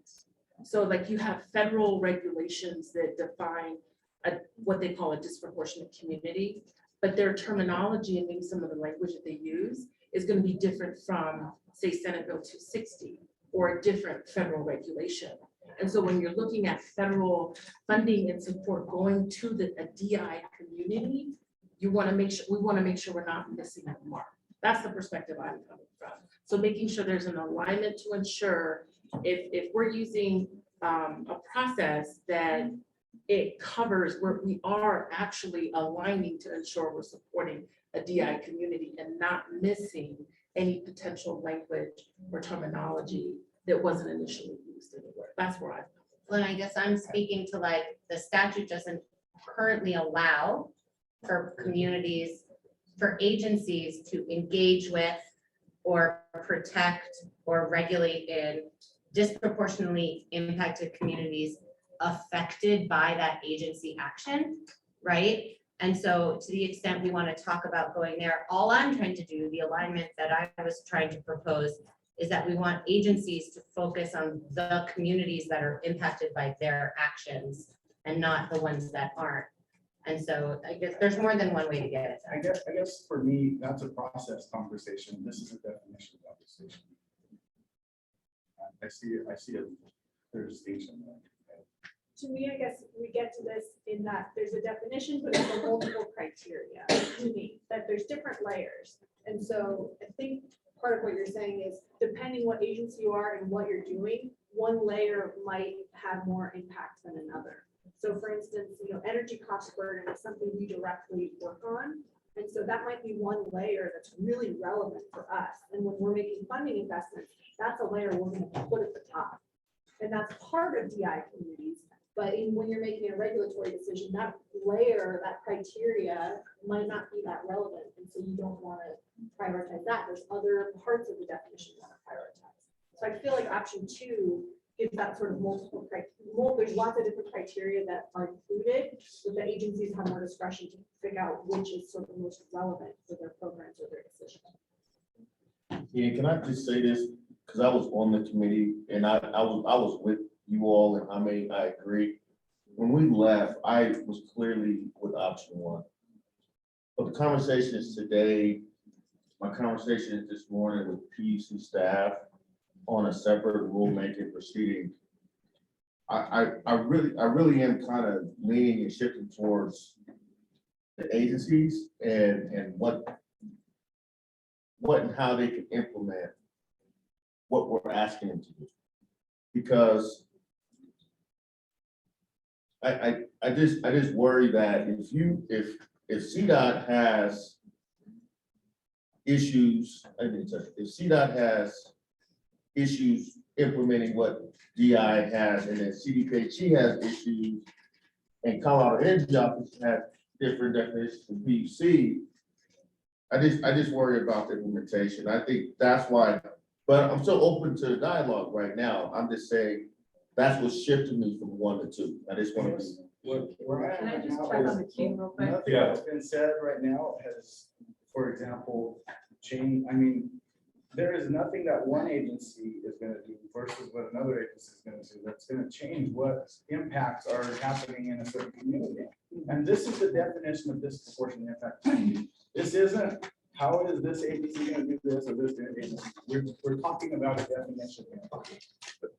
I'm actually gonna, so I'm gonna just pause the conversation real quick.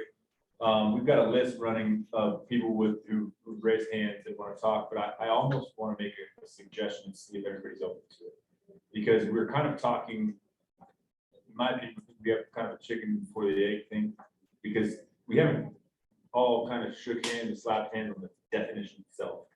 And then so it might feel like we should get the definition down. And then maybe if worst case scenario, we can't resolve that today, have the various agencies take a look at it and see how that may conflict with something before we pick an option A or B on that.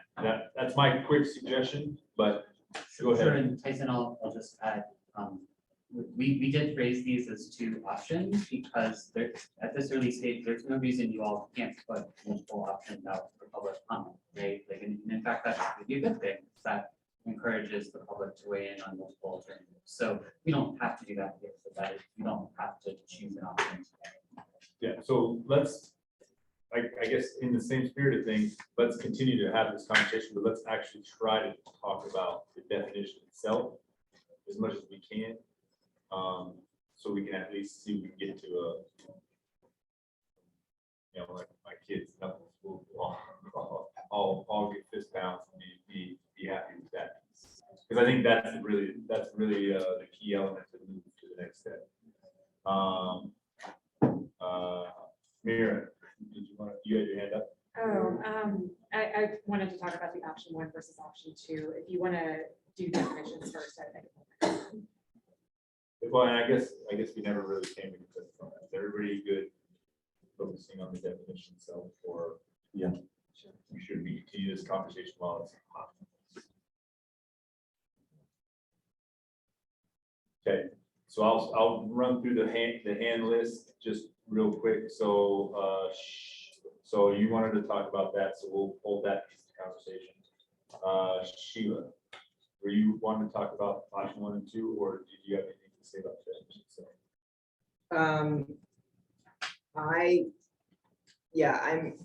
I'm fine talking about the definition. Okay, and then we had, Tony. Well, you already, Mike, you spoke already. Jonathan, you had your hand raised for a while. Did you want to speak on the definition? I mean, I think most people raise their hand during that conversation. Okay, yeah, So- all right. Well, so, and Renee, I just want to check through. Over there. I switched. Did you want to talk about the? A little bit of both. For the definition, I'll wait for the other part, but for the definition, we need to keep in mind that the harsh truth is the reason we even had to establish definition is because state and federal agencies already muddle the line for definitions that create a cultural incompetency for our communities overall. And that's what I know Jamie and others have been trying to get at. That when we created the bill for a lot of spaces to even define DIC, that wasn't lightheartedly done. It was legitimately showing where there's data gaps to hide behind marginalized communities, certain communities, because each state and federal agency can then pick and choose how they're going to really mitigate or regulate in, again, kind of a predatory way. So it's recognizing that this is a way to have at least one form of a definition that can't be muddled, that can't be sullied, that can't be negotiated or mitigated anymore. It came from communities, from their own self-determination.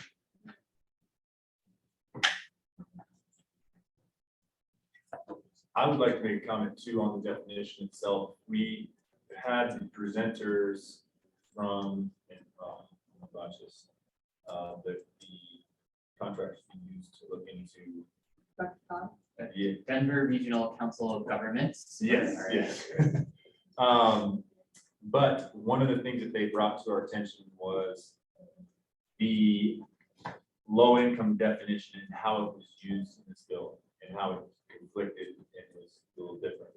And I kind of had seen that and didn't kind of disregard it, and then I read over it again.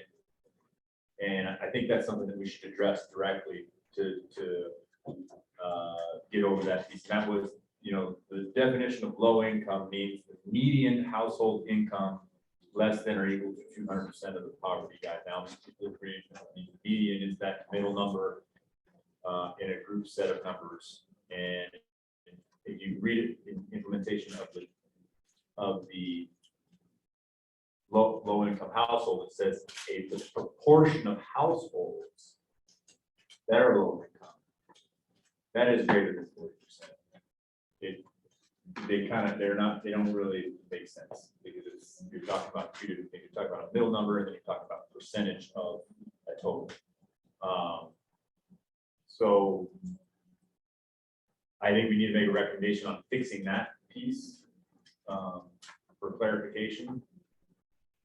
And I don't know how we do that from a statutory standpoint, since it was part of the statute, but those don't, I mean, or just tell me to shut up, because it does make sense, and I don't know what I'm talking about. And Tyson, we did take that from the subcommittee discussion, the reason we got into all these binder or the draft recommendations last Thursday is we did take some time after that meeting Tuesday evening to incorporate your feedback from that meeting into this document. So I highlighted the relevant section that goes to what you're talking about here, which is, I think, the recommendation from the Denver Regional Council of Governments to change the term households to population in the low income and minority components of the definition to remedy that error and make it accurate, essentially, and match how agencies have been interpreting it. So does this capture your idea? It does, but I had a question on that too, but Ian, go ahead.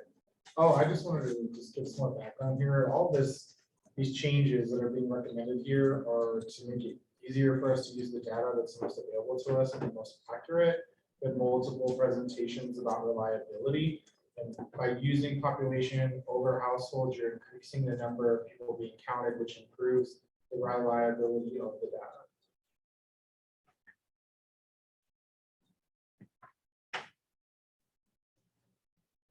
My only question to that was, I guess, understanding the definition. I mean, households is a pretty easy definition, right? Population, does that include my 4 kids? So, or does that include? Yes. That includes all everybody. Yeah. Whereas your 4 kids before were counted as one household. And So households I are dominated also out the population of my neighborhood. What you're saying. And so Tyson, just looking, we have the text of the definition here. So it essentially changed the proportion of households to the proportion of the population that is low income, for example, or the proportion of the population that is identifies as people of color. We also have the recommendation to change the term minority to people of color to reflect that fact in an area where more than 40% of the population are people of color, they are like the majority or close to a majority. So instead of using the term minority. So essentially, this is where the language change would occur within the statute. And then that also gets around the question of only identifying the racial identity of the household based on the person who filled out the census, which also doesn't make sense by just including the whole population. So that didn't address though the median household income definition of low income. Does that need to be changed too? So that still conflicts in my brain anyways. Yeah, so that's a great question, Jason. I wasn't sure we heard of your recommendation come out of the subcommittee. So if you have a thought or would like to give us. No, I don't, but it says, I mean, it says the median household income. So that middle number of that community is less than 200% of the federal poverty level. It's not. No, I'm sorry, you're right. Yeah, so I guess it's kind of confusing to me. Is my understanding that this is the same kind of definition that most localities and governments use for distributing resources? For say TANF or low-income assistance, I think this matches, but I might defer to the office of. Well, and because of how we're using it though, it almost feels like it should be. The household income is less than they're able to. Dominique, I was gonna ask I you, think like, this for is what, low income in statute, like PUC, I think, has a definition. I feel like low income is defined multiple other places, but. that's what I was thinking too. Yeah, and I guess Tyson, to answer your question, my understanding of the Denver Regional Council of Governments presentation is that if we corrected the term households to population, it solved the median issue, if that makes sense. So then you are just looking at the total proportion of people living in a census block group who live in households that are at or below 40% of the federal population. Sorry, you're looking for a census block group where 40% of the total population lives in a household that is at or below 200% of the federal poverty line. So that is like possible with our data. It was the term households that being in both places. Like, was my understanding is the issue, but I may have misunderstood too. So Yeah, the median piece just throws me off, but that just may be me wordsmithing too much in my brain, but I still, because the median is the middle number, right? It's, so if the median household is 199%, does that wipe out the whole? So I think I mean, but I'm just putting on, I get it, that I'm feeling thin layers of the onion here. this is what we should be doing. This is so maybe to give you an example, maybe the median household income for a census block where we are now in Commerce City is $55,000. That means that 50% of households make more than $55,000 a year, and 50% of households make less than $55,000 a year. If a total, and so we would consider that census block group to, and sorry, I'm explaining this the wrong way. Is there anyone in the room who would explain it better than me, who does this every day? I can try again. Yeah, the median household income, I'm right with you, Joel. I feel like I know what I want to say, I just don't know how to get it. Okay. Yeah, so let me try again. So I should start from the federal poverty. So I don't know what the current federal poverty line is, but 200% is 34,000. 34,000. Okay, perfect. So if the census block group we are in right now has a, so we would be looking at what the median household income is, right, for this census block group. If it is, and then we compare that to the federal number, and then we look at whether there are 40% of households. I think how our statistics people do it. I really wish we actually could call on Margaret right now, which I may do to explain it better than me, but did that help So clarify? I think, if I could jump in, no, I think Tyson is correct that there's an inherent conflict between saying that the threshold is 50%, which if the median is below, like just below the like 34,000 level, it would be roughly 50% of households that were below that threshold versus earlier in that clause, it says 40% have to be low income in order to meet that threshold. So there is an inherent conflict there. Not really though, because the 40% is, the two percentages don't necessarily conflict with each other, but the 1% is just showing where the median household income lies. If it's so hard to explain, if a community has 40% or more people who are at that or below that, even, I don't know. There's no issue, yeah. Yeah. No.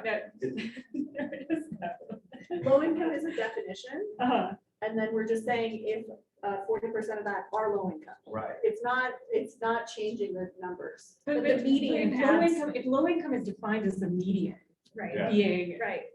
But low. no, but the median has to do with the federal poverty guideline, which is something separate. So you have Okay. to separate You those have two to- from the okay. definition, So, yeah. because they're in the definition right now together. You have to separate them. That's where my problem is. So putting my non-qualified lawyer hat on, because I'm not a lawyer, but I think I can be sometimes. If I'm looking at it and saying, okay, what if the median household income is above that poverty line, right? Now you have that is not a low income community, but 40% of the people in there could still be well over that threshold. So I wonder, The actually, median we may be able household income to, is just a standard. that we're looking at. And if Yeah. 40% of, or more of a certain population of a community meet that standard, then they are considered in line with this definition. But that standard is still set by the middle household in that. Right. Which that's the Sure. problem I'm having. And that's what's making it so hard to explain, because it's like. I can give an example. It's not one, it was one that somebody sent to us. It's a census tract in Weld County that has a median household income of 132,796. But because of the median definition, it would fall under low income based on how this definition is structured. I think if we just separate the two out, it would work. I don't know. And maybe we just need to write it and see kind of how it flows. And I guess- I'm chiming, when you say, this is where I get confused, so when you say separate the two, like low income is one definition, and then the 40% median is one definition, that concerns me because you have, again, federal regulations where federal funding comes into play. And one federal regulation might just say low income. And another regulation says the 40% low medium income. My concern is that we're missing the opportunity to support a DI community because it didn't have that 40% or the low income definition. That's where I was coming from. So I'm in support of whether it's one definition, but I just want people to understand from the federal perspective and from the local perspective, we have so many different regulations right now with very conflicting definitions and categories. So if we miss one, that could be a huge disadvantage to someone. I want to make sure we're not missing. I don't know if maybe I'm just not understanding things, but that concerns me so much. That Will County example, for example, so 170 and then the median, you just cut that in half, and then that community would be DI? Because if you take the 40% from the median, and I don't, again, somebody who knows. It's not, so 40% has nothing to do with the median. But it has to do with the hold on. Let me- But low income. If- The low if income definition. 40%. The low income definition. Okay, I got it. I feel like I you got should it just now. write it without the word. low Well, income. that's what I'm Can just you- saying. can If you we could just write it, say write the a couple proportion of definitions. whatever that just have a household income of less than 200% of the poverty line. You just take that definition out, you just say what you're trying to get to. I feel like that clarifies it, but I don't know if that affects federal funding. I feel like the definition we're going for based on the statute is 40%, at least 40% of households below 200% of the poverty level. There you Below go. twice the poverty level. Yeah. That is stated in the first part of that definition, and then there's this other, like, second part of that definition that references a median household income that, like, I feel like should be stricken from that because it just adds confusion. But again, what does that do to federal funding and all that other stuff? That's where, that's what I would need little AG assistance. I don't think this is measured in population though, because I think that all the metrics from the federal come to households. Because then you start talking about children who don't work, they're automatically gonna be there, right? Elders, like, it's all the metrics that are used for social services are households. We pull them together because you split the family apart and counting them as population and two people make $30,000, then it automatically qualifies, but collectively as a household or more. Well, that's my question was gonna be, and of course, I'm not trying to make it harder, but federal poverty guideline is suggested by a number of people in household. Yes, it is. So to account for that exact situation. Yes. And is falling outside of the federal guidelines affect the ability to get federal funding for this? And or is federal funding needed for this, or is this planned to be completely funded by the state?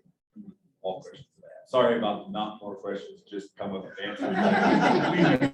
I'm sorry, That's okay. I will apologize for. So really quickly, I do see we have our AG has popped up on the screen, which is Yeah. always a Oh, well, good thing. I wasn't sure what the legal question really was, Tyson, if you could kind of repeat that. Something about the federal funding and whether or not that's going to impact the availability of federal funding. Well, I think this is measured in population though, because I think all the metrics from the federal guidelines affect the ability to get federal funding for this. And or is federal funding needed for this, or is this planned to be completely funded by the state? All Will a definition different than the federal definition of low income or DI communities affect the ability to get federal funding for this effort? One, and two, is federal funding envisioned to be an integral part of this effort? I don't know the answer to that question. I'd have to look into, you know, more details about how federal funding works and what, you know, how that would interplay with this. But my instinct is that it wouldn't. The state can come up with its own definition of what it thinks low income means. And you can implement that in your state statutes.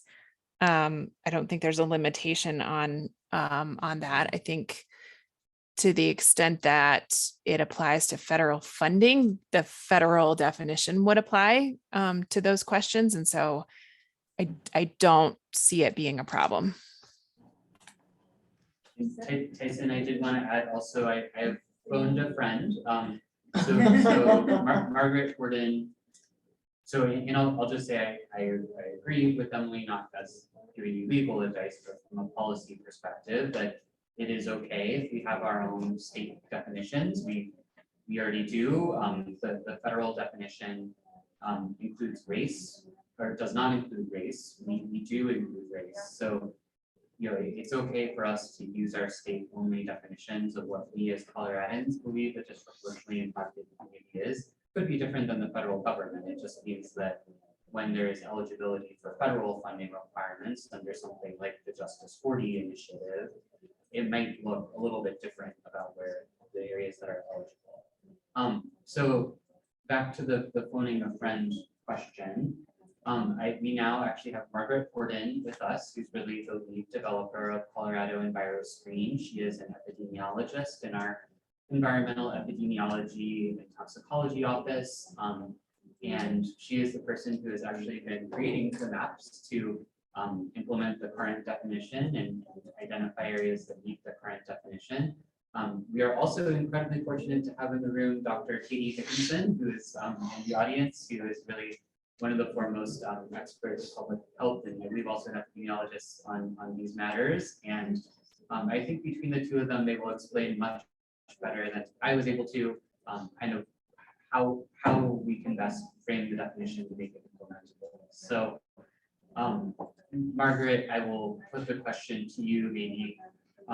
You know, we are looking at the definition of low income in the Environmental Justice Act, and wondering, you can see the language on the screen, if we replace the current language about median household income being at or below 200% of the federal poverty guideline with just defining it as the proportion of the population that lives in households that are at or below 200% of the federal poverty level is greater than 40%.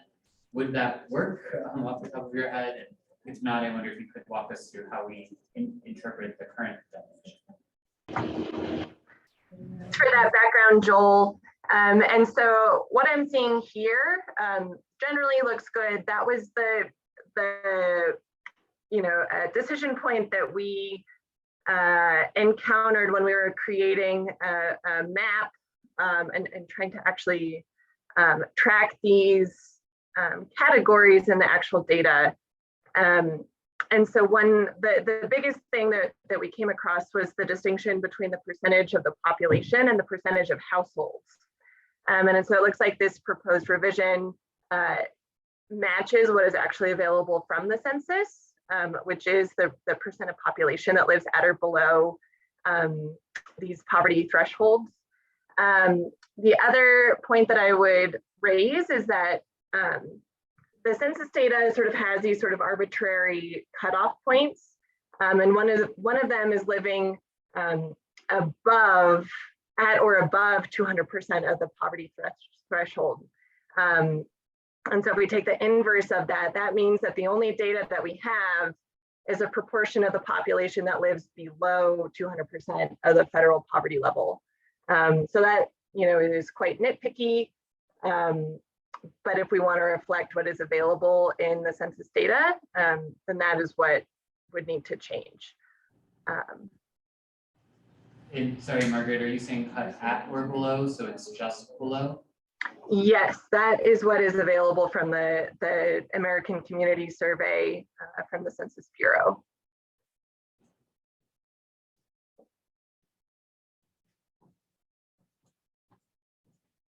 I feel like we're making a distinction without a difference.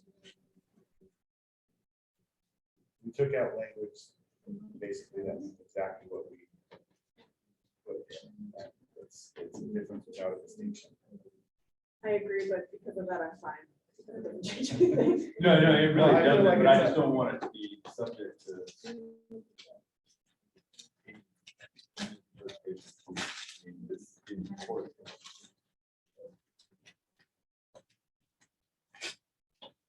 Fine with it, I don't think it should.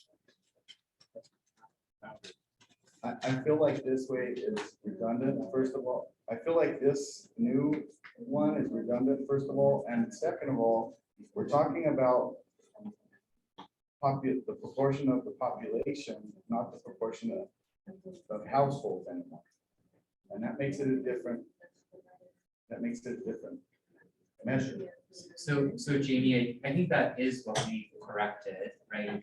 Is that we do need the 40% to go with the proportion of populations, and then the households to be tied to the federal poverty line. So that has been corrected here, right? Like that was not obvious in the prior definition, and that was how we, as Margaret said, had to interpret it. But this does correct that, so that population and 40% is lined up, but households in the federal poverty line is lined up, which was not true in the prior definition.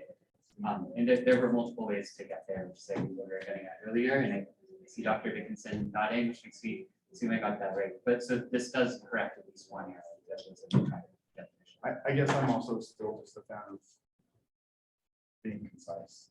And this is, when we could say households that are low income, adding all this extra phrasing is just.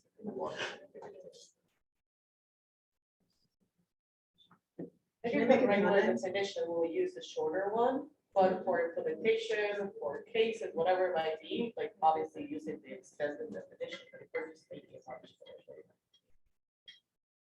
You know what I mean, listing out. Ryan, this is something different. Oh, sorry. I just want to make a comment. I mean, on the surface, my comment is semantic, but on a deeper level, it's about equity. I don't like to use the term low income because it doesn't define anyone. I mean, I would prefer to say, population below 200% of the federal poverty level, et cetera. But defining a population as low income is troubling for me from an equity standpoint. Sheila, another term that I have used or heard being used is low wealth, because also that requires institutional wealth. Yeah. Because communities, in specific communities, have been deprived Yeah. from building Right. institutional wealth. Exactly. So low wealth, it's a one that I have seen. Yes, that one I prefer. I agree with that, but we're not measuring well. I agree. We're looking at, we We're should, measuring. I wish, like, that would be a better way to do it, but we don't have that data, so we're measuring income. Yeah, no, I understand, but I get that, but I would rather use something percent below the federal poverty level than low income, just as a semantic point of view. I don't see low income as a derogatory. I think that's something that's out of people's control, and acknowledging that it exists and some folks are category of it.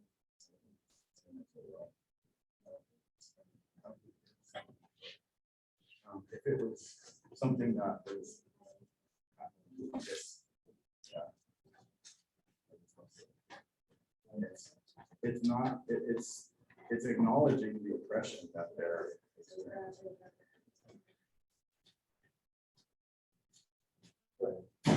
I want to ask about a different area, but I recognize there might still be more income discussion.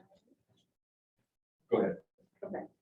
I have one other area that the last part where we say the community is one where multiple factors, socioeconomic stressors, et cetera, it's vulnerable to environmental degradation. And I just wanted to ask if we need to separately call out climate change. Because I think vulnerability to climate change is a really important aspect of this. And Yes. you could consider that environmental degradation, but I might ask that it's specifically named. I agree. I It think also both- shows the I think timeline. both are important to me. These are communities of that. So I would suggest we add climate change to it.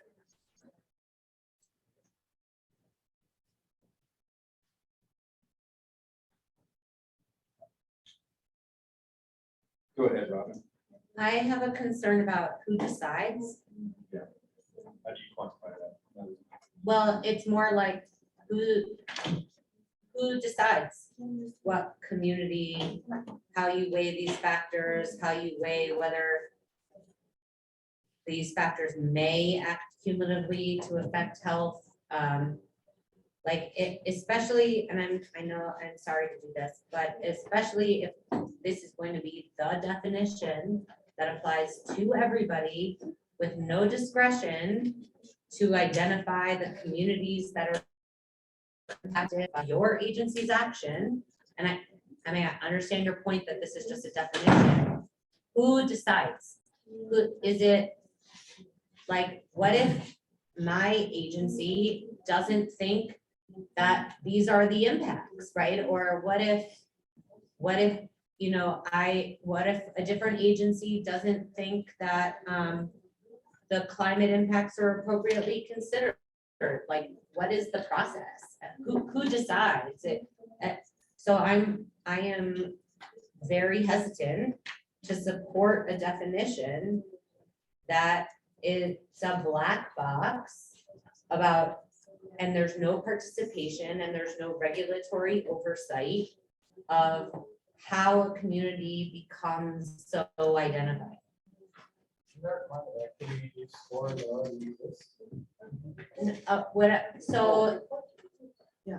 Yeah. I think if you're suggesting that EnviroScreen score, right, based on these factors where the different agencies that are going to be subject to the, you know, having their business, like directed by this definition, they should have like input into how these, you know, factors are balanced. And the EJ unit has been doing outreach and has been doing an incredible job building EnviroScreen, but it has never been, what we're talking about is embedding that in statute as like the decider of what communities get outreach, what communities get additional participation for every single state agency across the board. I can't imagine that all agencies are going to be satisfied not having any input or oversight, not oversight, but like ability to influence or like offer their thoughts into that process. So real quick, I want to do a couple things. One, I have Hilda and Mira on deck to speak. Two, we're going to start calling people out here. So Jordan, we haven't heard a lot from you today. So I think this is a great topic where you can kind of chime in on, and Doug will see if Doug has anything to say too. So we're going to go in that order. We'll go Hilda, Mira, Jordan, Doug. Yeah, I was just gonna pinpoint, maybe on Sheila, you brought the health equity office. Thinking about, there's a health equity report that is being supported of the creation by community members of Health Equity Commission, STAR takes it in. I believe Sheila, you guys have done the awards over 130 some pages. Done and revived every so often. Do you want to talk a little bit about how this would support the definition of the changing?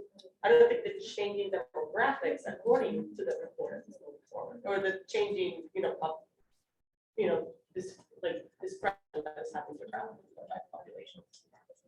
So are you referring to the report? Okay, so we're doing a report on health inequities across Colorado, and we're doing reports on communities of color, people below a certain economic thresholds, people identified with, well, people with disabilities, people identifying as LGBTQ, people living in remote communities, people who are aging.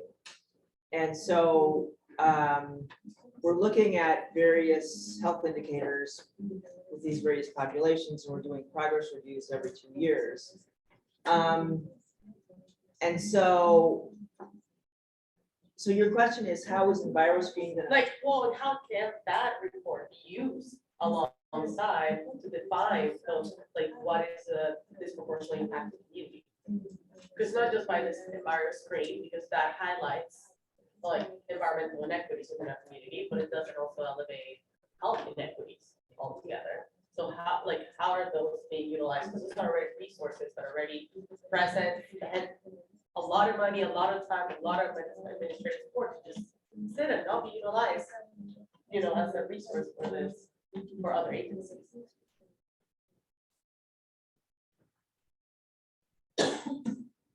Oh, So, okay, so you just typed that, Joel? Oh, well, I was gonna take notes on your suggestion, but yeah, I think Hilda's question is sort of where could the health equity report fit within identifying communities that meet this prong of the definition, and is that right, Hilda? Obviously, we're sharing a lot of data, so data sets from EnviroScreen are built going into the health equity report, and then we use many similar data sets for our health indicators as the ones that are in the health equity report. So that's the baseline, but obviously Sheila, you may have additional ideas there. Yeah, well, you know, part of what we're doing is we're learning about all of these health disparities. And so we're gonna, you know, we will be learning about disproportionately impacted communities as we go through this process. So I mean, I would love to, I don't know, if somehow what we learn informs, I don't know, if it could somehow inform this on a regular basis, is what I'm trying to get at. Is that? yeah, because every 2 years it gets to that. We don't Exactly. have to research again, what are the disproportionately Right. community. Right. There's a regular resource that's out there, but by. Is it the same definition? So we're To be using able the to translate definition priority populations. And there's 6 of them that we've defined, the ones I just went through. But there's so much we don't know, you know. For instance, immigration status is something that we don't have great data on, but we will be getting more data on as we write these reports. And so, you know, how would that impact this definition? Yeah, and if I can just build on that, I think a fundamental challenge is that the topics of health equity and environmental justice are really related. And in many ways, environmental justice is a subset of health equity, right? It's just looking at one of the many social determinants of health. I think a challenge is that the work the Office of Health Equity does and the reports that the Office of Health Equity does, as Sheila mentioned, are population driven. They're focused on different populations. So people of color, people who identify as LGBTQ, whereas the definition of disproportionately impacted community in the Environmental Justice Act is place-based, which makes sense for the environment, right? We're interested in impacts on a specific place. And so while I think there are a lot of opportunities for us to share data, and we are doing that, it's not necessarily easy to have the same definition because the Office of Health Equity by necessity is looking at all people of color throughout the state, whereas we're trying to identify specific geographic locations. So I think that's kind of the divide we often run into. Although we are going to be doing a report on people living in remote communities. And, you know, this work is very intersectional because most of us live at the intersection of multiple identities. And so, you know, I mean, sort of embedded in disproportionately impacted is some kind of a, you know, zip code, is kind of how I feel, but is that a limiting way of defining it is my question. Here, Yeah, sure. To Robin's point, first of all, I think a lot of us probably already know this, but just to kind of point out, so in the legislation, Legislation 66, there are certain factors that state agencies have to consider and certain factors that state agencies can consider at their discretion. The factors that agencies have to consider are whether 40% of households are low income or the population is low income, whether 40% are people of color, and whether 40% are housing counselors.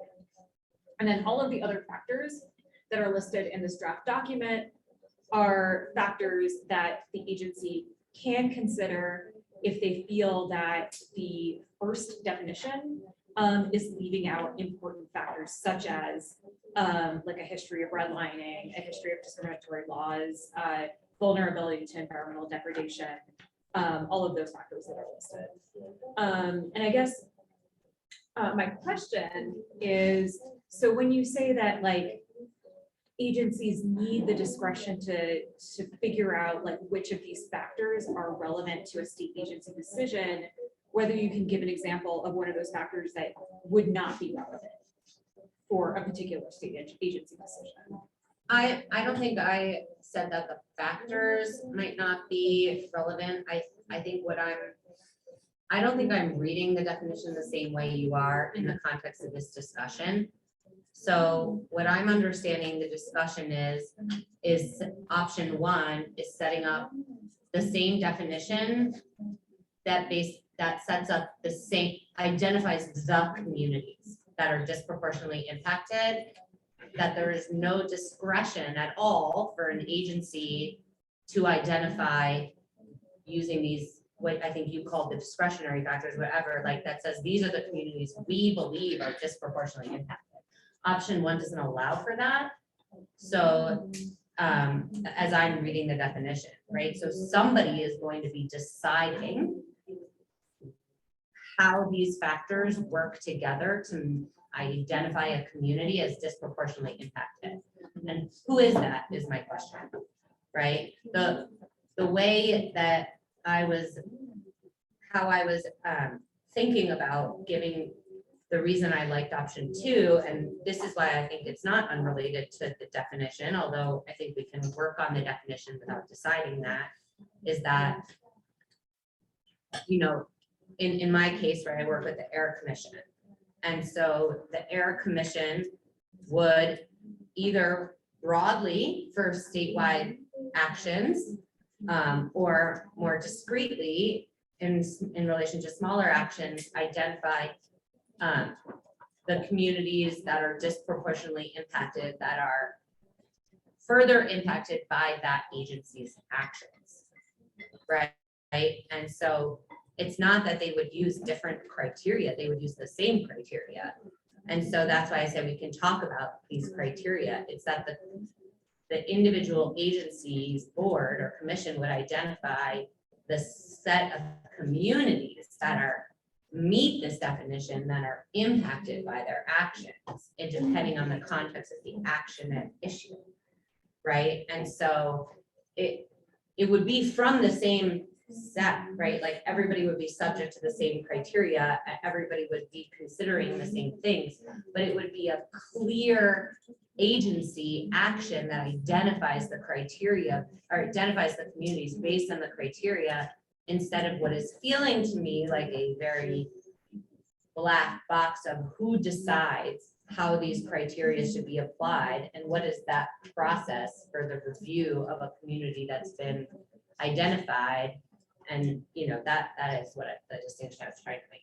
Okay, I feel like I'm reading the option one versus option two completely differently in like applying to the definitions rather than the agency's determination of which communities would be impacted by. So change. option 1 and option 2, the difference Mhm. is that option 2 would allow agencies to identify those disproportionately impacted communities that are impacted by that agency's action in that context. And option 1 says, this is the list of communities that you need to consider in all contexts and all actions. That is what I was thinking. So I'm gonna do time check. We got like, what, 5 minutes, 8 minutes or something like that. Yeah, we're pretty behind schedule. So, but I do want to hear from Jordan and Doug, if Doug available. Just because we haven't heard from them yet, and then I want to get on to kind of making a decision whether we move forward with this or whether we go to the next one. If I can make a suggestion to facilitate it, it seems like there's still a lot of robust discussion happening about both option 1 and 2. So I might recommend as your staff so that we can get to the other 3 sections that we haven't talked to, which we won't be able to do today. So we'll have to make some hard decisions, but maybe at this point we add the really great context that has been provided around both options to this document, and then allow public comment on both options for a future decision. Does that sound okay? Yeah.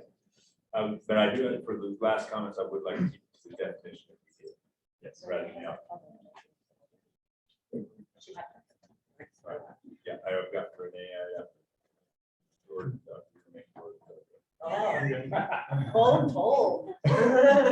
Yes, it is. All right, perfect. I'll just keep it brief to the definition. I actually kind of like how this is set up because to me, how this reads is there's the minimum that state agencies have to consider. You have to consider these 3 bullet points. But then it also gives us that out to say, hey, there's communities that don't quite fit under these. There's a community that's 39% low income. But there's these other factors we really think they should be considered under this definition. So the way it's written, I like it in terms of giving that baseline, forcing agencies to do something under certain circumstances, but then giving us that ability to do more if we feel that it's appropriate.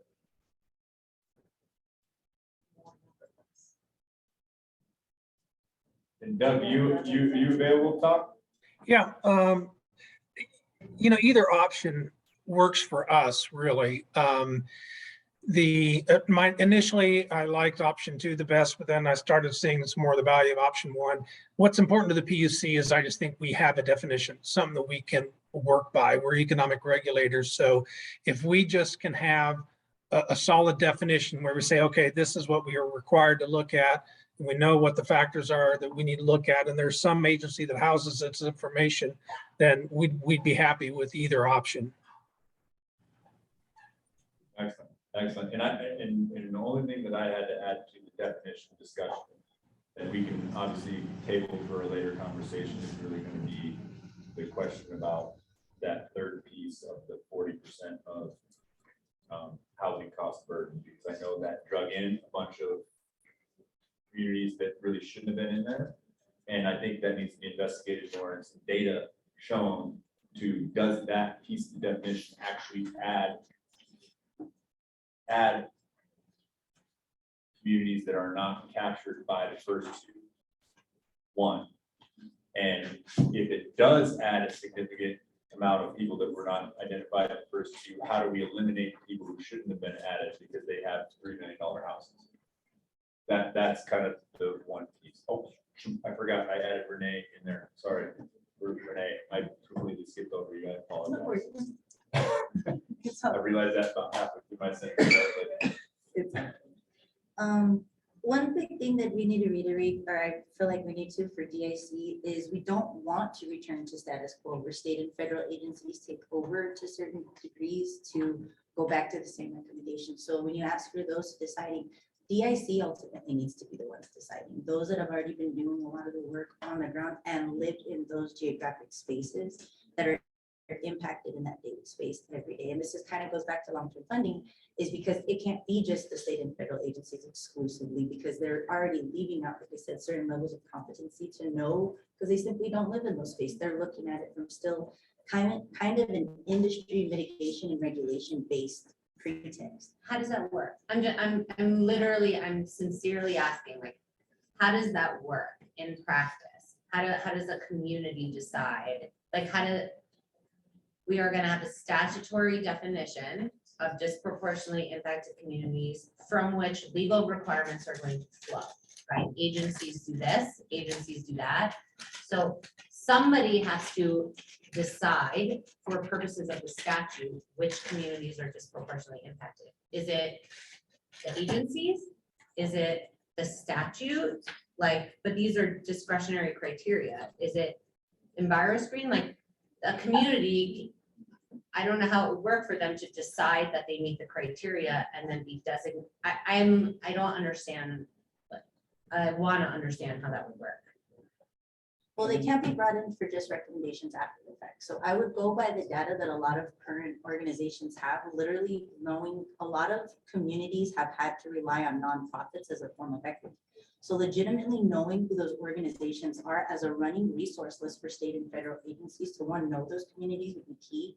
Knowing the work that they've already done, so you're not reinventing the wheel for health equity impact reports or for Native American Housing Committee reports. All of that data already currently exists from all of those nonprofits that are already not also being able to, I guess, have an inclusive resource class. So maybe being able to help those specific resources for one, to bring them in on that type of equity level, because we've always been treated as a form of charity. So recognizing that we've already done a lot of that data as our own equitable base and platforms, and coming in to start integrating where state and federal agencies have not included that data, have needed us to have to support that data in certain things. Like the biggest one we go to is Native American Housing Committee. We've had to establish where the US Census leaves out all 48 tribes and urban spaces because they only look at us on federal reserves. They don't look at us in urban spaces as mixed indigenous communities. So it's legitimately involving and incorporating those type of organization systems too, in a way that state and federal agencies have been incompetent to not see that responsiveness, where those communities have had to include that type of basic equity legitimately. So would you, I'm sorry, I know we're behind, but would you suggest that each agency would undertake a rulemaking where they would engage these communities and engage the resources that you're talking about and come up with a list of the communities that are disproportionately impacted within the meaning of that agency's implementation scope? That would I would highly recommend that for especially long-term federal funding, how this relates back to equity and education, a number of even health disparities. So one, you're not reinventing the wheel, that DIC has already done that. You could also go off the data that's being currently included for climate equity as well, and how that overlaps in cumulative impacts, and then how it overlaps in other spaces like housing, how it's overlapped in those specific DIC communities only in a way that, yes, I don't know how to say it in any way, state and federal agencies go back to status quo is only looking at us at its checkbox after they've already made those recommendations without any inclusivity. So I'm seeing a lot of head nodding from Jamie, and I know that you had kind of a point similar to Renee. So how about we go to you? Jonathan has had his hand raised, and then we're going to wrap up. I do want to take our break in a minute. So if you keep your comments. I guess I'm having a hard time understanding. We have here some pretty clear guidelines that are based on data, including low income information, racial demographics on various communities. And these are all part of the definition that we're talking about. And I guess I'm having a problem understanding why there's this question of who decides. Well, that's objective. Whether those numbers make a community disproportionately impacted. And like, regardless of what any agency does, it doesn't make any difference on whether the demographics of my community are meet the guidelines set out in the definition.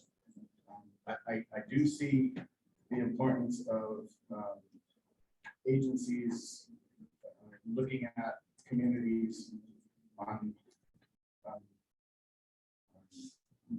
metrics outside of income, racial, and the things that we already have numbers and stuff about. But I don't think that necessarily changes whether that community is or is not disproportionately impacted based on these socioeconomic factors and racial and environmental. I mean, for example, if the Water Quality Control Commission is doing something that doesn't necessarily impact Pueblo, or is looking at something that doesn't necessarily impact Pueblo, it doesn't change whether or not Pueblo is disproportionately impacted based on socioeconomic, racial, and environmental factors. It just changes how that agency interacts with Pueblo on a certain issue or permit or whatever the case may be. It doesn't have, it has no bearing whatsoever on whether or not the community is disproportionately impacted. That's where I'm having a disconnect, because we have the data to show what communities are and are not disproportionately impacted. And so I don't understand why there's this question of who should decide. Like, we have the numbers to decide. Well, when you say that, like, my understanding, and maybe this is just total ignorance, is that there's discretion applied in the fact, in not obviously the income or the minority identification or cost burdened, but like there's discretion inherent in particularly this last section about socio and economic stressors, vulnerability to environmental degradation, or if you add climate change, lack of public participation, like that may accumulate, there's inherent subjectivity in those pieces. And I totally agree with you that whether or not the Water Commission has to engage with Pueblo on a specific water issue that doesn't affect Pueblo, doesn't change the fact whether Pueblo, what I'm saying is it changes the fact whether Pueblo, as a disproportionately impacted community, is impacted by that action of the agency. And so all I was trying to do is suggest that for each agency action or type of action, there be an identification process of which communities are impacted by that agency's action. Like, so you're not necessarily having to do stakeholder engagement in all disproportionately impacted communities when the agency is considering an action that only impacts two.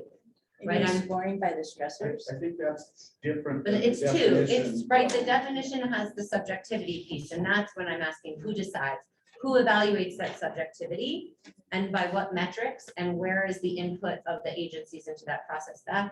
And then the other piece is like, how do we focus on the disproportionately impacted communities that are affected by the action at issue, which is a totally separate question.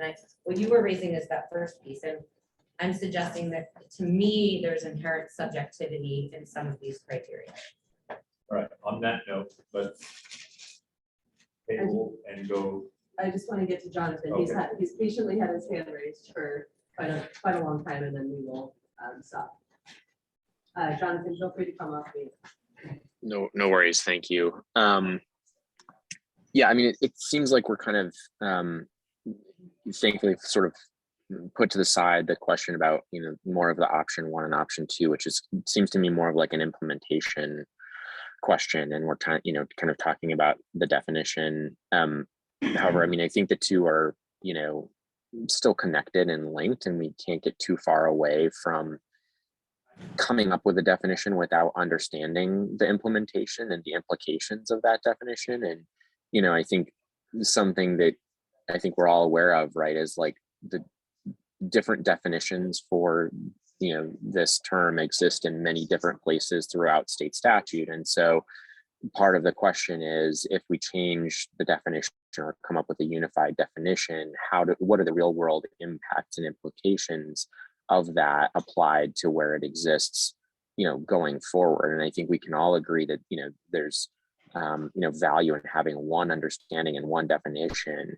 I think the question is more about understanding the definition that we're coming up with and how does that get applied to where it exists currently and in kind of practical terms. So I think my question is maybe back to the staff here, is if there is some level of again, another phone a friend opportunity that we could engage staff or others to kind of help us understand those practical impacts and understand you know, hey, if we take this definition as we kind of have it here and plop it in all the other places, making sure there's no, you know, unintended consequences, or just understanding exactly what that would mean in kind of where we're at. I'm not sure if some level of an exercise like that would be possible. Of course, not for today, but for some future meeting. Jonathan, that's a great question, and I think to some extent we've done that already.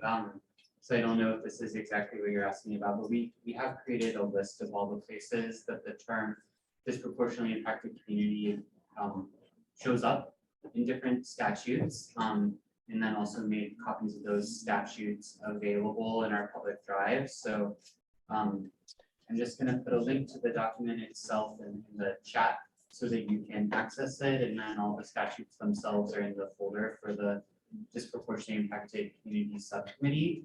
I do want to add a note of caution that we created this document, I believe, in February, and there have been new uses of the term added to new statutes by the legislature since then, during this past legislative session, and we haven't updated the document yet. And of course, just seeing a few words doesn't provide complete context. So Emily, our AAG, our Assistant Attorney General, I apologize to the interpreters for that one, has worked with myself and Robin to compile a more complete context of all those statutes, if anyone would like to see it. But Jonathan, maybe after you take a look at that, if you could let us know if it adequately answers your question, or if there's more detail you'd like from us as staff.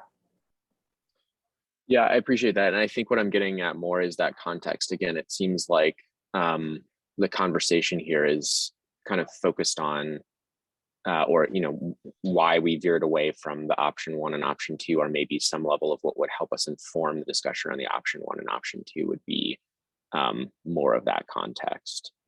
And so I'm not sure if, you know, others are also not aware. I mean, I think having a list is helpful, but I think I'm looking a little bit more for kind of like the guidance about that, right? And like making sure that if we're recreating a definition, that we understand all the implications of that definition and we have a discussion about it.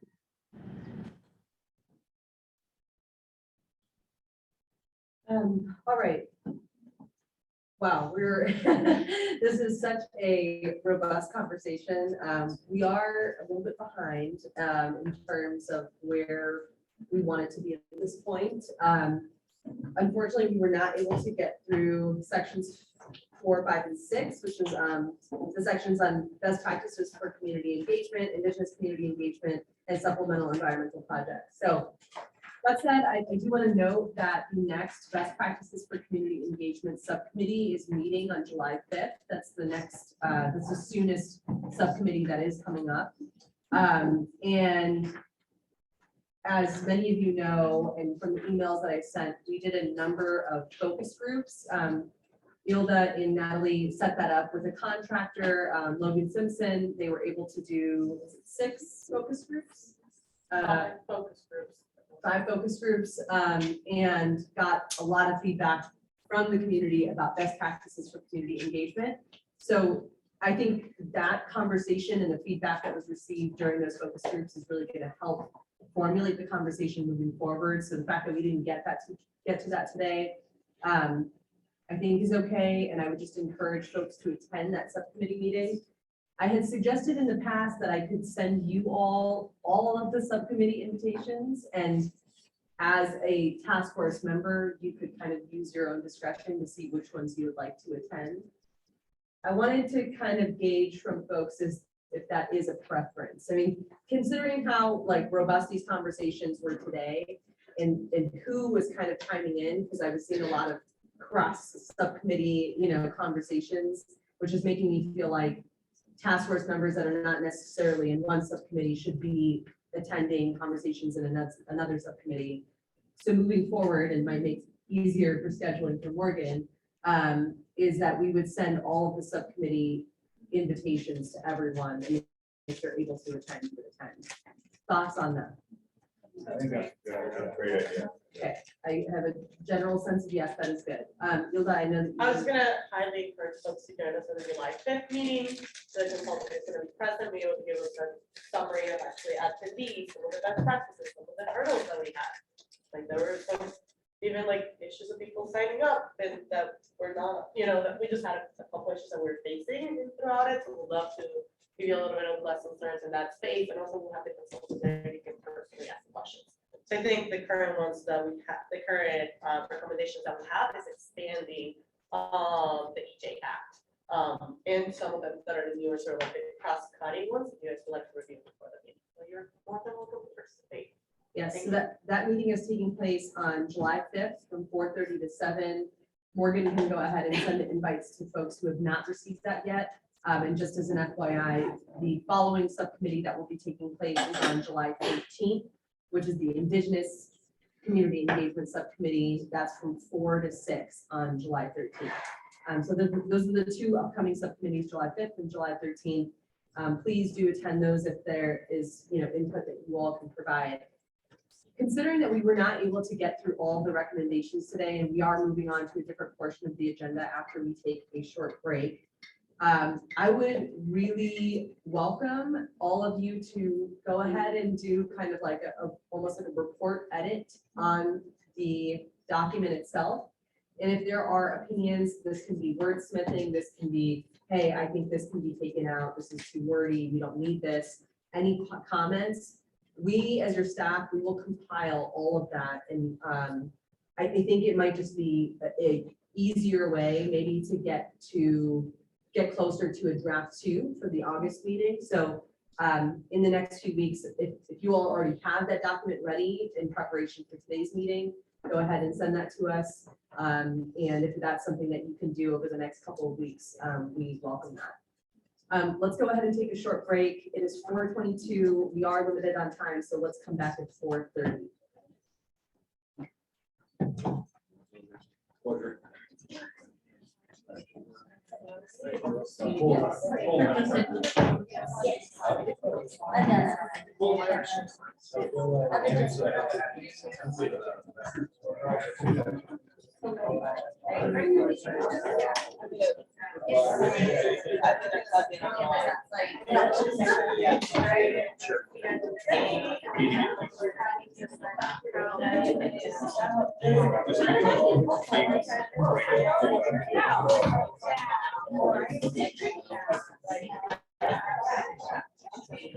No, I get it. I got it.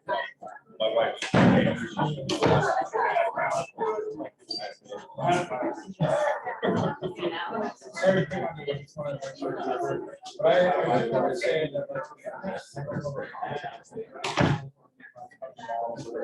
Know what, well.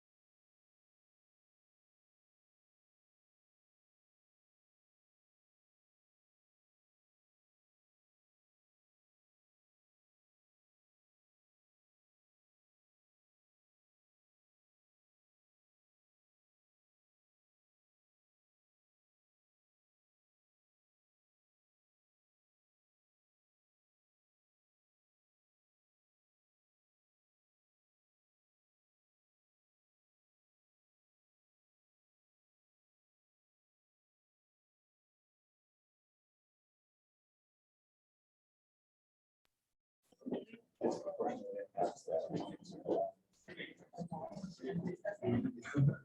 But it's still.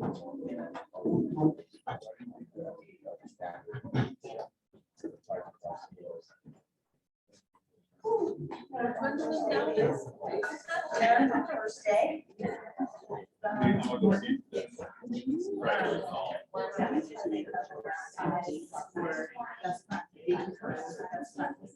I am.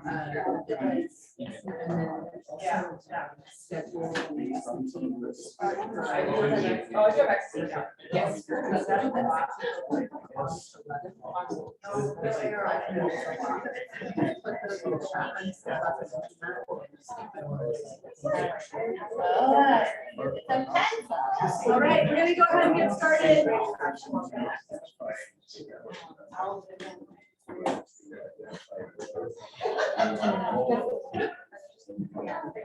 If you can hear me, clap once. If you can hear me, clap twice. If you can hear me, Jamie and Robin, clap 3 times. I'm gonna go yell at people in the hallway.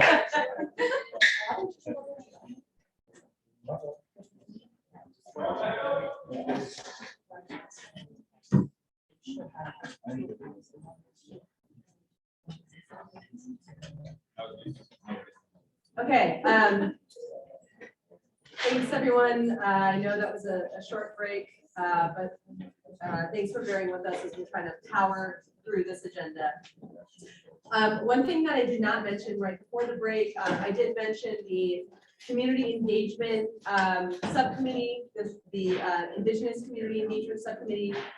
We are also having a focus group. We're planning to have a focus group on August 11th. Specifically regarding supplemental environmental projects. We've just started kind of laying the groundwork for that focus group. And we are planning to host it right here in Commerce City. And are planning to invite actually a number of people that are online right now. Lucy, Molina, I see you on the Zoom. And although you have not received an invitation yet, because we just talked about this literally a few days ago, I do want to put it on folks' radar. That's on August 11th. 4 to 7:30 p.m. Morgan is putting those dates and times in the chat. So if folks need, a reference, those dates are there. So encourage you all to attend that focus group, is that since we weren't able to get to those supplemental environmental project recommendations today. Okay, we are no longer talking about the draft recommendations. We are moving on to an entirely different portion of the agenda. Still somewhat related, but we're not looking at the written recommendations. I want to spend just a few minutes talking about how task force members would like to receive public comment on the recommendations.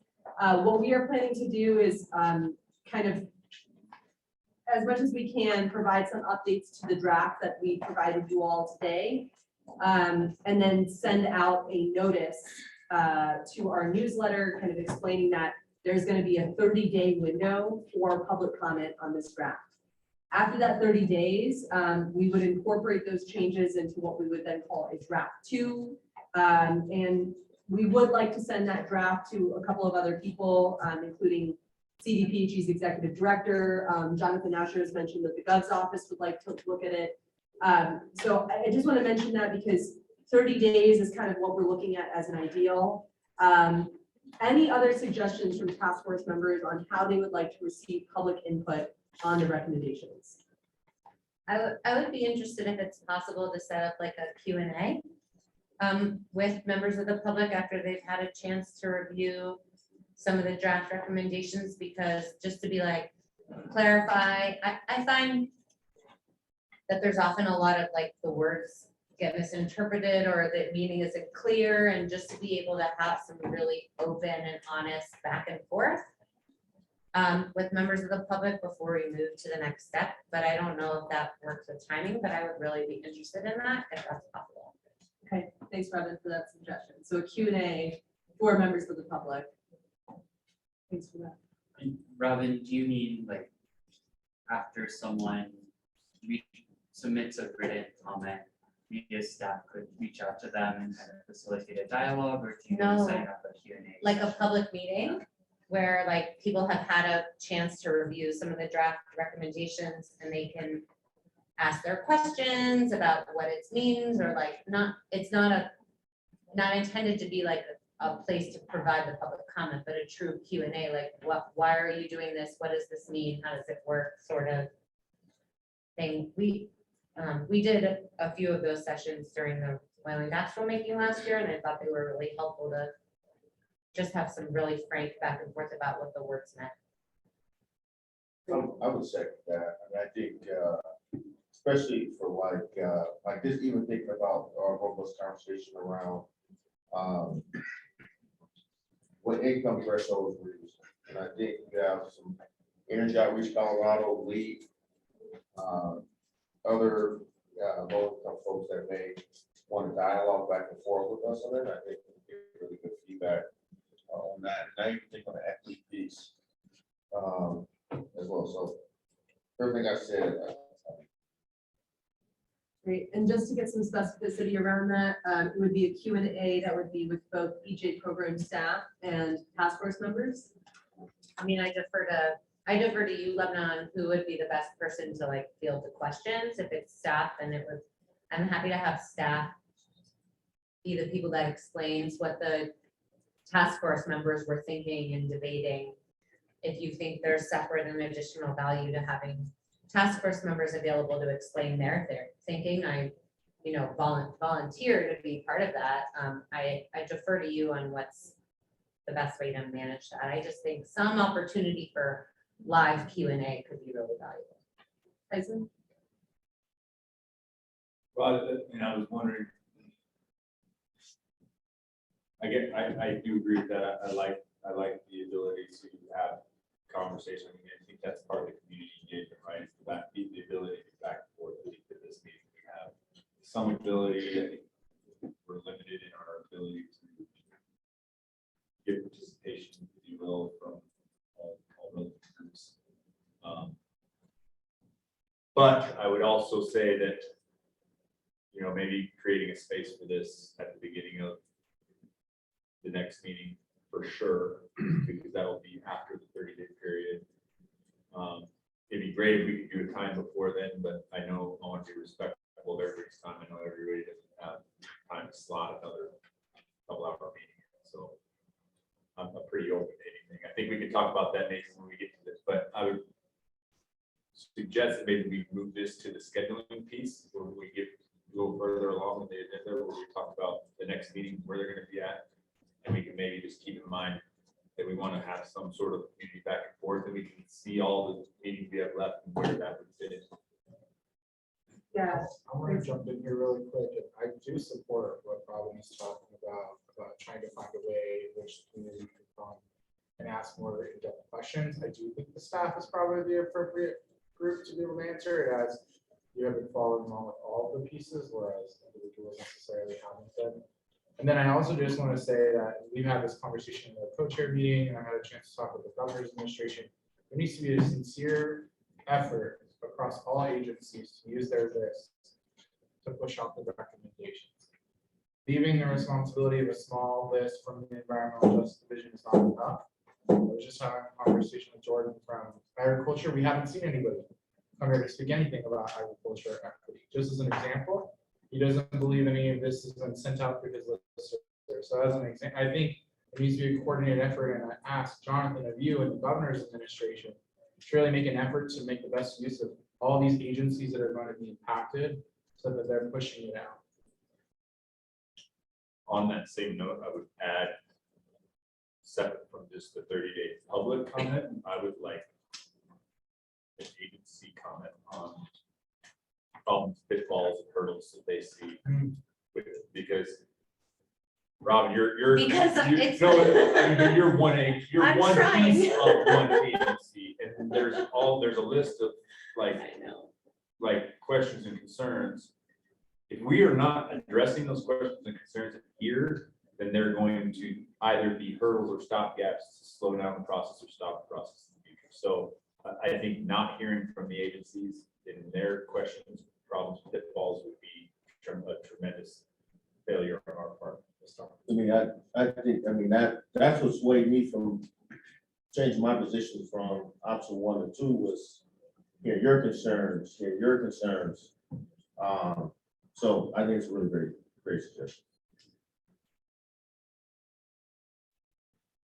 Okay, noted. So a couple of the things that we're hearing in addition to the public comment period, the written public comment period, is to have a separate Q&A with members of the public that will be facilitated by staff. Task force members will be invited to attend and participate in dialogue with the community. Thoughts on maybe having that Q&A public comment type of separate period be on the Saturday before the next task force meeting, so that they are looking kind of at an updated version of the draft. And the only reason I'm suggesting a Saturday is because it is a weekend and people might be more available.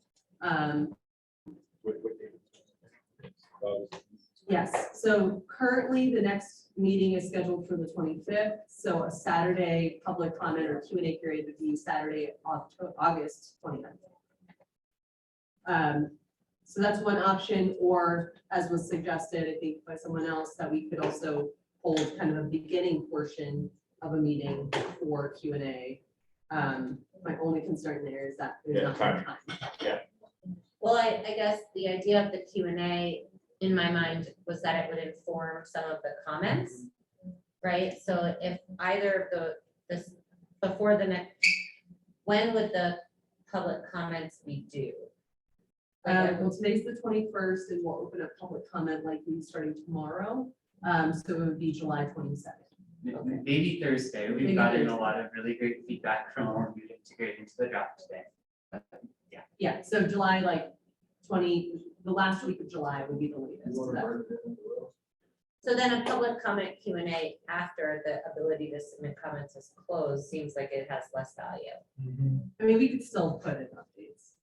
It's not like the draft would not be updated in any way. It's just that we wouldn't have as much written public comment. I get what you're going at, Robin, and I think, is it a scheduling conflict? Is that the reason? Because what you're saying is like halfway through the 30 days or something would be the best. Yeah, like the So week of the people would have 11th. time to Yeah. digest it and not feel like, oh, I didn't get asked my sincere questions before it got to round 2. That's what I was thinking. Yeah.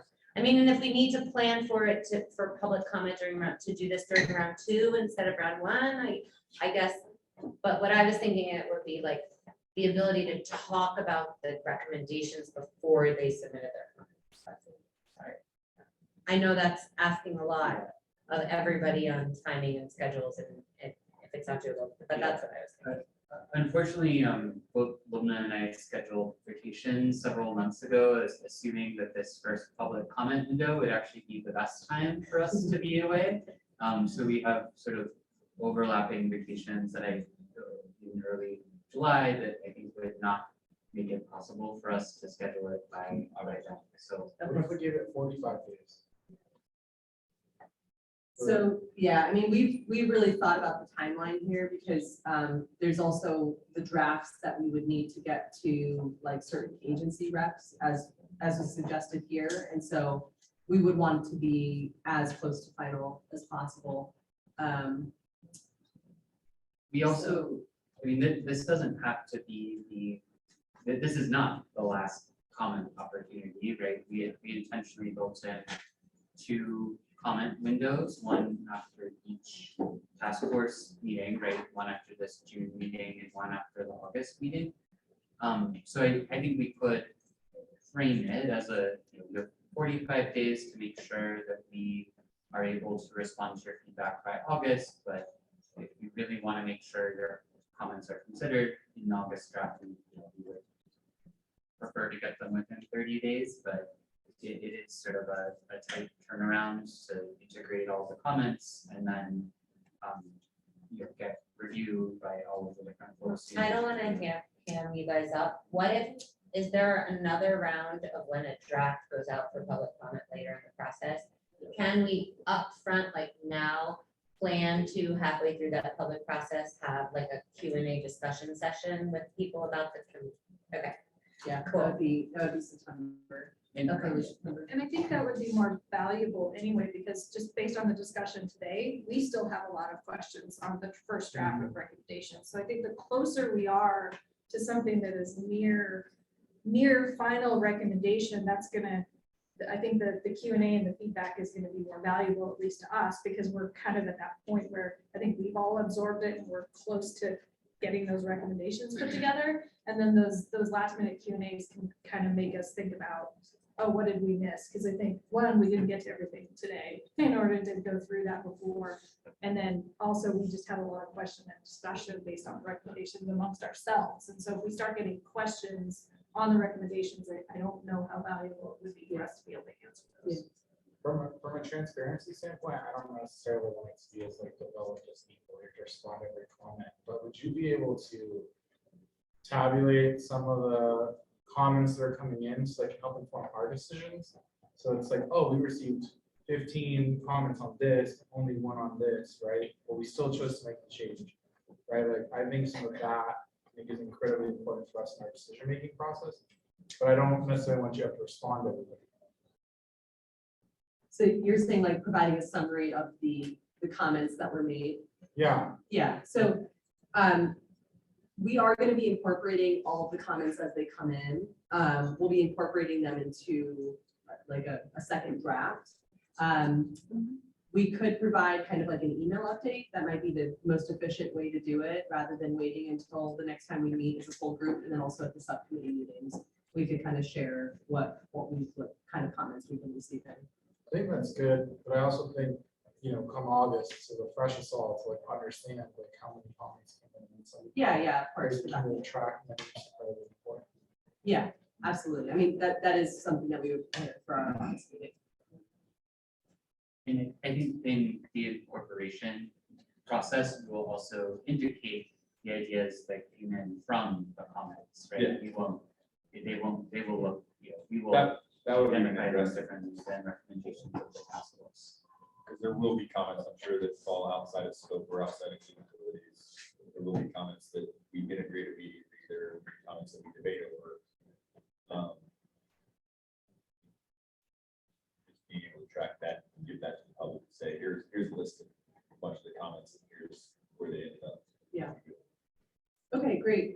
So in terms of next steps, we will continue to have the written public comment period, and then we will have kind of try to set up some sort of separate Q&A opportunity for members of the public in September, right after the draft 2 is like discussed amongst the task force.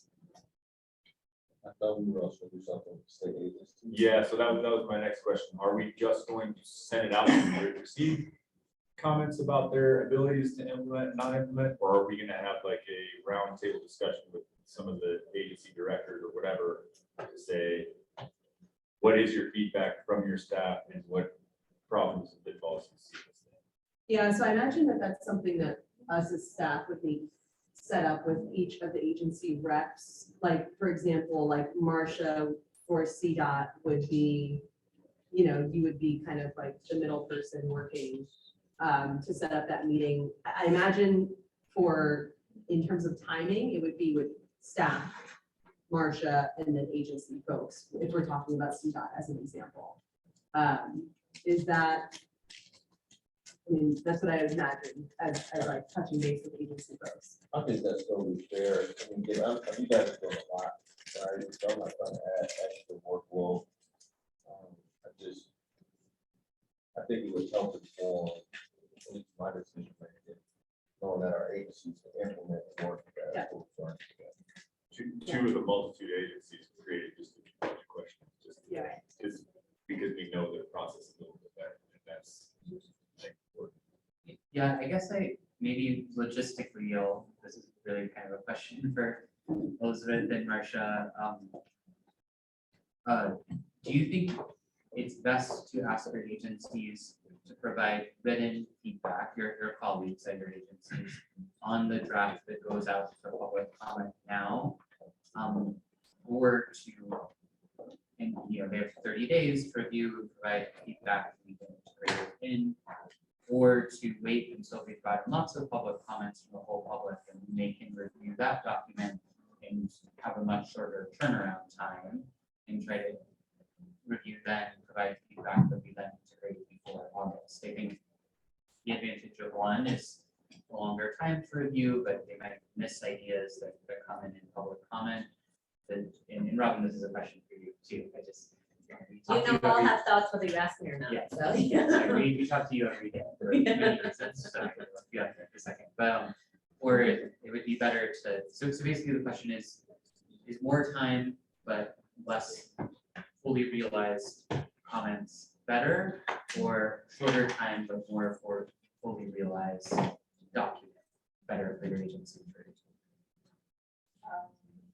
What I will say is I'm already working on getting agency feedback. And so I'm already working on getting agency feedback. So I think the shorter response time, but lengthier as we go would work for us. And how much shorter? I'm already is working it on 30 that. days versus 45? We're following whatever. So the shorter timeline would be after the 30-day comment period. Lubna will work frantically over a short period of a few days to integrate ideas from the public comment into a draft, which could then provide maybe about a week to a week and a half for agencies. That's not to enough review. time. Yeah, that's very short. I would say a longer time frame is how we've been approaching, like, plans within our agency is trying to give agencies a longer runway, but maybe showing them multiple drafts, and if they have time to review the second draft. But I think the sooner you can get their eyes on it, the better. And it's also okay if we do something different for different agencies, but I think I hear longer for Department of Natural Resources and longer time better for the. I don't think we can do anything in a week and a half. At CPG, very little structurally across all the divisions and like get coalesce around feedback. But I do think that this initial period feels to me more like a red flag sort of review, right? Like what are the biggest concerns and like priorities sort of like, whereas right now we don't need the agencies to sort of wordsmith, right? Or like right now we need to say like, what are going to be the biggest implementation challenge pieces for you? Like what are the direction, where do you see that this is going in an unworkable direction sort of for you? Like it's like sort of a different feedback ask from a later draft, right? If that makes sense. Jonathan, I saw your hands raised too. Did you have something that you wanted to add earlier? I was just going to say, I think along the lines of what Robin just said, like maybe it's not mutually exclusive and it's like not a one-shot thing, but is kind of ongoing and iterative and starts out, with a different level of review than kind of later, at least from an agency perspective. So that was one quick thing. Just so I'm also hearing Ian right, you said it kind of quick, but you're wanting the agencies to send out the draft to kind of whatever contact lists they might have to in its current draft form for the public comment period, or as a final product to kind of promote it? I was not clear on what the ask was. I think now, while we're in the comment period, because we all know it's the worst when people show up in the 11th hour, say they haven't seen anything, want larger changes than seem possible at the time. And then of course, after it's been passed, I think it's incredibly important for those who have already been engaging with said agency, whichever it is, to feel empowered to know what recommendations have been made. Some of them are going to require more advocacy, both internally for policy changes and or in a legislative sense. Sure. Yeah, no problem. Well, for the folks that aren't in the room here, we can make that ask of agencies. No problem. I don't have any issue with that. And then the other quick question and flag is, with agency reviews, are we wanting like budget folks to kind of take a look at this initially too, or as part of the early red flag element of things, or I know there was part of the conversation earlier was kind of budget stuff, but just didn't know if that was what folks think about that need right now. Jonathan, I think that's a really good idea. It's like if we decide on trying to come up with estimates for some of these things as part of the recommendations? Like if so, having agency budget people start thinking about that, I think would be really smart. Yeah, especially now in the summer. We have 4 more months, and it's not like, I mean, when 100 other people are. out that's right, there. exactly. They're got a little bit of a breather from fiscal section, timeframe. I think that would be really smart. So one of the questions, so I guess the biggest thing for me in the way I process information is kind of like public comments, having a cheat sheet of kind of the consolidated public comment rather than 450 different, copied emails is something that would be helpful from an agency perspective, both on the budgetary side as well as on the implementation, roadblocks, problems, questions side. To have the agency's information consolidated in a fashion that we can process it quickly, I guess. So we're not kind of, so it's a little easier to digest while we're thinking of the broader picture of things. Yeah, I agree. It's pretty much like, do we have a point person that will be connected with all the agencies and then be kind of the owner to get budgetary piece and the recommendations? It seems like that will be necessary. They're gonna flip Okay. Yes, so we'll work on all of that. I think it's a good time to work on it too, because if there's a lack of agency participation for any reason, then we can make some action, take some action to get some participation out of that agency. Yeah. With that said, I do want to remind folks, like, kind of the iterative process of being able to update the draft accordingly. So while we were able to get through the first 3 sections of the recommendations today, we did ask for you all to review it prior to coming to today's meeting. So if there is written feedback that you were not able to express today, if you all can email that to us by end of day tomorrow, because we're going to be updating the draft and then sending out a message for public comment by end of day tomorrow or early Thursday. So just wanted to make sure that you all. Could you give us commenting access to the draft right now where you guys were commenting? So you're maybe just, so you don't have to review 20 different documents that we're sending to you. And then also there might be some duplicate comments or ones that have been already added in today's notes. I think you have it, but we can check. No, I don't have access to, I think it's just view access. I don't think it's editing. Yeah. We were thinking of making a copy and then putting your name on it and showing it back.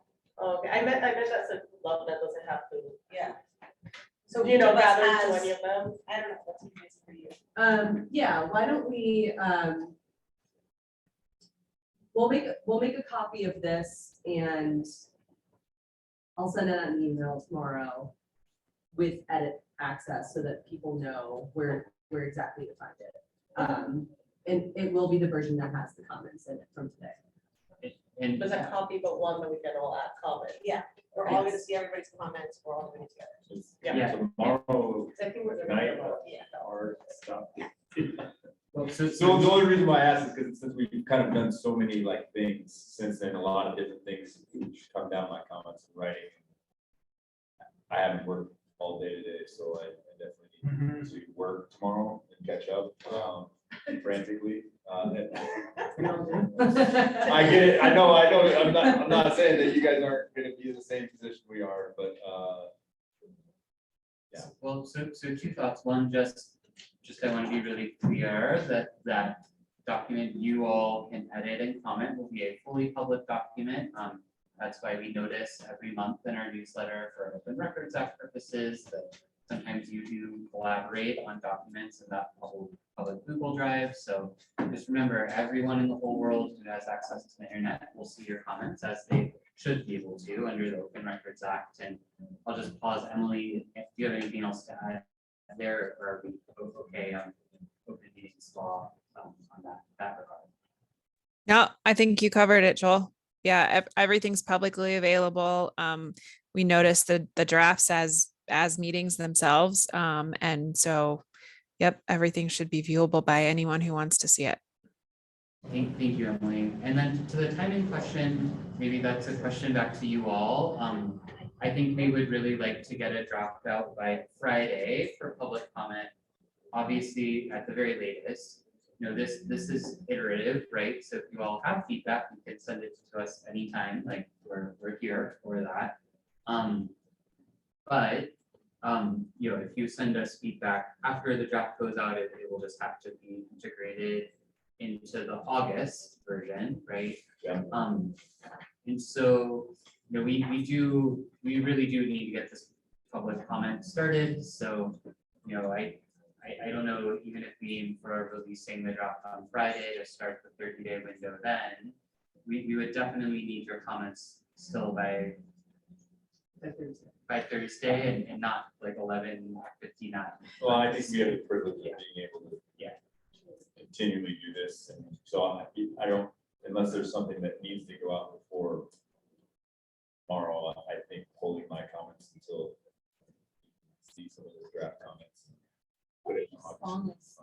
For me, it's, and I think I heard you say it though, it's being able to see what you're sending out before you send it out. I think we have access to a lot of it, so.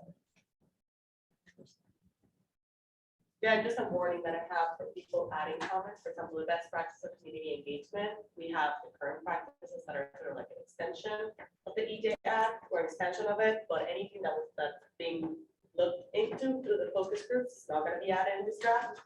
So if you have comments that you're like, where's all this, like, geographical rural communities engagement, don't know be present right now, because we're gonna be able to add it in July 5th or after July 5th if we get the review. So just an FYI, if you're like, there's so much missing in this part, it's because it's gonna be coming on the second draft. Before I jump into the schedule thing real quick, is there any way we could consolidate the potential recommendations for funding, just to make sure that those aren't missed? Because there's a lot of different ones that we discussed. Going to your point, Tyson, I was wondering, I was just telling Luna this, if there's a way to do like a rubric of what requires funding, what doesn't, what are like tiers of importance and impact. I know maybe that's a lot, but I feel like there's stuff that could be implemented right away with no additional funding, no additional piece of legislation. There's other things that require money. So even understanding what components require different types of actions might be interesting to see it in that lens. That's gonna vary by agency. Is that something we can collect by agencies and then they can like ask for that? So, okay. But we talked about funding today, and that funding, so in some instances, it's like, well, we could use this, or we could use that, or we. Well, there's just a lot of recommendations, right? Yeah. In here, so to ask each agency to go through each recommendation and identify which one would require funding is a really big ask, and you're not gonna. I mean, my agency is gonna do it. I'm just saying, not all agencies are gonna put in that amount of work to do that level of detailed analysis. That doesn't, but if you could, if you did it by section, like you could do it by section or have them rank maybe, like which ones. Do we need to have a consolidated list that we may need to help prioritize so that we understand what we're looking for from each agency?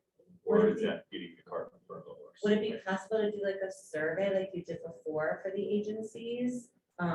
I'm just thinking like if you put together a standardized template of if we, and I, feel free to be like, Robin, this is like way too much, but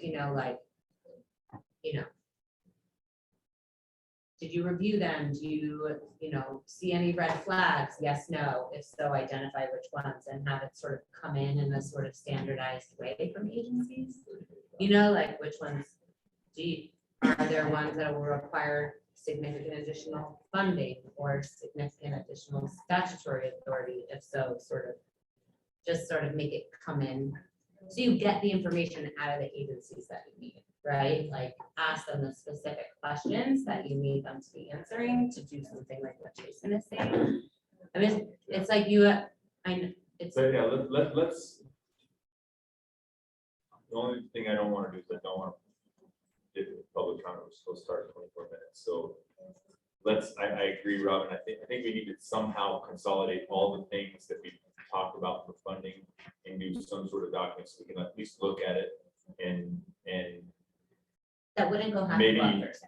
yeah, maybe just get some feedback on how we ask for, because we need to go to the agency with specific budgeting questions, not just, hey, read this document, tell us where you can help us with funding. So, but I do want to see, can we get the meeting discussion real quick, just so we can, and I'm going to try to race through this. We set 20 minutes from it, but we're starting 27 minutes late. So this is about the date, time, and location of the next BJTF meetings.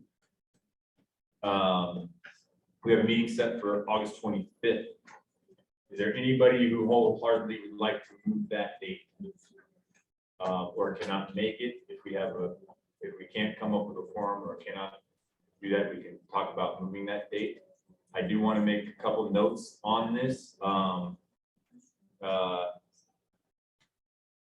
You know, when we talked about the rural areas and stuff, we're talking about farmers and ag. I wish our ag rep was still here because August 25th seems to be kind of culmination of some of the ag seasons, as well as the, I believe bow hunting starts on September 1st, if I'm not mistaken.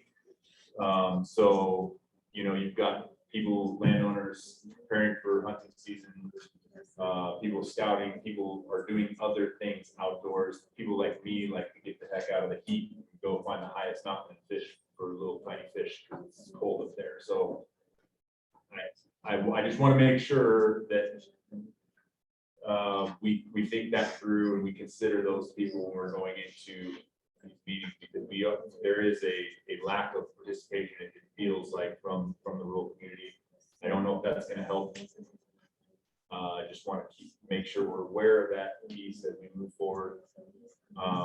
Understanding that there will be another opportunity in late October, but that gets into some of the rifle hunting season and stuff. So if you're talking about from outdoors people concerned and a lot of the rural community, they're pretty busy at the end of farming and the beginning of what is their recreational season. So August 25th works for me. And did I hear you say, wait, October would be the 16th then?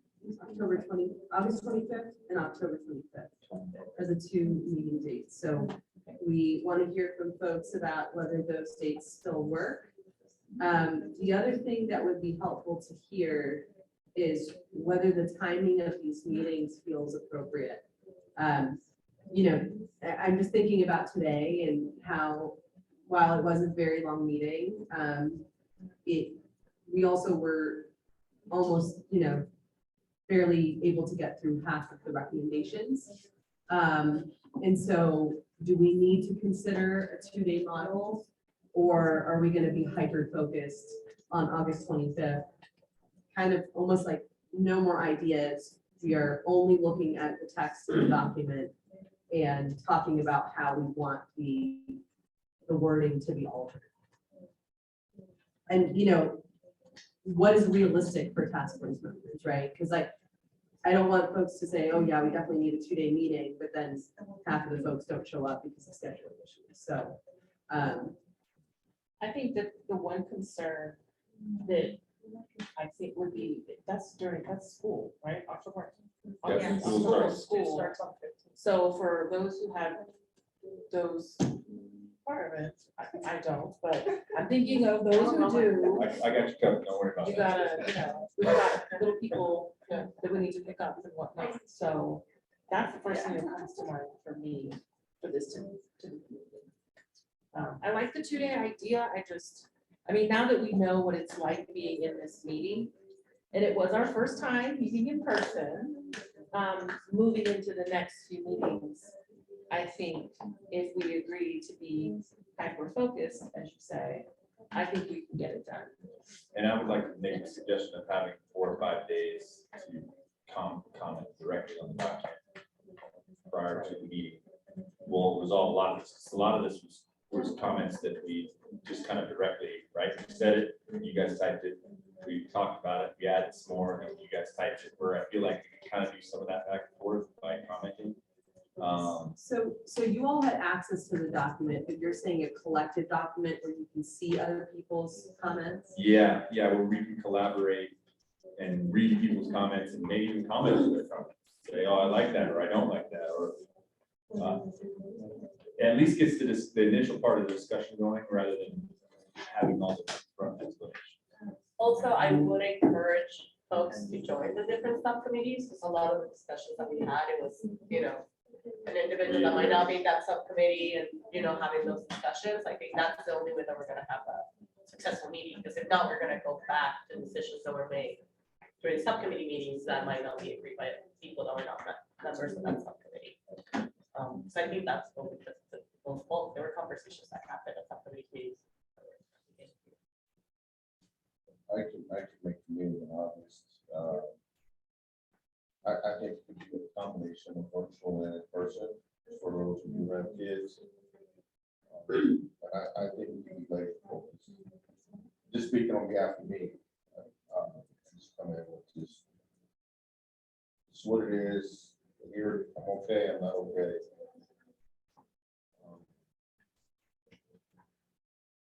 I don't think you need 2 days. I don't, have we had one meeting though, where we've been able to actually meet the agenda of everybody together? I don't think we have, so I feel like that's an unrealistic expectation based on the data that we do have, which is that we have failed to meet our agenda in all 3. I think. Yeah, we've been a little bit behind schedule, but I think today's meeting was the furthest we've been behind schedule. I think the first 3 meetings were actually okay. But today was the most kind of substantive in terms of like pen and paper, right? So maybe now that we have our eyes on the document and we'll be, sharing it and exchanging ideas offline prior to the meeting, that could get us closer. Now, what about location of meeting? I think that would be kind of one of the things too. I mean, They're taking us all the way out somewhere. One day, the next day. yeah.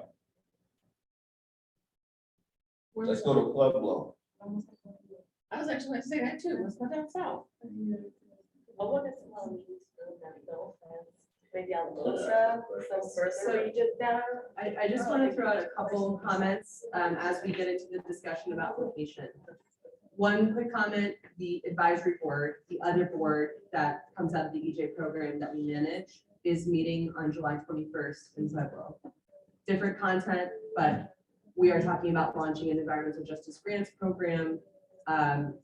Marcus is going to have a hand in that meeting discussing the public complaint process. So a little bit of different content, but it is an EJ meeting taking place in Pueblo exactly a month from today. Idea is that in our co-chairs meeting with Ian and Tyson that we talked about, locations suggested for Alamosa. And I'll just kind of mention some of these notes, is that, with Alamosa, lots of issues of drought that we might want to, have the Department of Ag kind of reach out to their communities that they have access to via their listservs, and really might be an opportunity to hear more rural voices. Another suggestion was Delta, kind of similar, more rural voices that could be heard there. Montrose was another option. Grand Junction was something that seemed like it could be at the top of the list just because it is a larger hub where there's transit options to get to Grand Junction, and we might be able to get, even folks from Delta to come. We talked about Weld County, Greeley, Pueblo, and then Battlement Mesa. So those were options that we just discussed in our co-chairs meeting. So, if folks want to add on to that, you're welcome to, but I think that's a good list to start at. If we go to conjunction, we can write bus day. I'll spread the bus thing out. Yeah, that was something that Ian suggested. Yeah, and Montrose. CDOT's gonna get us some tickets. There's construction on Highway 50. I would just promote it, but. Yeah, no, it's super real. Yeah, avoid Highway 50. I just, the construction between Gunnison and Montrose is gnarly and it's like one-way alternating opening. during the It's week. summertime. Yeah, it's till November. It's I just drove it, that's where I was camping, I was like. It was fine on the way back. Maybe we can take a poll, unless, yeah, take a poll or something like that for the locations. Okay, so I just want to mention that we're okay with meeting dates, August 25th, October 25th. I haven't heard any objections about meeting dates, and we are going to try to stick to one day. And unless there's any objections there. If we're gonna travel that far, it might be a day and a half, because just coming back, we're not gonna be able to come back the same day. Well, So maybe we yeah. can think about like a day in the morning, like a full day in the morning, just so it's not. I think that's a good idea, and I also think that we should probably be preemptively thinking about having a second day for the last one, given that we're gonna be making votes and who knows how long that could take. For the October meeting. Yeah, like having a backup day for it to overflow into, because we are gonna have to make the decisions.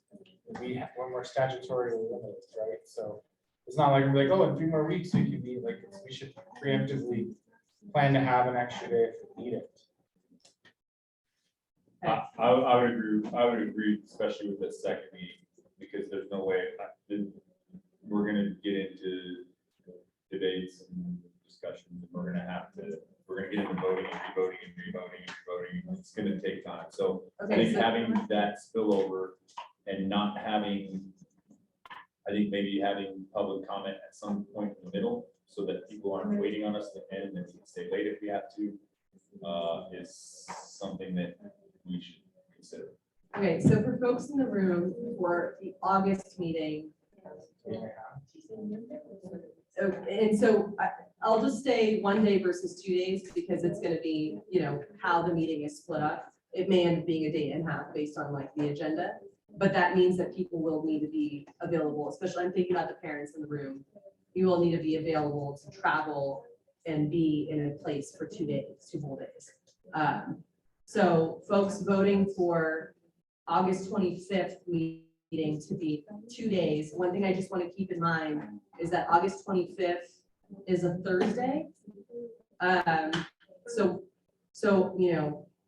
just want to keep that in mind, is that we're talking about, possibly Wednesday, Thursday, or Thursday, Friday. And so, I recommend Thursday, Friday. okay. But if we're gonna be out of town, you wanna be driving back on a Friday afternoon. But better driving back, Actually, Denver than driving the other If you're way. coming back. Yeah, if you're coming from Denver driving, well, it's hard on the way Oh, back. yeah, fair enough. I'm fine with Thursday, Friday. Okay, so those in favor of it, August 25th and half day 26th meeting, please raise your hand. If you want to stick to a one-day meeting, do not raise your hand. I know, that's probably more. What am I not Boston? And then, you know? Jonathan Let me get and the Boston, We can get our own. August. Raise your hand if you're Yeah. in favor of Better a with one-day. 26. Uni, Jonathan, and Doug, if you could raise your hand if you're in favor of a 2-day meeting. By not raising your hand, I'm assuming that you would prefer a 1-day meeting. Oh, and Sheila.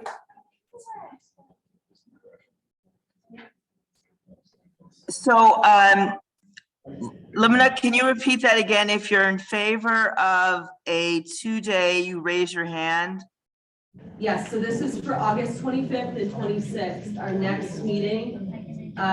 If you are in favor of the meeting being 2 days, then please raise your hand, August 25th and 26th. By not raising your hand, you're indicating that you want the meeting to be 1 day and only on August 25th. I would prefer a Wednesday, Thursday, though, but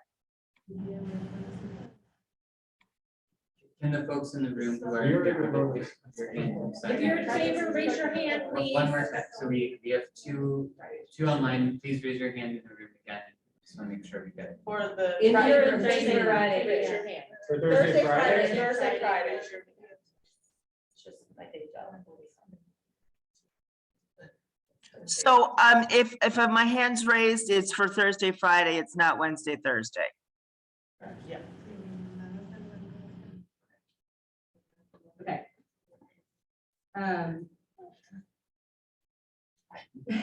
A location. Should we send out a poll? Well, I mean, not everybody's here, so I don't know how you wanna. Yeah, I think that might be the best, let's maybe Do send a out a doodle poll poll. for location. Any additional suggestions on places to go other than what was noted in Ludwig's notes, which was Alamosa, Delta, Montrose, Grand Junction, Greeley, Buffalo, or Baton Yes, okay, so in the interest of time, we are just gonna go ahead and send out a doodle poll. I hope to get that to you soon, but you'll see that come through when it comes through. So yeah, we'll send out a doodle poll regarding meeting dates and location, and then if you could express your preferences, that would be great. Please do respond to the poll. I think we can do the same thing for both August and October in the interest of time, so that everyone can make long-term plans. If that sounds okay, we can ask for preferences for both locations and dates. Thumbs up. Yes. Okay, if we do that in the same doodle poll. So I'll be sending out a doodle poll with August, either 24th and 25th, or 25th and 26th, and then meeting locations, and I'll do the same thing for October.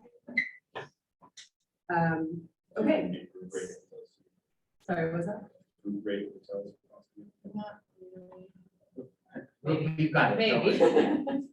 Yeah, we can send information about that out. But yeah, one day at a time. Would it be easier if Showing one poll that was just like pick two locations of preference, not tying it to the date specifically?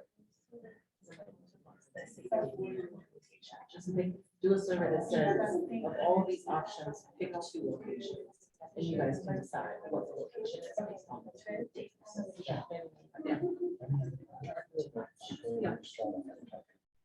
Okay, moving on to our very last agenda item before public comment, I did want to leave a few minutes open for announcements for our task force members. I know Elizabeth Scoder had a quick plug about the draft water plan coming out next week on June 30th. So Elizabeth, if you want to just say anything more about that and share any information. Yeah, thank you, Lubna, and I'll keep this very quick so we're not going over.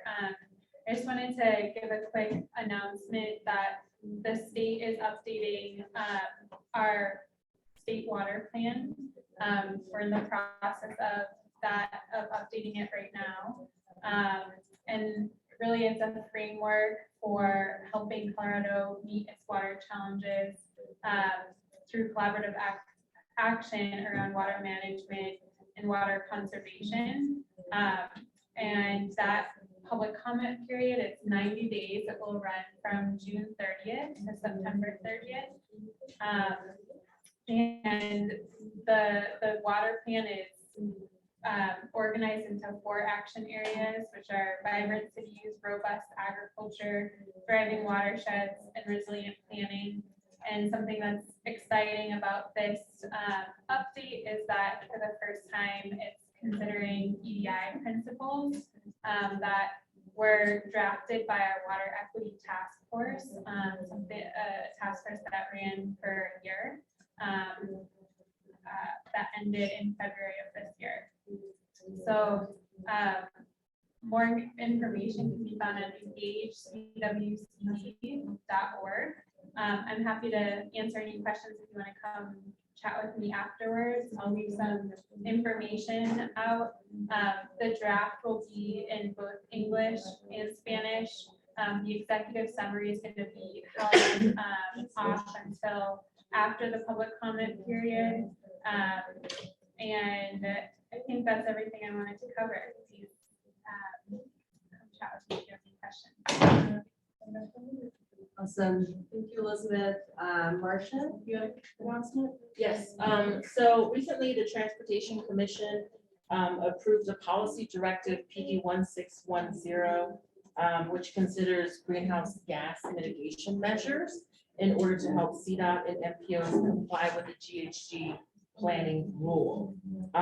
As such, the Transportation Commission has required CDOT to consider equity as part of the policy directive by December of this year. So we are making this announcement because we seek your input on the how, and we welcome the opportunity to be able to sit with you or your organization to get your feedback and input. So I do have a few dates that we have available. I'm happy to share that with anyone who's interested. If you are, please give me your card or just drop me a note and I will share that with you. Marcia, any other announcements from task force folks that they would like to share?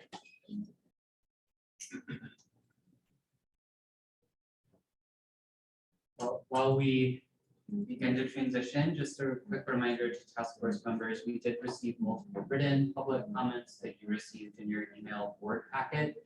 Those are also available on our public Google Drive. We actually did receive another written comment during this meeting that we'll try to get up on the Google Drive. Just a reminder, you received some written comments as well. Okay, great. It is 5:28. We have public comment beginning at 5:30. We plan to give you all a break beforehand. Thoughts on going directly into public comment, or do folks need a minute? 5 minutes. 5 minutes? Yeah, sure. Okay, so we will return at 5:35 for public comment. We'll take a very quick break.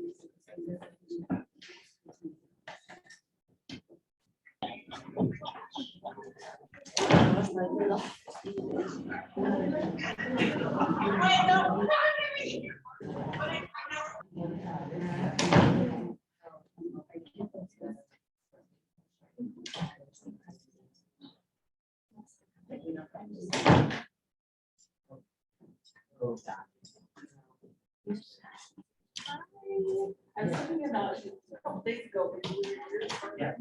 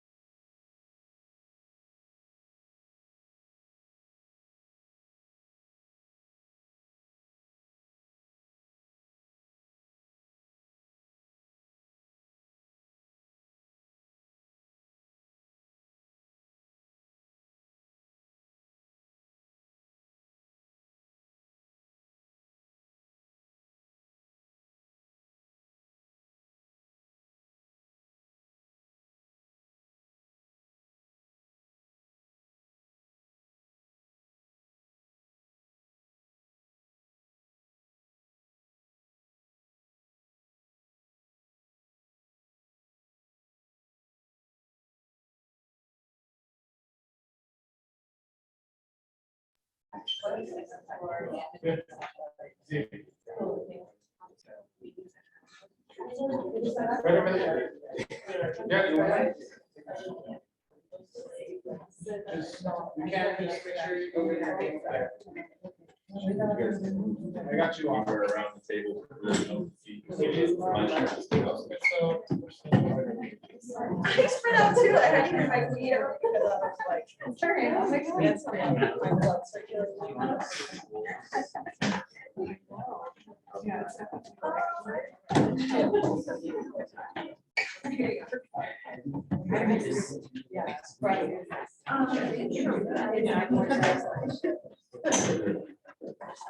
That's it. Oh, you're giving me my notes? Yeah. Okay. Yeah, right here.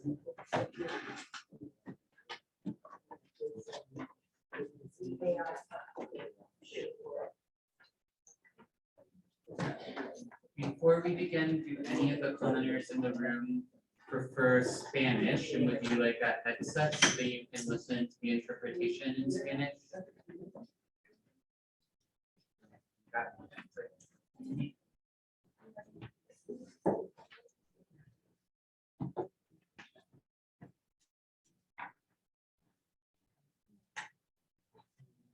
Good, all right, so we give it a go.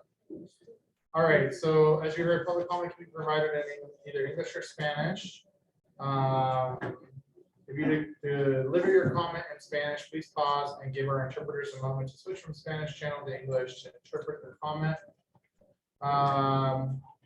When it's someone's turn to give comment, we'll ask them to unmute. Each commenter gets 5 minutes each. As a reminder of those providing public comment, please ensure to keep public comments respectful and civil in nature and not vulgar or harassing. The task force can also receive written comments at any time. Written comments can be emailed to cdphe_ej@state.co.us, and I think online they'll drop it there, which is task force or Grupo de Trabajo de Acción in the subject line. We had asked people who wanted to provide public comment to register in advance, though certainly there's more than enough time for I think all of us here in the room. So we're going to start with the list in which people signed up online. We're going to start with Cole Smith. If you're online or here in the room, please let us know. And Natalie, I'll just look at you to see if they're online or is going to keep this updated live. You can look at the updated list. Okay. Yeah, the script. So this is good. So if it says they're absent, that means they're not online. Yes, but they're not online, but possible that they might be in the room. So Cole Smith is in the room. Yeah, okay. No Cole Smith, okay. How about Oliver Michael? Is there an Oliver Michael in the room? Not online. Okay, the next person is Catherine Goff. Please go ahead and give your comment. You have 5 minutes. I believe it says she's. No, there we go. Hello. Good evening. I'm Dr. Catherine Goff. I'm a member of the North Glen City Council, and my community is a member of the Colorado Communities for Climate Action. I want to thank the Environmental Justice Action Task Force, the stakeholders involved, and the Colorado Department of Public Health and Environmental Justice Program staff for their work in developing and presenting these recommendations. I am here to ask that we prioritize the voices, concerns, needs, and experiences communicated by members and allies of disproportionately impacted communities. The environmental justice and equity are given the full weight and protection they deserve in policymaking, rulemaking, regulation, and enforcement. The city of North Glen, my community, is bisected by Interstate 25, sorry, and is located in a county that has borne the brunt of many of the systemic health and environmental impacts of industry. Your work is important to me and to my residents. I look forward to the future when policymakers, rulemaking bodies, and enforcement officers are given the clear direction and responsibility to weigh the true environmental and social costs of proposals within their jurisdictions. I believe that your recommendations are an important step towards that goal. My hope is that in November, when your final recommendations are presented to the legislature, the governor, and the CDPHE, they provide a thoughtful, human-centered, and data-driven approach to considering environmental justice in the work of the state of Colorado and all of its agencies.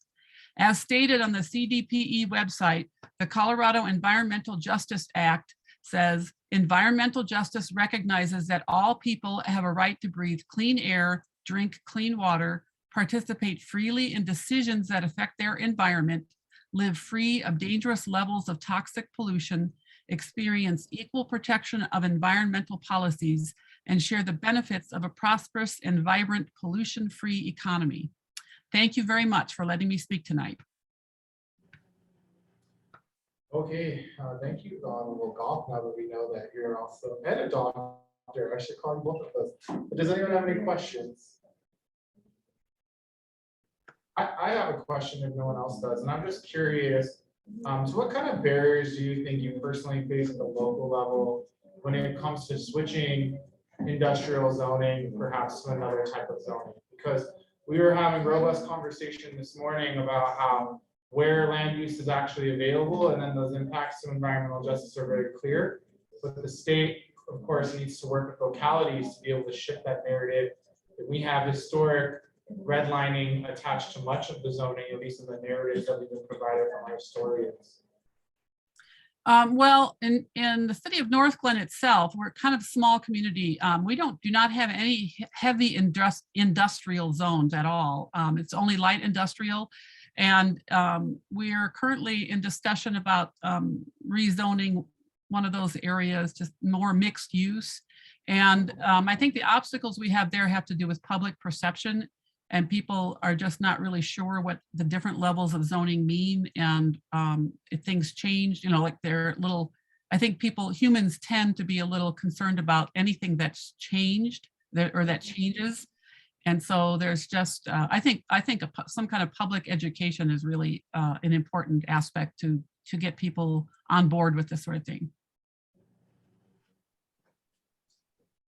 Do you feel like you all have the resources to do that kind of work?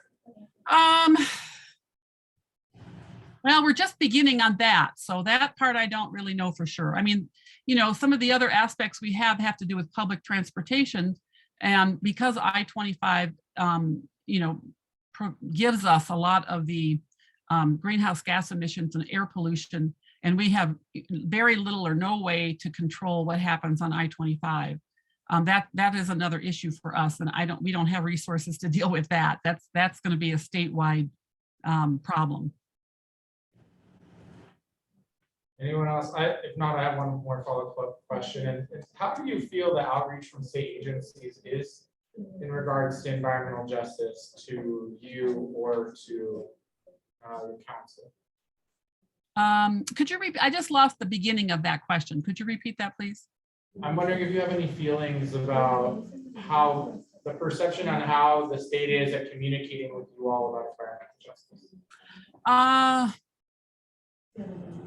Well, I did not find out about this meeting through my city council, through the city government. I found out about this meeting through Colorado Communities for Climate Action. So if there's, if the formats for giving input or communicating with the CDPHE or this particular task force are out there, it's not reaching local officials through their city council or through their staff, or I'm not sure how you guys are communicating it. I'll just put it that way. Well, thank you to the Honorable Doctor. We really appreciate it so much. And we welcome you to come back, and hopefully now you're on the list and you can share it with your list, because it is all about people power, of course. All right, thank you very much. I just want to note that we are keeping a 5-minute timer for comments. So if you hear the dinging, that's just an indicator that that person has had 5 minutes. Oh, so you're saying we can continue to ask more questions? Does anybody? Yeah, the timer went off. Oh, that is what it did. Okay, so we did it perfect. Okay, so Anita Seitz, you are next on our list.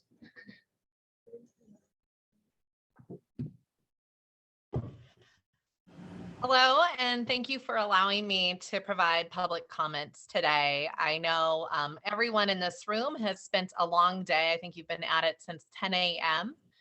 Working on your draft recommendations. I was not able to observe the entire day, and so I don't want to comment on those specific amendments or additions to your recommendations that you may have made today. But I do want to comment on behalf of my membership and my organization. I'm the advocacy director for Colorado Communities for Climate Action. That our organization is incredibly supportive of your work.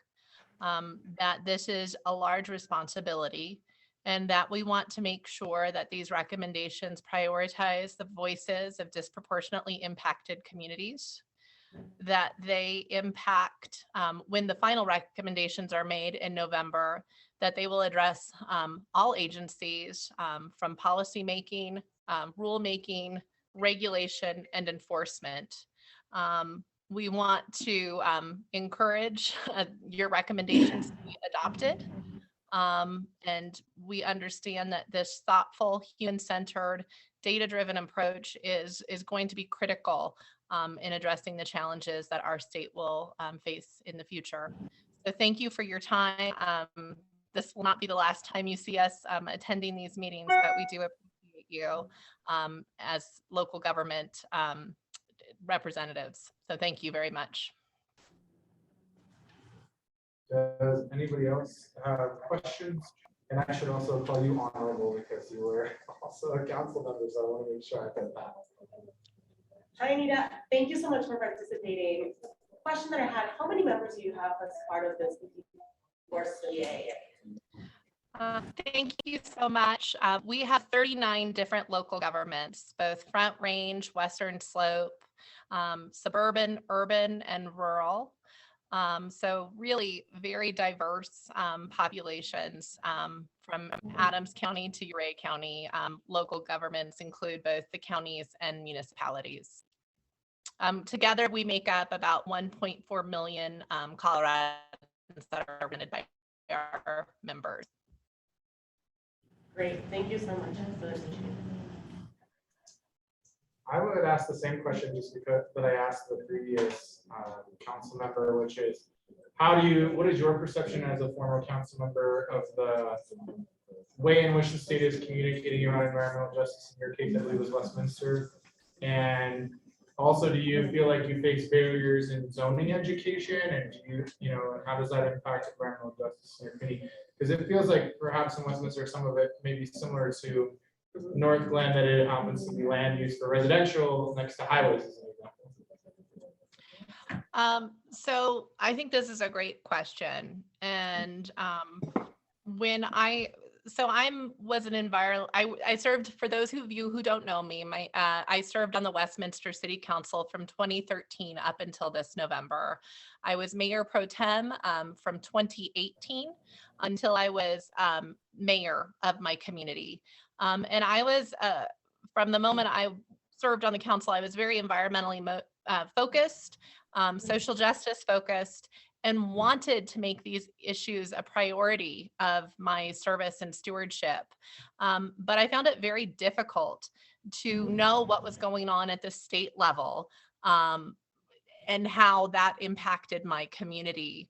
Oftentimes when we did want to be involved, things like state preemption or lack of direction at the state level for an agency prevented some of the local goals that we had. And a great example of that is pre-181, when we wanted to enhance regulations surrounding oil and gas wells.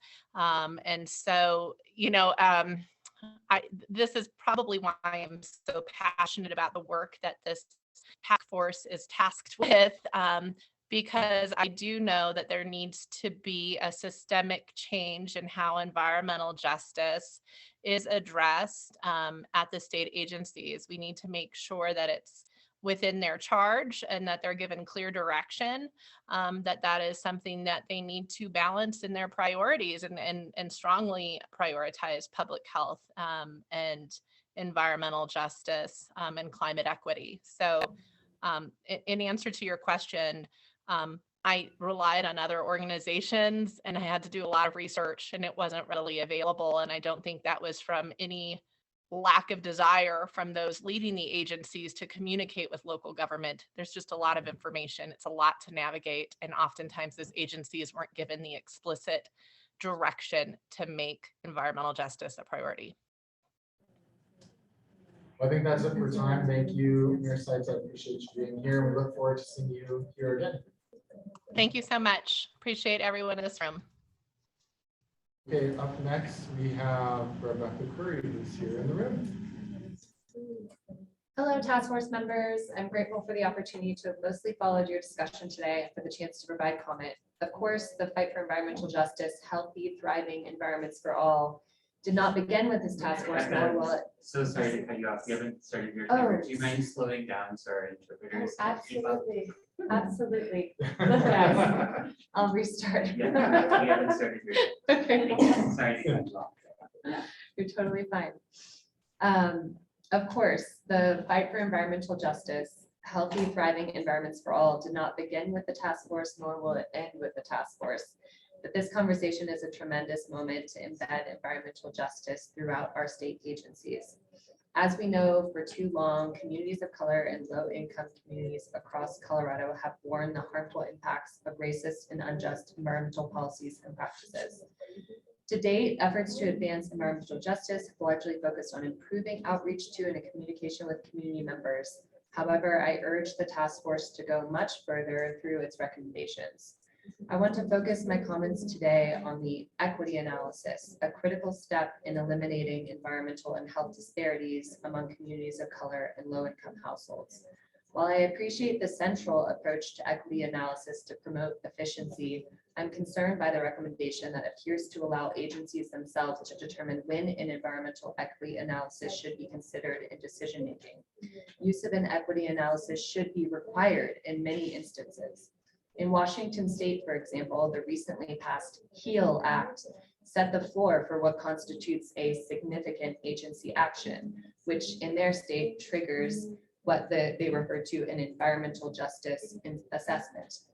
These significant agency actions meriting analysis include, for example, agency actions to request legislation or to analyze bills during the legislative session, to develop any new grant or loan program, and to undertake capital projects. To ensure accountability and enforceability, the task force recommendations should also explicitly clarify outcomes of the equity analysis. If a planned agency action would inequitably distribute environmental benefits or increase environmental harms, it should not be pursued. The recommendation should contain clear backstops on agency actions that perpetuate harm. As examples, if an analysis reveals injustice, then the project must not be built or the permit application must be denied. New Jersey, for example, has defined statutory circumstances rooted in environmental justice when a permit must be denied. Colorado's equity analysis should also be retroactive in certain instances of past injustices. The recommendations should include pathways to revisit decisions that have caused harm, such as the state's agreement to give the Evraz Steel plant a unique license to discharge into Salt Creek in Pueblo. I also urge the task force to consider opportunities for reparations as a mechanism to address health disparities and historical harms affecting disproportionately impacted communities, such as slavery, colonization, segregation, redlining, treaty violations, forced exclusion, and ongoing systemic racism. Thank you. Do you have any questions for Ms. Curry? Go ahead. Mine is super short, but you mentioned legislative backstops in New Jersey and I believe Oregon? Washington, okay. Would you mind sharing those pieces of legislation with the task force? I think it would be helpful. That's it. Any other questions for Ms. Curry? I have a question for you as it relates to offsets or mitigation. Because I think that's often where the conversation goes as to a way of like, we have to continue with this, we're gonna do our best to offset it, we're gonna do our best to mitigate it, but still you feel like communities on the front lines don't feel like that's enough. Can you talk about your experience in particular here in Colorado, the legislature, as it's related to mitigations and or offsets? definitely. I think to some degree, the context does matter. Some pollutants are a little bit more regionally significant, like air toxics can be a little more local, where there are avenues to, offset some of the pollution if within a certain geographic area. I think where offsets are concerning, at least to me, is where, someone from a distant county is able to buy a credit towards their compliance. That might not necessarily mean that that community is realizing the benefits of those reductions. The reductions are actually happening elsewhere without actually reducing the harm. So I do think in this context of offsets, huge environmental justice issue, right? Context really matters. It can work on a small scale within the same community. The end goal is just making sure that the local community is realizing the benefits of those offsets. Yeah. Any other questions from Ms. Curley?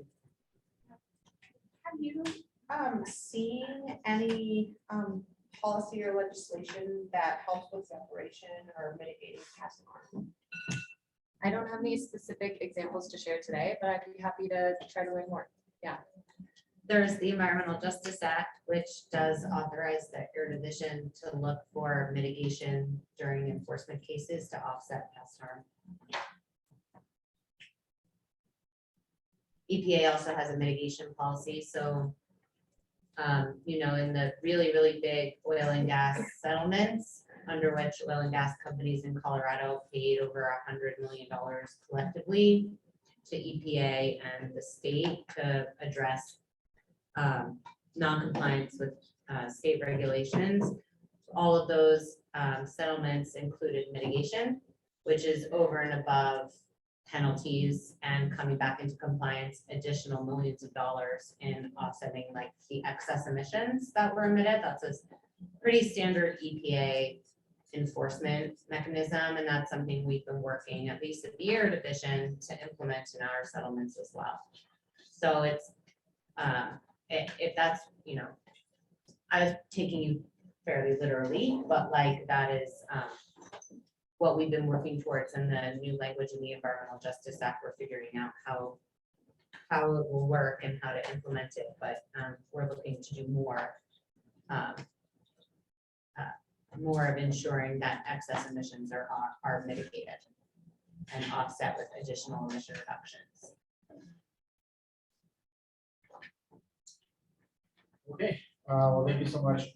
This next one, perhaps these names are backwards with Ravens Alex or Alex Ravens online or in the room. Okay, the next one, is there David Scott in the room? We don't see you online. Okay, so the next one is Chase Janice. Hello, my name is actually Chase Janice. I am a Colorado native and I am Ogallala Lakota of the Oceti Sakowin. First off, I want to thank the task force for considering Indigenous people in the recommendations. Upon reading the recommendations, I would like the council maybe to consider not just working with tribes, but also working with other Indigenous organizations. Off the top of my head, I know that the Native American Food Sovereignty Alliance, I believe, is here in Colorado. Frontline Farming is, I believe, Black and Indigenous run.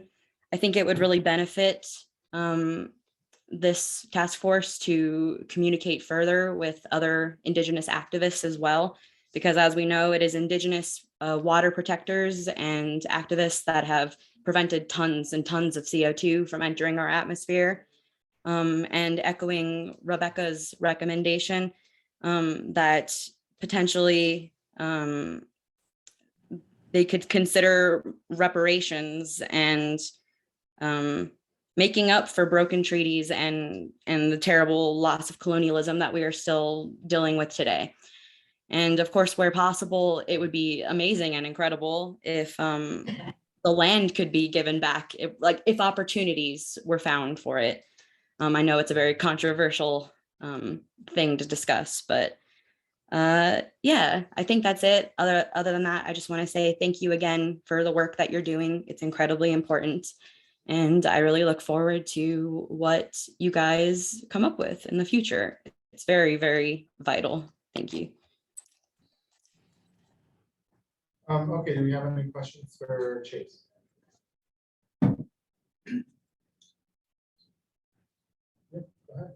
Yeah, I got a question. It's Mike Sapp. Go ahead, Michael. Yes, Chase, thank you so much for spending some time with us on the public comment portion. Really appreciate it. You mentioned the Indigenous Black Association here in Colorado. Can you tell me a little bit more about that? Or did I interpret? Yeah, so it is called Frontline Farming. Let me see if I can find the little about us thing here for us.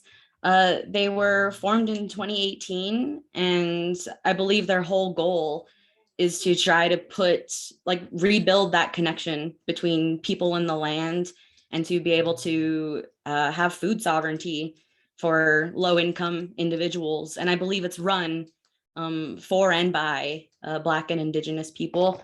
I put the link in there. Hopefully everybody can see it. Yeah, I don't know if that answered your question. No, it certainly did. I appreciate it. It's just some information that I'll have to go and do some research on. But thank you for presenting, and thank you for putting me on an organization that I did not know existed. So thank you. Thank you. Yeah, thank you. I just would like to kind of echo Michael's closing comments and just thank you for, sorry, I forget that we need to speak up, but I just want to thank you for bringing up a very important point that I feel like we may have overlooked, and outreaching to Indigenous folks other than just the recognized tribes. I think I appreciate you bringing that up to us. That's all. Go ahead, Lily. Chase, thank you so much for your comment, and maybe not so much of a question, but an invitation.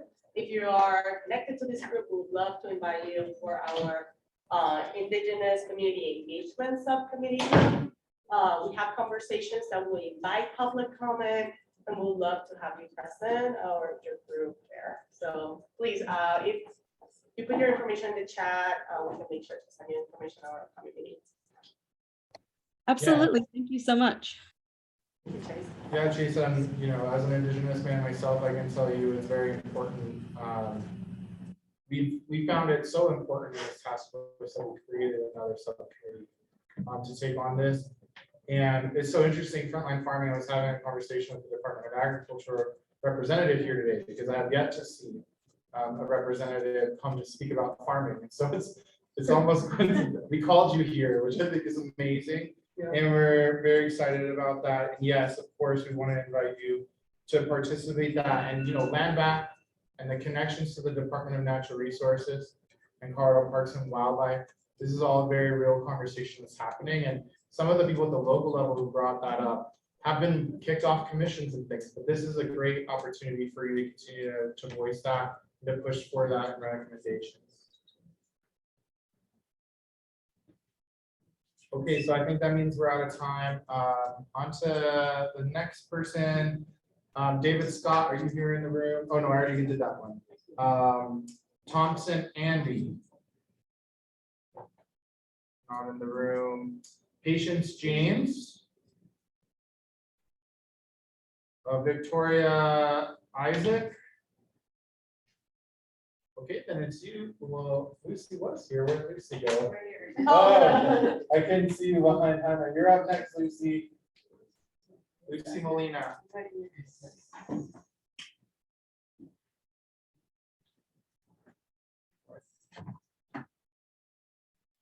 Hola, buenas tardes. Good afternoon and welcome to Commerce City. Bienvenidos a Commerce City. This is my rancho and I live up the street. I say this is a historic moment. I hope that this is not the first time that you guys come, and this is not just for show, you know, or for a paycheck or something.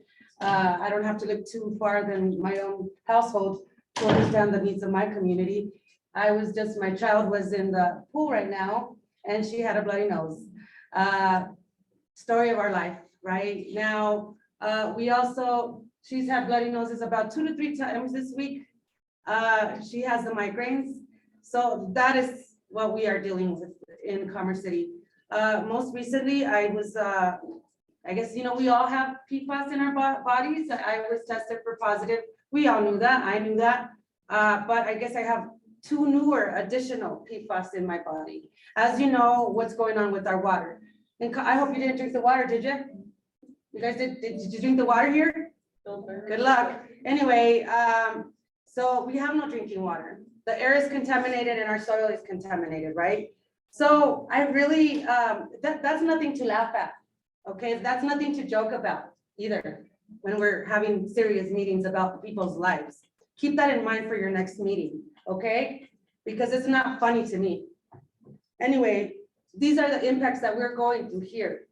We're losing our school. Adams 14th District here in Commerce City lost their accreditation. My daughter alone has already lost 103 days of school.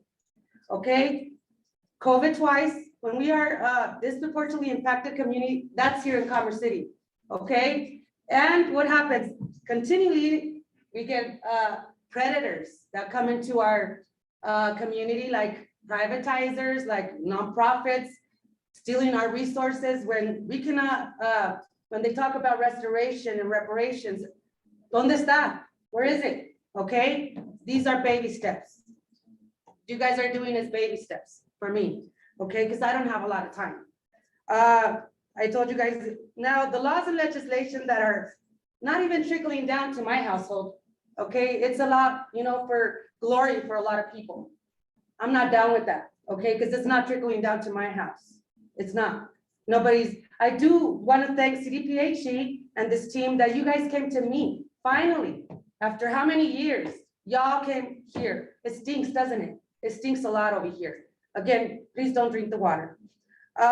We talked about reparations, restoration, and healing, okay? Look at me, I'm pissed. I'm a pissed off mom that is losing their high school for their kid. Our district is being attacked. We don't have any drinking water or air to breathe. I'm a pissed off mama. There's a lot of healing to happen here. Baby steps, okay? There's nothing to laugh around here. There's nothing to joke about. Keep that in mind. The right hand is not talking to the left because I asked some of these people that you are here to come to testify at the State Board of Education to help me save my district, and not one of you guys showed up. Okay, and you guys need to come and tell, the right hand needs to talk, like when you talked earlier and departments and stuff, can this be the committee that will unite the departments? Will you guys be that committee? This task force be the committee that will unite our governments to know what the heck is going on? Because just like some of us that didn't know what was going on, it's a shame that some of our council people in the state didn't even know that this meeting was going on. Where's the people at? ¿Dónde la gente? Where's the community at? I did everything I could to try to get, but I found out about this today, this morning. Unfortunately, I had a broken foot. I have my family issues with my children. But there has to be more communication among departments in the state, in this administration, because our life is nothing to joke about. Lastly, there is a climate crisis, and it started in communities like ours, in communities like Jaime's, in communities like Jose's and Ian's in Swansea, Commerce City, Greeley, all over the nation, just like ours. Baby steps, okay? There's nothing to applaud here. I'm not, ¿de qué? Get bravo. ¿De qué? Of what? What am I gonna, thank you for coming here. First step, that's it, baby steps. There's a lot of work to do, okay? Because nobody showed up to my house. I still don't have drinking water. My air's still fucked up, excuse me, messed up. Rewind. Thank you again for coming to Commerce City. I call it Commerce City because normally people come here to con us, right? We have a history of corruption. So again, Thank you for coming to Commerce City, and my apologies for getting a little. Gracias. Can we expand a little bit since it was. Sure, yeah, go ahead. Miss. Lucy, 1.000.000 de gracias en serio por tu comentario. Yo creo que muchas de las risas fueron como risas nerviosas de pensar que estamos en un centro comunitario, que el agua es limpia, que tal vez el filtro nos está ayudando y de repente el edificio nos vemos como que, ay, pensamos que era el filtro, como que era limpia. Y no, y nada que ver. Y los niños piensan que tienen acceso a agua limpia o que tienen un espacio a salvo en este lugar. Y la verdad es que no. Entonces, en verdad quiero apreciar todo tu trabajo y todo lo que has hecho. Y este es un perfecto ejemplo de cómo la justicia ambiental está interconectada con la salud de nuestra comunidad y todos los diferentes aspectos que está pasando. Exactamente. Porque tenemos que asegurarnos que no nada más estamos hablando de los aspectos ambientales, porque estamos hablando de los aspectos de salud que están pasando a todas nuestras familias y que no es nada más que estamos teniendo problemas pulmonales, pero estamos teniendo problemas de dolor de cabeza, de que tenemos sangre de la nariz. Sí, sangre de la nariz, etc. Entonces nada más te quiero decir 1.000.000 de gracias por estar aquí presente, porque este es el ejemplo y honestamente el regaño que teníamos que tener, porque las conversaciones aquí que estamos viendo vuelta y vuelta y vuelta, nada más para explicar que era tan importante la interseccionalidad entre el ambiente y la salud. Entonces, nada más te quiero decir las gracias. No preguntas porque lo dijiste, mejor dicho, no puedo haber dicho. Gracias. Just a quick reminder for folks who may not be fully bilingual in the room, you can use the headsets if you would like to listen to English interpretation when folks speaking.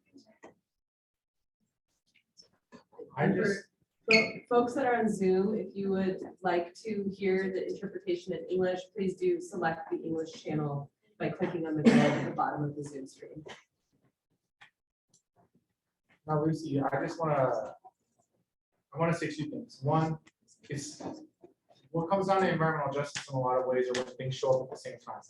So I can recall we were actually waiting to testify for air toxics across the street from the Board of Education, and the dual conversations that were impacting each other were happening.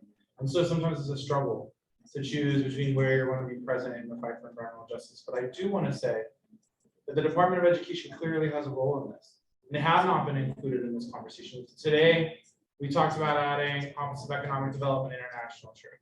It clearly is an impact here. When we think of our friend Trish Nelson, whom had a school well drilled, it was brought up here today.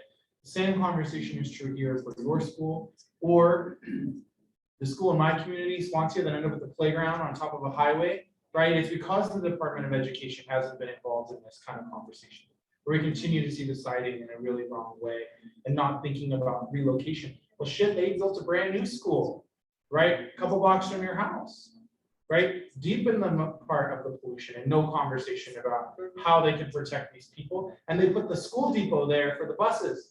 So that more buses were in your community turning on every single morning. So the Department of Education community needs to be part of that. I think that, you know, your comments today have just echoed that even more for me. Anyone else?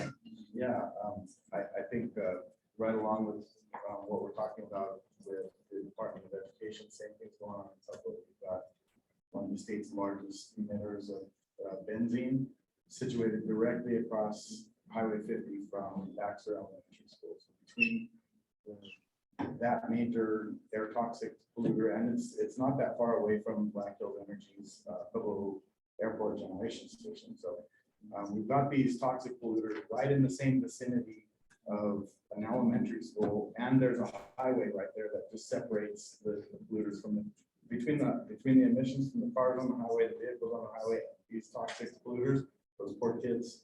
I just don't see how they stand a chance. And it's heartbreaking and infuriating. And while we sit here talking about the ease or difficulty with which agencies are going to be able to implement whatever we come up with here, people are suffering the whole time. And that's, I think that's a point that kind of gets lost in conversations. No, there's every day, like, that's why it's not I get really emotional. I think a lot of people know that. And again, I appreciate everybody's work here. I mean, just, this is environmental injustice. This is environmental justice. This is environmental injustice. I should be happy. Enjoying my teenagers instead of going to the hospitals, expecting cancer, burying my neighbors, burying my family from leukemia and cancer. That's not normal. This is environmental injustice. I would like to see more community show up here, and I would like to see you guys here more often, that this community knows every 3 months, CDPHE task force, the EJ people that are the people that we have hope with that could help our community be here more often, then we could show up, whether it's 1 people or 50 people or 100 people show up. We just need to start bringing the ball to this court because it's been long overdue. Sadly, this task force will be done at the end of the year. There's That's a sad. board, but the board will continue to remain, which is something that we'll have, and making sure that there is like the turnout, and we can make sure that the people that are coming to this meeting are able to access them, and also members of the task force being able to participate in the board, being able to engage, because yeah, this has a term limit, and there are recommendations that we need to provide in a very short term, but this engagement should not end there. They should not. And us participating as a task force in these conversations along the board should not end in December. So I do want to encourage members as we continue this work, that if we don't think that we serve a year and then we just disappear from community, because that is unfair, it's extractive, and it's transactional. I hope it gets longer. You guys need to make this a permanent situation because there is a climate crisis. And again, I always say Colorado has an opportunity to be the example of the nation, even of the state, of the globe, of the world. So I'm down for that. Thank you. Okay, next up, we have Katie at the end of the table here. Hi, everyone. So I'm Katie Dickinson. I'm an assistant professor at the Colorado School of Public Health. And I have a few notes, but I just wanted to also echo how moved I am by your comments, Lucy, and how grateful I am to be hearing them. Many of you know, part of my motivation for doing this is, in addition to being an educator and a researcher, is that I really feel like we need to be bringing communities other than Commerce City. I live in Louisville. We are a community that's pretty well off, and we benefit from a lot of the goods and the services and the industries that are happening here, and we're not paying the full cost. And so our community needs to show up and be a part of this fight and work in partnership with you and listen to what you're asking for and figure out how we can support that.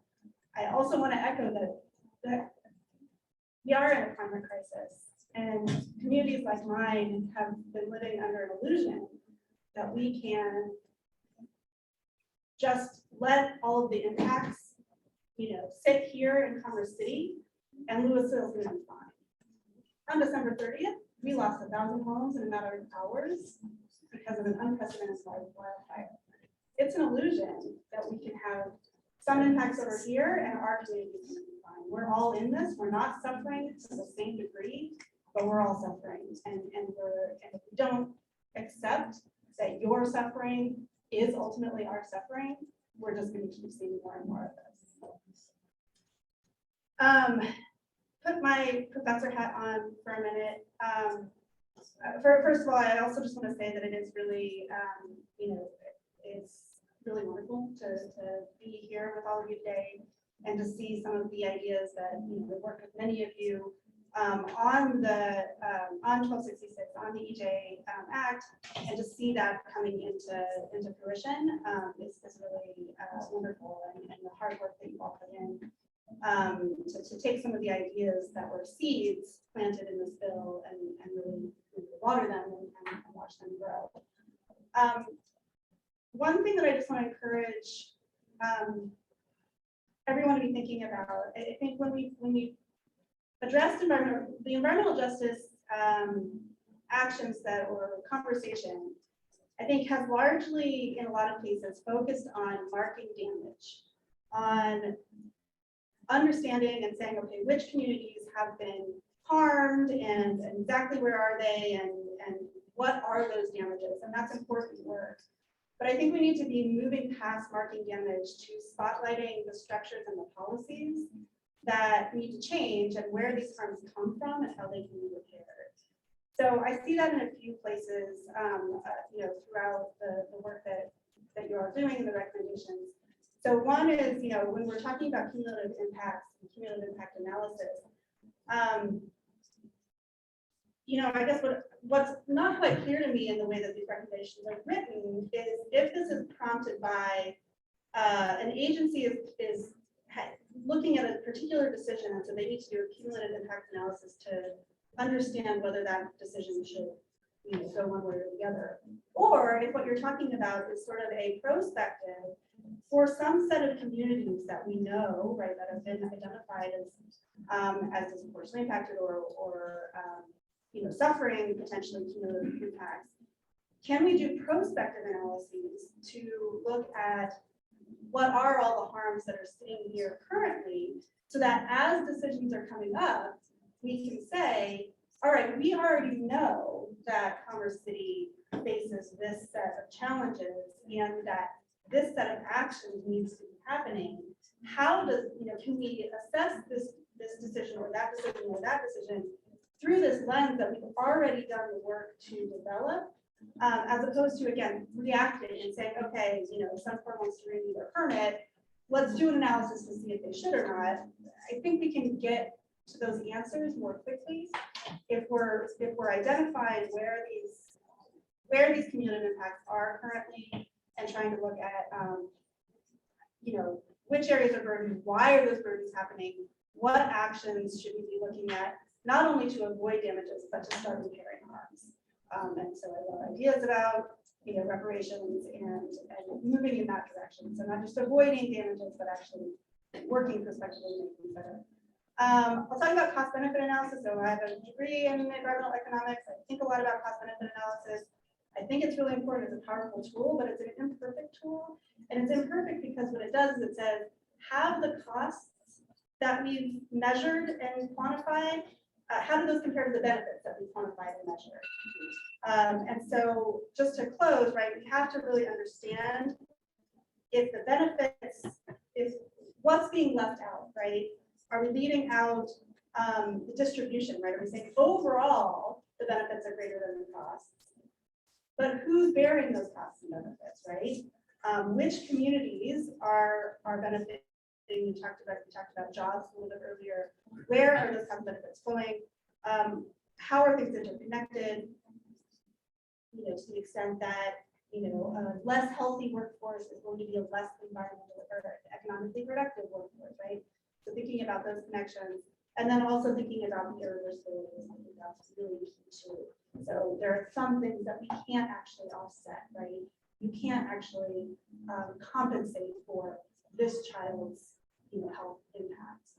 So really thinking about the limitations of that tool and putting some caution into basing decisions on a cost-benefit analysis without understanding the limitations.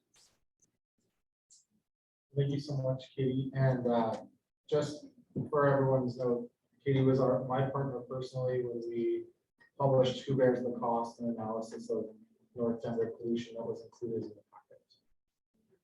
So are there any questions for Katie?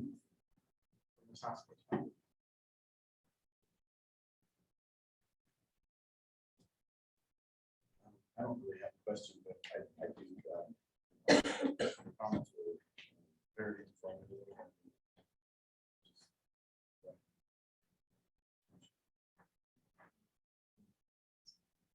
I have a question. I know you worked on the report, that the one was put out 2 weeks ago. Yep. How accessible was the data? Like, could anybody access that? Could anybody find it? How long did it take this process? Yeah, so the short answer is, I think my main takeaway, 2 main takeaways. One is very clear that North Denver bears a really high environmental burden and that there are specific policies that contribute to that. That's hard to refute, and there were plenty of data to show that. That said, actually quantifying the extent of those damages, the impacts on community, very simple questions that we thought were simple, like how many trains drive through November and what are they carrying on a day?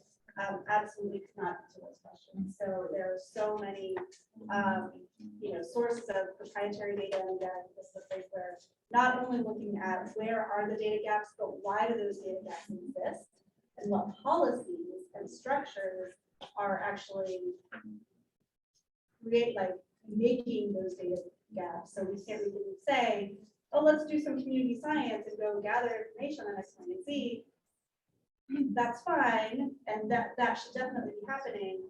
But we also need to be looking at systematically, what is information that industry has and is either protected by law from having to share with communities, right? So dismantling policies that limit data access and data availability is as important as finding ways to collect data. And love my question, I know as part of the task force package, is it available in our shared folder, the report? The report? Yeah, because I know probably people that are in the audience will love to see it. If people are online, they can access it at greenlatinos.org/Colorado. Yeah, and I'll also add it to the shared drive, please, for my reading. May I ask a question? Oh, Sheila, sorry, we didn't see your hand up. Go ahead. Yeah, so what do you recommend, and maybe I didn't hear, but what do you recommend instead of a cost benefit analysis? I wouldn't say instead of, I would say that it is an important component of a decision. I think it should not be the only factor influencing a decision. And I think that when a benefit cost analysis is presented, in addition to looking at the bottom line, are the benefits of this, proposed action greater than the costs? All of the methodology and the components of that analysis need to be made very, very clear. So I think, an equity analysis that supplements that benefit cost analysis and says who is benefiting and who is paying the cost is essential as a companion to understand, where that analysis is coming from and what it includes and what it leaves out. Some benefit cost analysis can be very comprehensive, right? And if at the end of the day, we really do feel like here are all the benefits, that we've done a pretty good job. We've had, methods to quantify those and put dollar values on things, and we feel like there's not a lot that's left out, and we know how things are distributed. Then I think you might be more confident in saying, okay, we trust this recommendation. But it's really just saying, make sure that you can look under the hood at any benefit cost analysis and understand what it's telling you and what it's not telling you. Before you say, cool. Here's what it says. So I'm wondering if this, and this is probably beyond the charge of this task force, but developing those questions or that lens. I think that would be a part of the equity analysis. Question is very similar to Sheila's, but I'll ask it anyway. So I really appreciated your comments on cost benefit analysis. I feel like it echoes a lot of the discussion that we had today. I guess, how would you change the way cost benefit analyses are typically done by state governments to better account for equity and public health?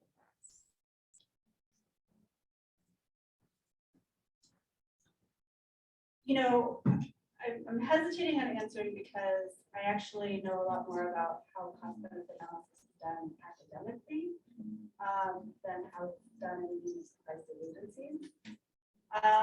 And so it's hard for me to give a very specific answer. I think the key piece really is the distributional piece. I think, you know, the way that benefit cost analysis, was designed is really based on this idea that you can kind of put everything into a bucket and say, okay, we add up all the dollars and cents, and it's based on a theory that like, okay, well, if, you know, if some individuals are benefiting and others are paying the cost, then in theory, you know, you could come to some agreement where folks would compensate each other, something like that. In practice, you know, if that's not required, it's not going to happen. So I think just making it really, really clear how benefits and costs are distributed. I think is really the piece that isn't done automatically and needs to be made very, very clear. Because again, you know, it may be the case that you say, you know, this is creating X jobs that are going to benefits, and you know, the costs in terms of, even when you do quantify health impacts or whatever, you know, the benefits are going to be way greater, and so we should go forward with that. Well, again, I think that's based on some assumptions about kind of how markets work and things like that, that for environmental and health problems that don't really apply. So I think it's something that's like it's a tool that's made under assumptions of, you know, perfectly functioning free markets without, you know, harms happening over here affecting people over here who don't get a say in that, right? Who aren't a part of agreeing to, consenting to being part of that transaction. And so I think that agency and that representation really needs to be accounted for in some way. Yeah, I really appreciated your comment about like some impacts being irreversible. Yeah. And like what I'm getting from what you're saying is that like we tend to assume in cost benefit analysis that everything is able to be compensated, that there's compensation flowing. But like if somebody dies prematurely, that's not compensable, like that person is not coming back.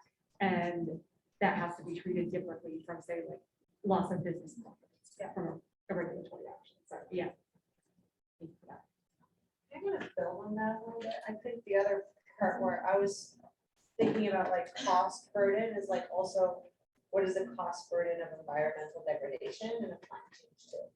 I feel like that does not get looped in. Like we're talking about like health equity and how it impacts people's like health, but then we're not also factoring in, you know, if we are losing nature, if we are polluting the water, it's like that like continues like also to ecology and land and food and like that also isn't sometimes factored into all of this. And once you start adding it up as a society, it really costs us a lot. And like you're saying, even if you're Commerce City in Louisville, we're all paying a tab. And at the end of the day, it's making us more vulnerable as a community and society overall.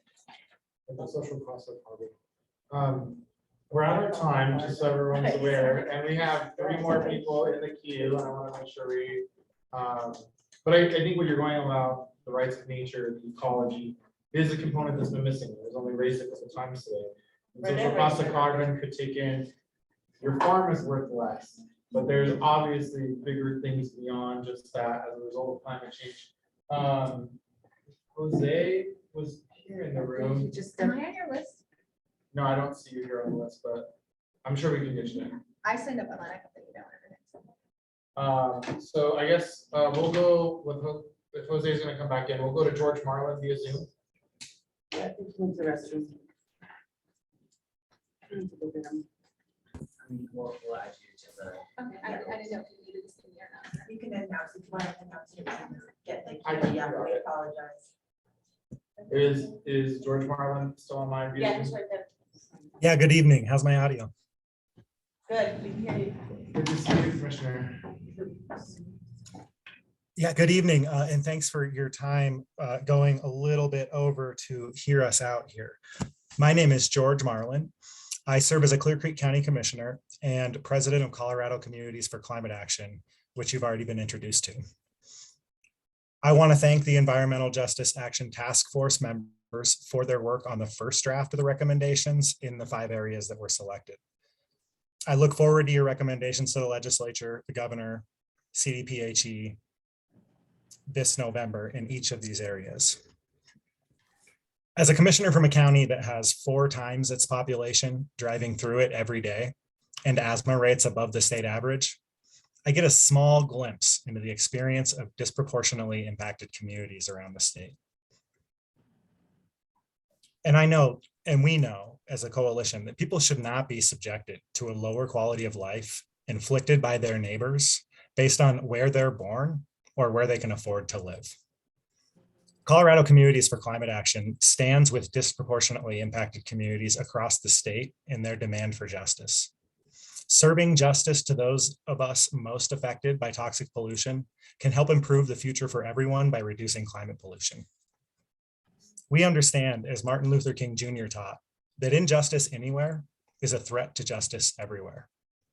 The hard reality is that the policies which enabled the devastation of disproportionately impacted communities around the state also continue to subject every community in the state to the risk of similar harms in the future. This task force has a chance to make a difference in communities that have borne the brunt of our growth for too long and to protect every community from these harms into the future. State policymakers and agencies need to consider environmental and health equity at every stage, from policy creation and rulemaking to regulation and enforcement. We ask that your recommendations be scaled in proportion to the impacts you're discovering and hearing about. This is a matter of honesty. It's the state's job to balance budgets and priorities. Your job is much more simple. The state needs to know what it's going to take to keep its promise to our communities, that they have the opportunity to be healthy and thrive. I want to thank you for your continued work, for staying up after 6:30 here to hear us out, and we support your efforts. Thank you, Commissioner. Are there any questions? Well, I just want, while we have you here, you and I have had an opportunity to have a couple conversations about how your community seems to have had an easier time in negotiating with Colorado Department of Transportation on the impacts to the community than say the community I come from. Can you talk a little bit about your experience interacting with the state and whether you think there is a disparity?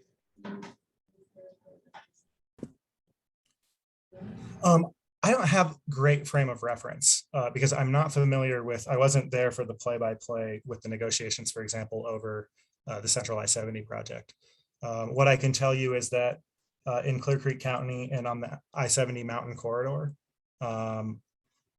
through a lot of effort, and I may be exaggerating, but a couple decades of local governments standing up using our 1041 powers to make sure that the solutions to that I-70 corridor traffic problem do not continue to harm our communities the way that the initial construction of I-70 did.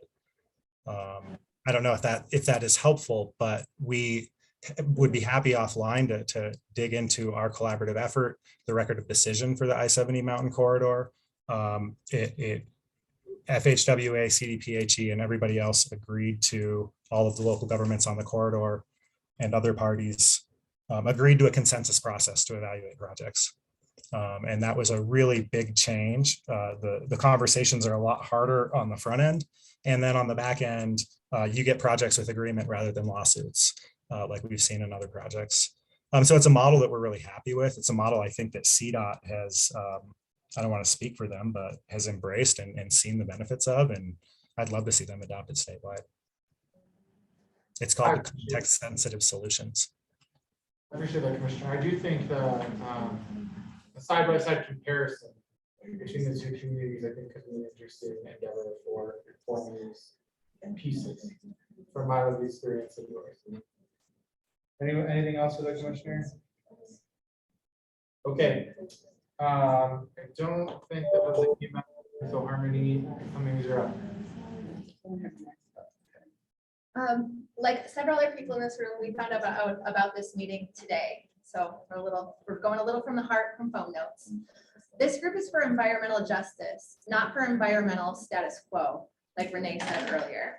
Lack of accountability as individuals, as consumers across industry at local, state, and the federal level, as well as in educational institutions and environmental groups, as failing our society. We need to all be more accountable for our actions and the harms done. Our processes and regulations are so fragmented, there are clear and obvious needs for cumulative impacts, accurate data, and for this information to be shared amongst agencies and communities so that we can start working together, create real impactful legislation and legislation, and this needs to happen now. There's so much siloing and lack of communication and lack of working together across departments that it blows my mind. So many times when I'm at the AQCC, the COGCC, not my department, not my department, not my lane. You want to know who doesn't care about what lane it is? Pollution. And it's coming for all of us. So now more than ever, we need less of this and more of this. And I'm looking at everyone in this room and excited for you all to be here.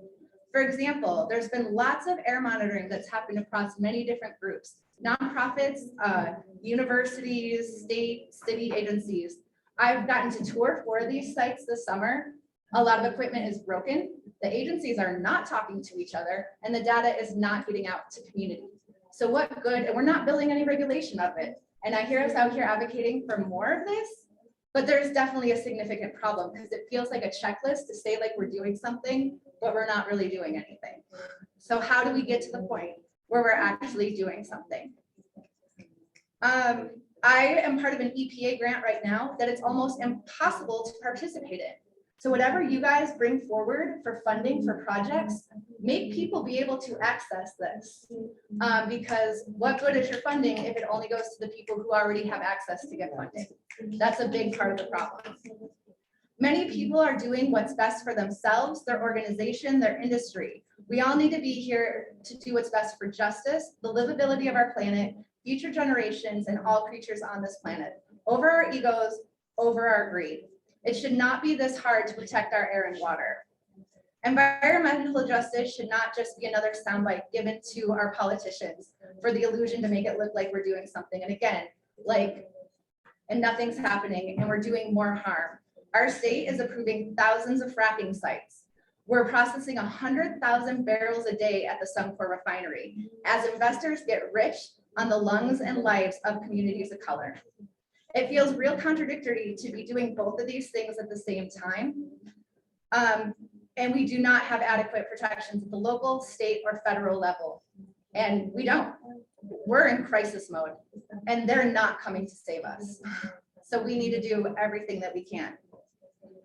In addition, we're making backdoor deals with our legislators, our cities, and even environmental nonprofits, making backdoor deals and playing both sides of the environment and the industry game to benefit themselves, their political careers, and to line their pockets. This is terrible. It's also alarming to listen in today about the challenge of departments working together, the challenge of getting funding for just analysis, being blocked by constitutional constraints, and when we need to be moving the climate needle now. When I hear that there's a block with the Constitution, I want that conversation, the next sentence be, how do we get around that? What do we do next? 20 years at Tabor, let's get rid of that. Like, what are we doing? We're gonna sit here and wait another 10 years and then say, oh, we should have been doing something. Also, we need collaboration, we need accountability.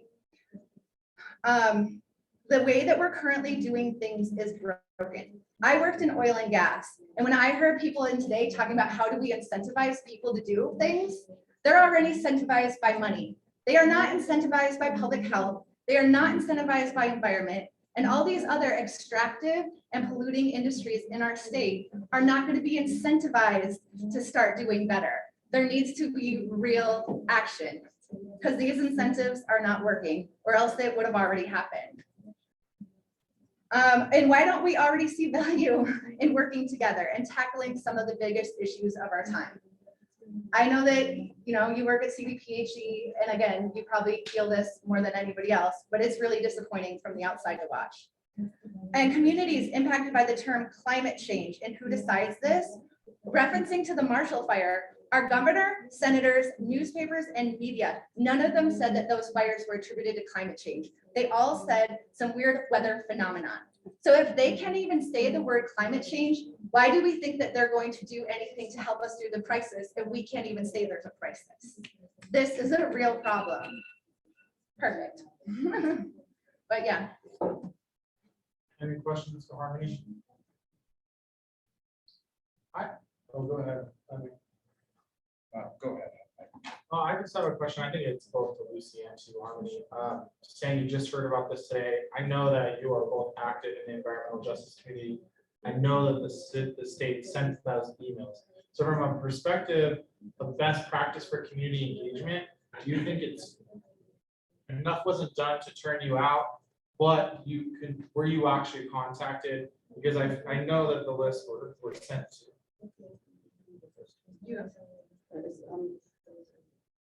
I found out through you this morning.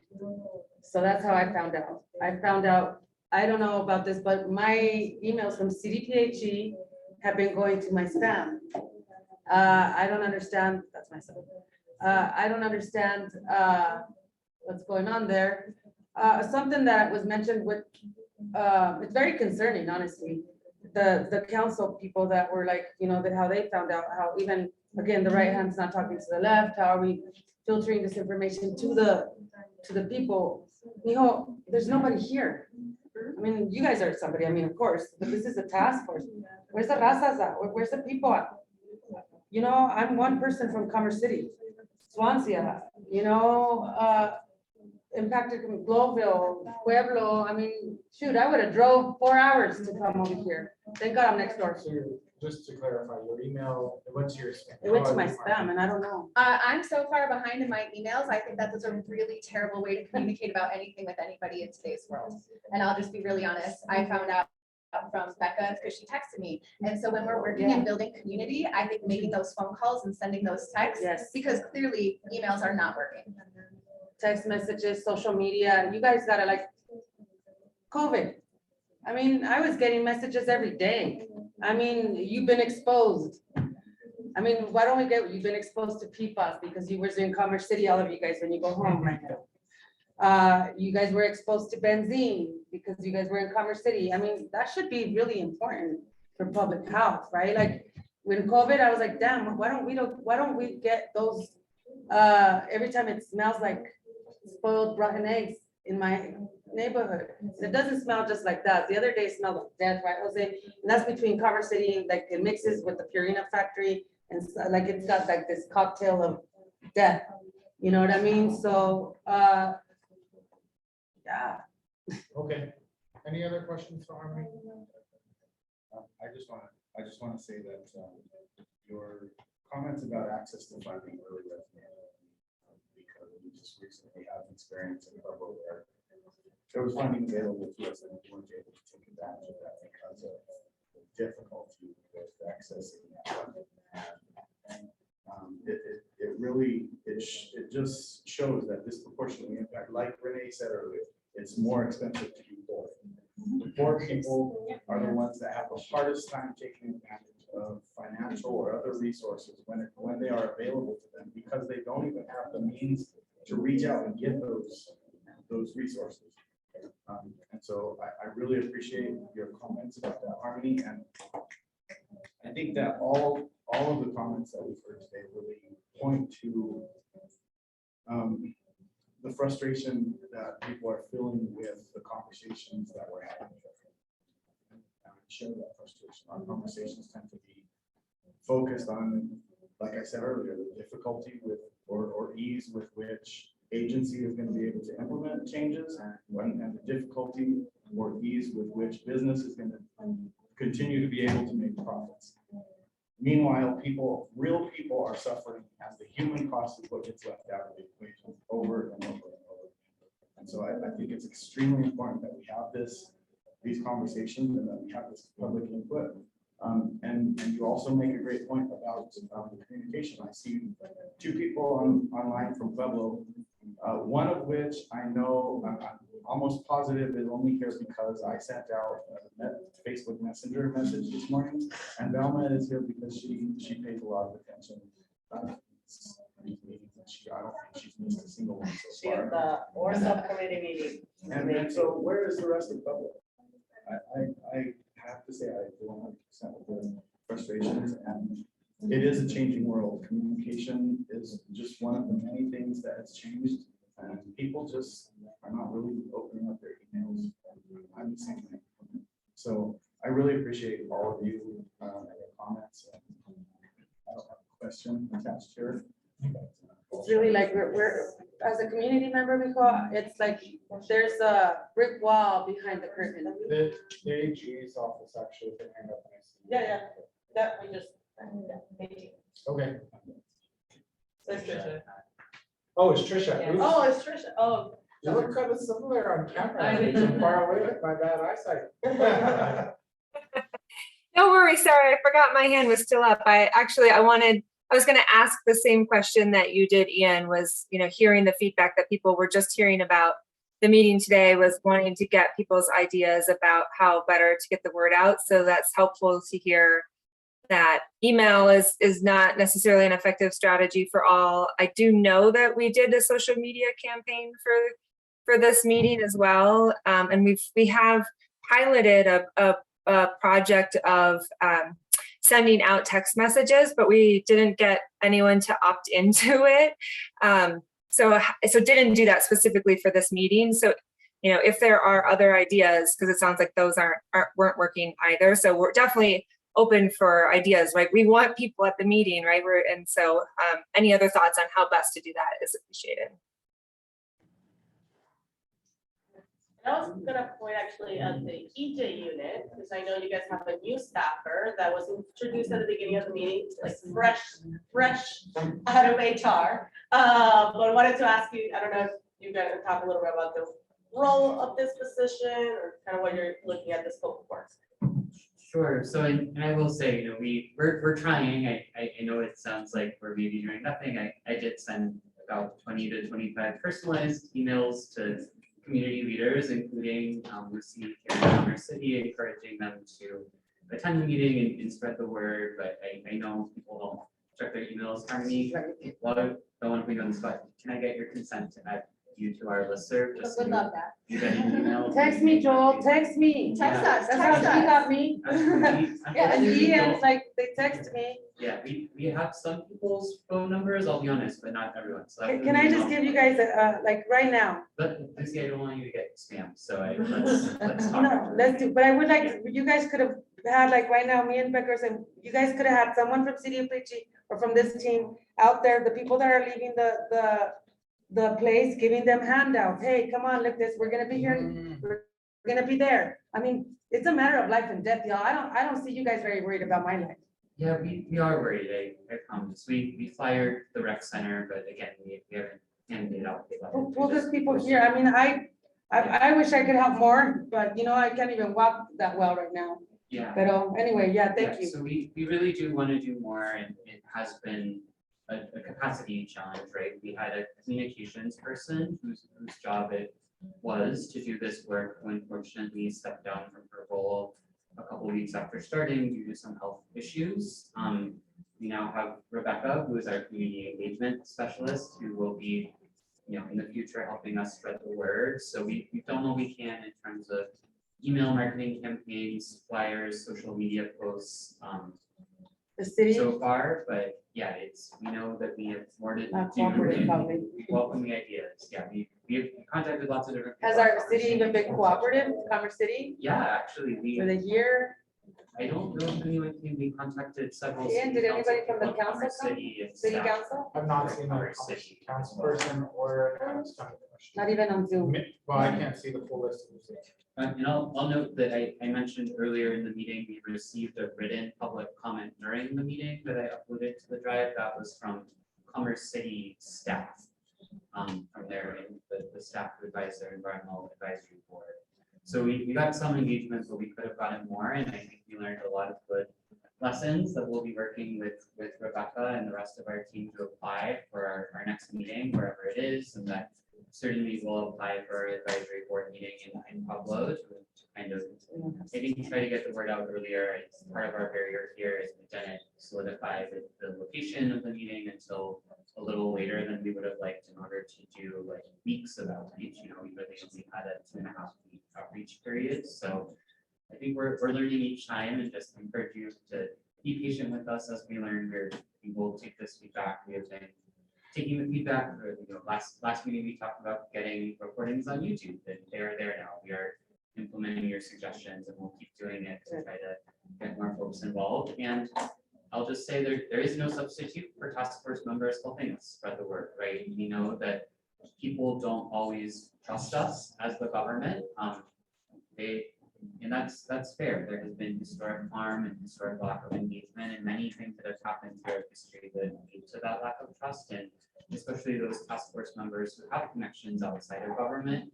I think it's telling that many of you making personal requests are the reason that so many folks are here today. So please do keep helping us spread the word and help us spread the word early. We'll need to get you those materials as early as possible in the process to help us with our marketing efforts.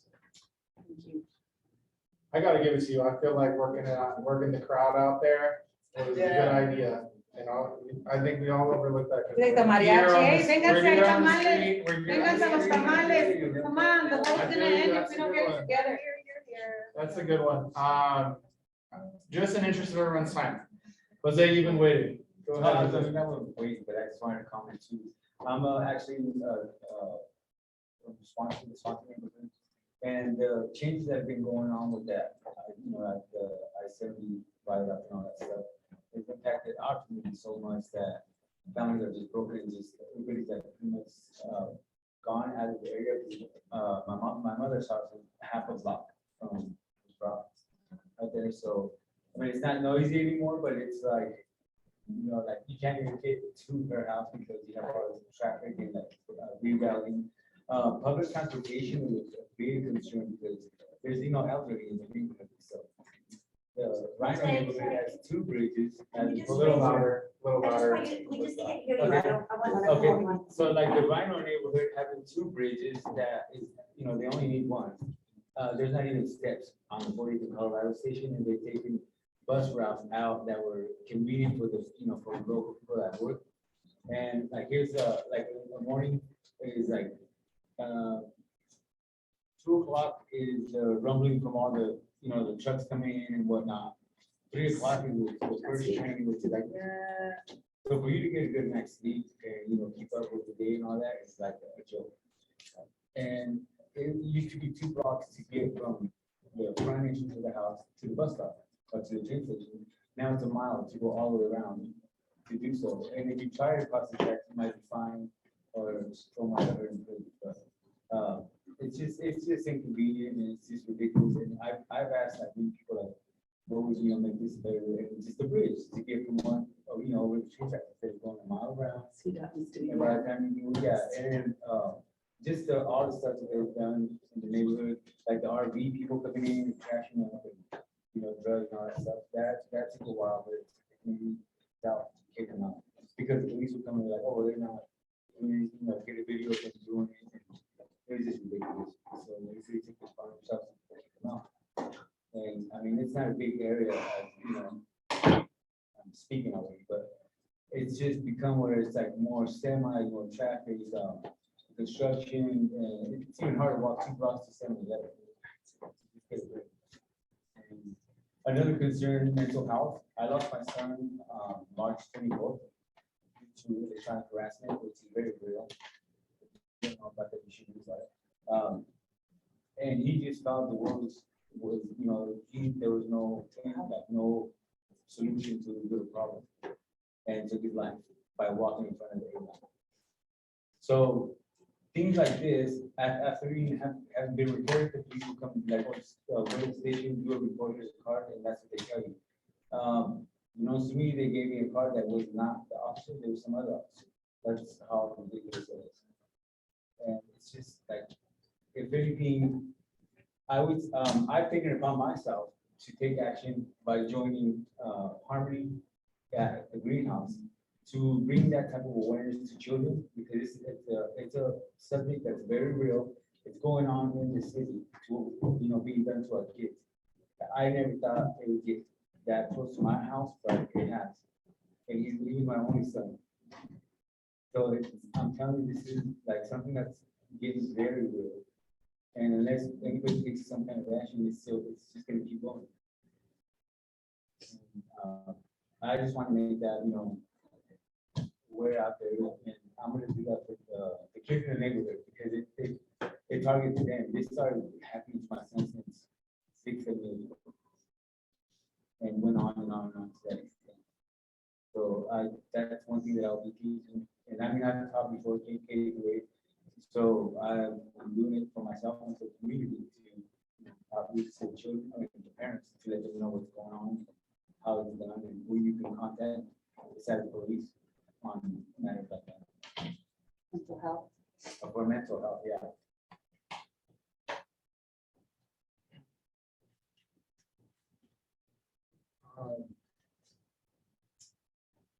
Well, I'm so sorry to hear that. I come from the neighborhood, Nicole, and I spent my life fighting from that highway to this point to try to change it. So thank you for being involved and being here today.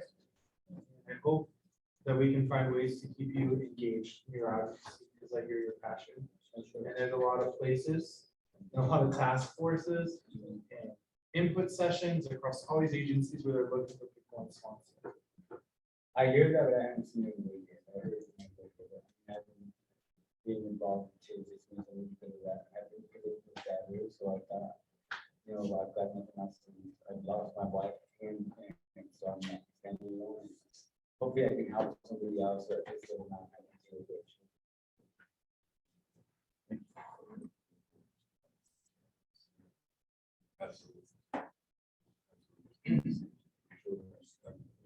I think one of the biggest pieces I'm gonna take away from this is, again, something you were saying about the school districts, the schools being involved.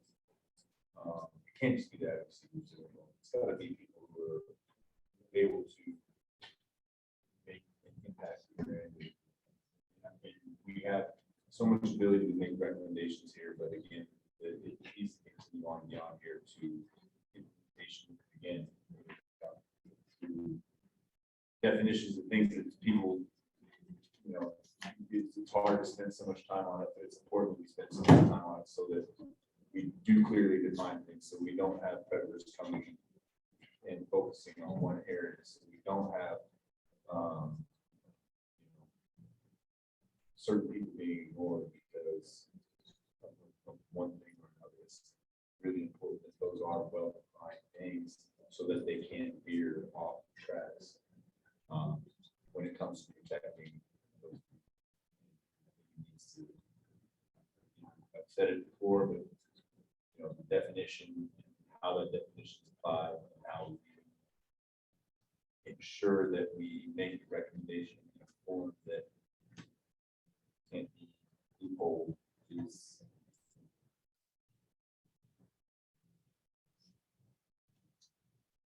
I also just want to say your point was well taken about access to transit and how that highway extension actually made it harder for you to transit, right? So not only were you disproportionately impacted by pollution, now your options were even reduced.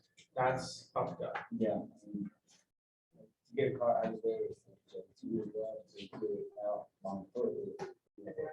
Or a bike, multi-mobility is so difficult. But if you're on crutches, like I've been on crutches, yeah. Yeah, Whereas, I did. and wheelchair, yeah, you gotta really be on a car, like your own personal car, vehicle. Okay, well, thank you so much.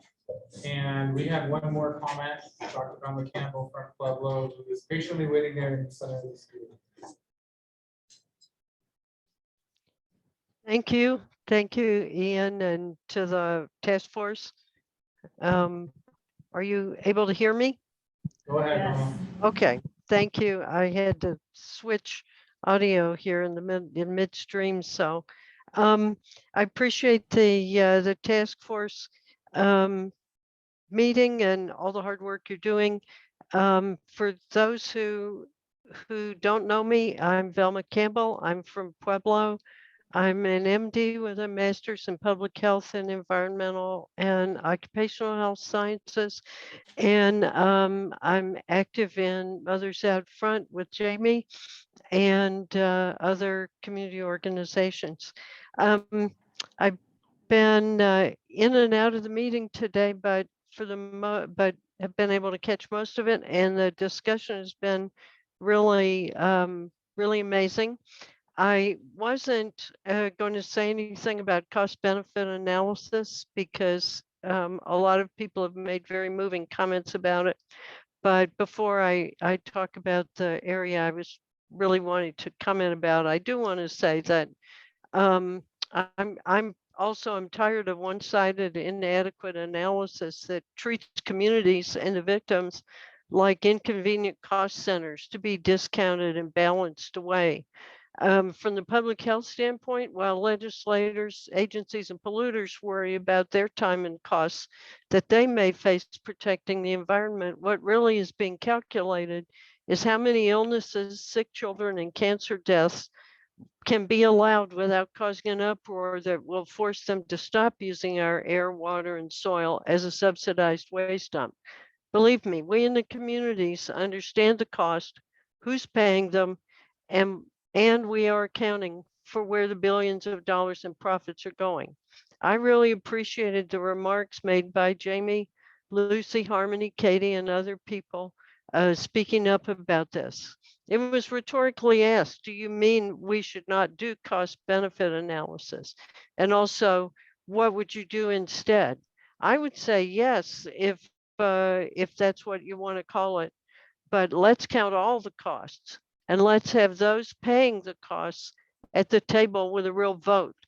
I have a concern about putting equity analysis up against cost benefit analysis because they're not equal, they're not equivalent. And when it comes to regulatory process, something without a dollar value attached or else a great deal of public commotion is not in fact counted. The area, another area I wanted to comment about was that on the relevance on the section on data, addressing data gaps. One of the issues that confronts us here in Pueblo is a type of gap that exists with other environmental justice communities where data already exists but is essentially inaccessible to both the public and to local agencies. So I would suggest that there needs to be a key point added for an inventory of existing data and data sources, and for funding to make that data accessible via dashboard or some other online mechanism. That is a data gap that is as real as if the data did not exist at all. Finally, I wanted to talk about community science. Community science and citizen science is often defined as individuals observing, recording, and collecting data that can be aggregated for the community itself to reach conclusions and identify issues, or to share with more formal researchers or agencies in broader research projects.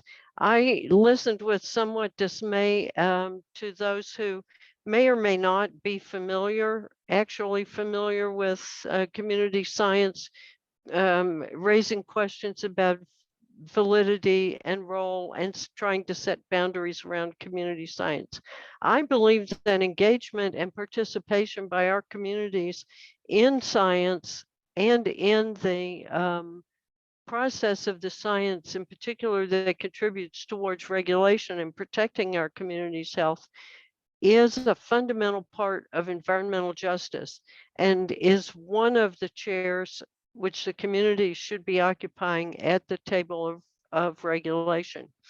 The National Science Foundations, the Association of Science and Technology Centers, NASA, NOAA, iNaturalist, which is a joint project of National Geographic and University of California, CSU of Colorado, and many, many other organizations do participate and advocate in environmental, in community science. I'm putting in the chat several references which can be useful to those who actually aren't familiar with the concept of community science or citizen science. Many of us have come to prefer the term community science, not only because of its academic background, but of it being a more inclusive term. I would agree that there's also an equity element with the growing assertion by communities that there is no place for helicopter research, or as I heard it put in another meeting, no research about us without us. That can involve an element of community science as well as community advisory boards to state projects.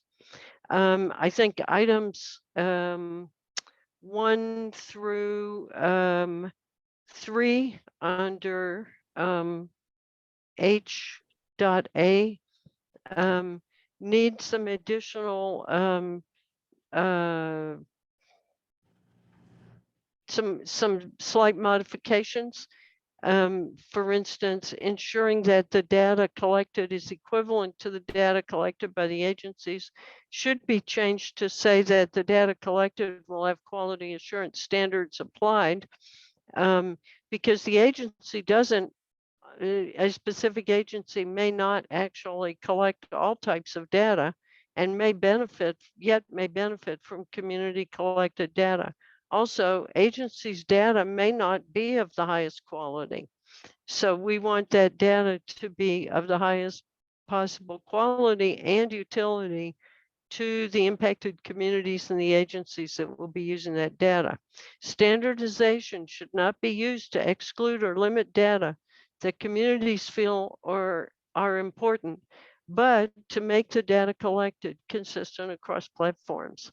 And I have a few other small comments on that area, which I will submit in writing. And thanks for the time and for your patience with me going a little bit over, even though we're already running late.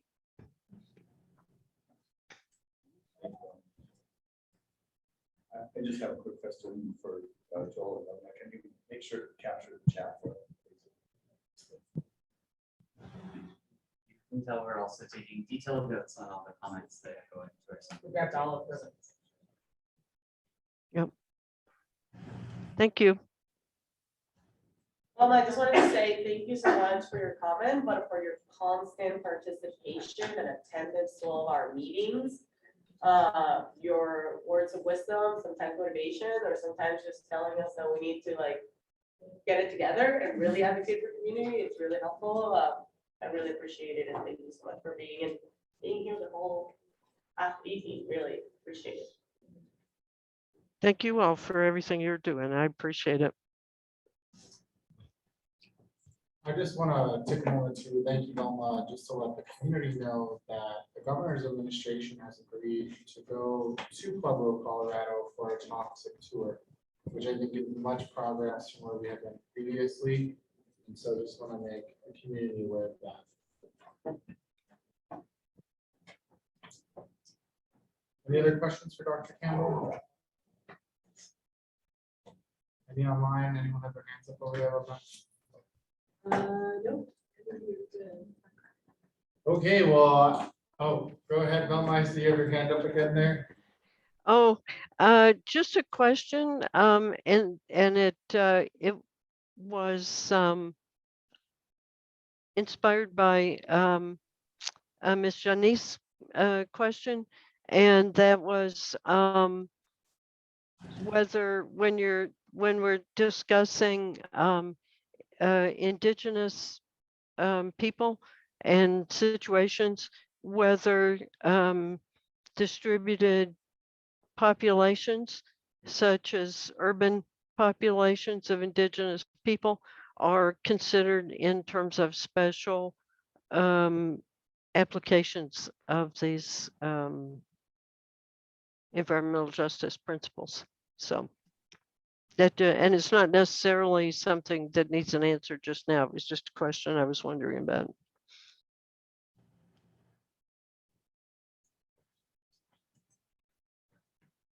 Elma, I think I can try to answer from a staff perspective, and if you look at the Indigenous Community Engagement Subcommittee folder on our public drive, you can kind of see the materials from the first meeting, go over the purpose and the focus of that subcommittee.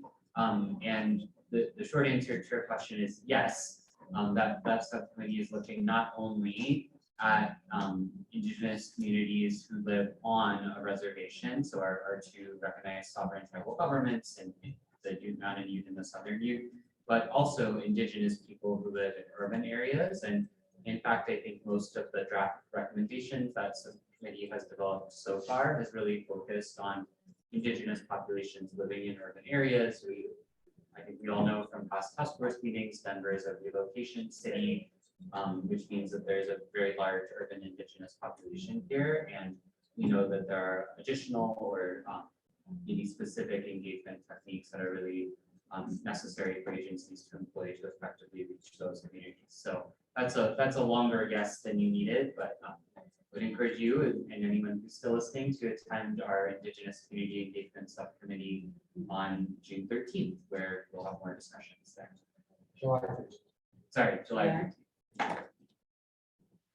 Okay, well, that closes our public comment portion, and we want to just say, I don't know, I can't speak for you, Tyson, but I can speak for myself. Thank you for everybody who put in the time today. And growing up here in North Denver, this is a really powerful moment, like Lucy was saying, for us to be present in this space, because it literally took marches and lawsuits and pain and funerals to get us to this point. And so I'm grateful for the work online and for the people who are putting it in. And I woke up this morning just being like, wow, I can't believe we're here 10 years later. And I hope that 10 years from now, we're in an even better place. And it shouldn't take that long. We saw during COVID how literally in months the air was clean.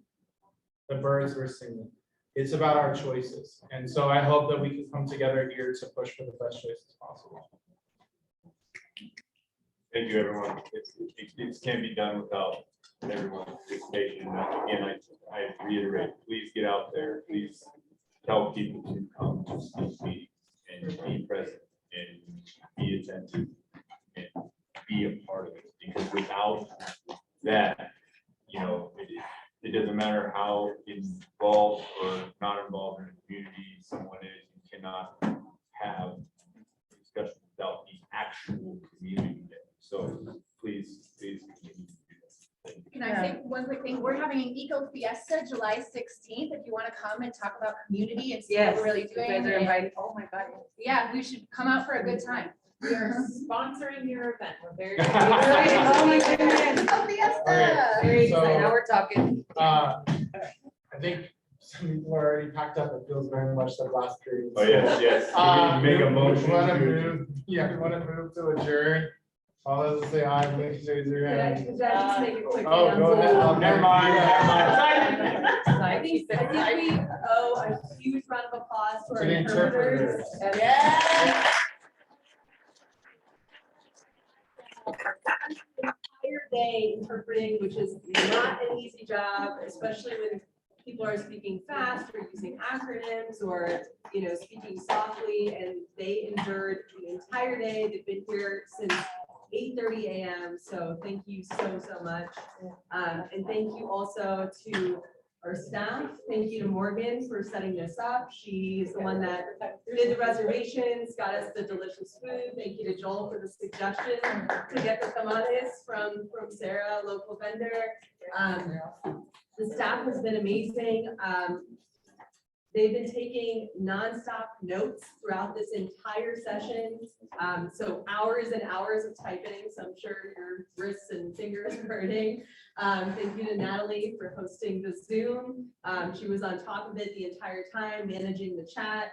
And to Marcus and to Rebecca, our new team member, who can you imagine this being your first day on the job? Thank you so much to our staff and to everybody here, especially to our task force members for being so engaged.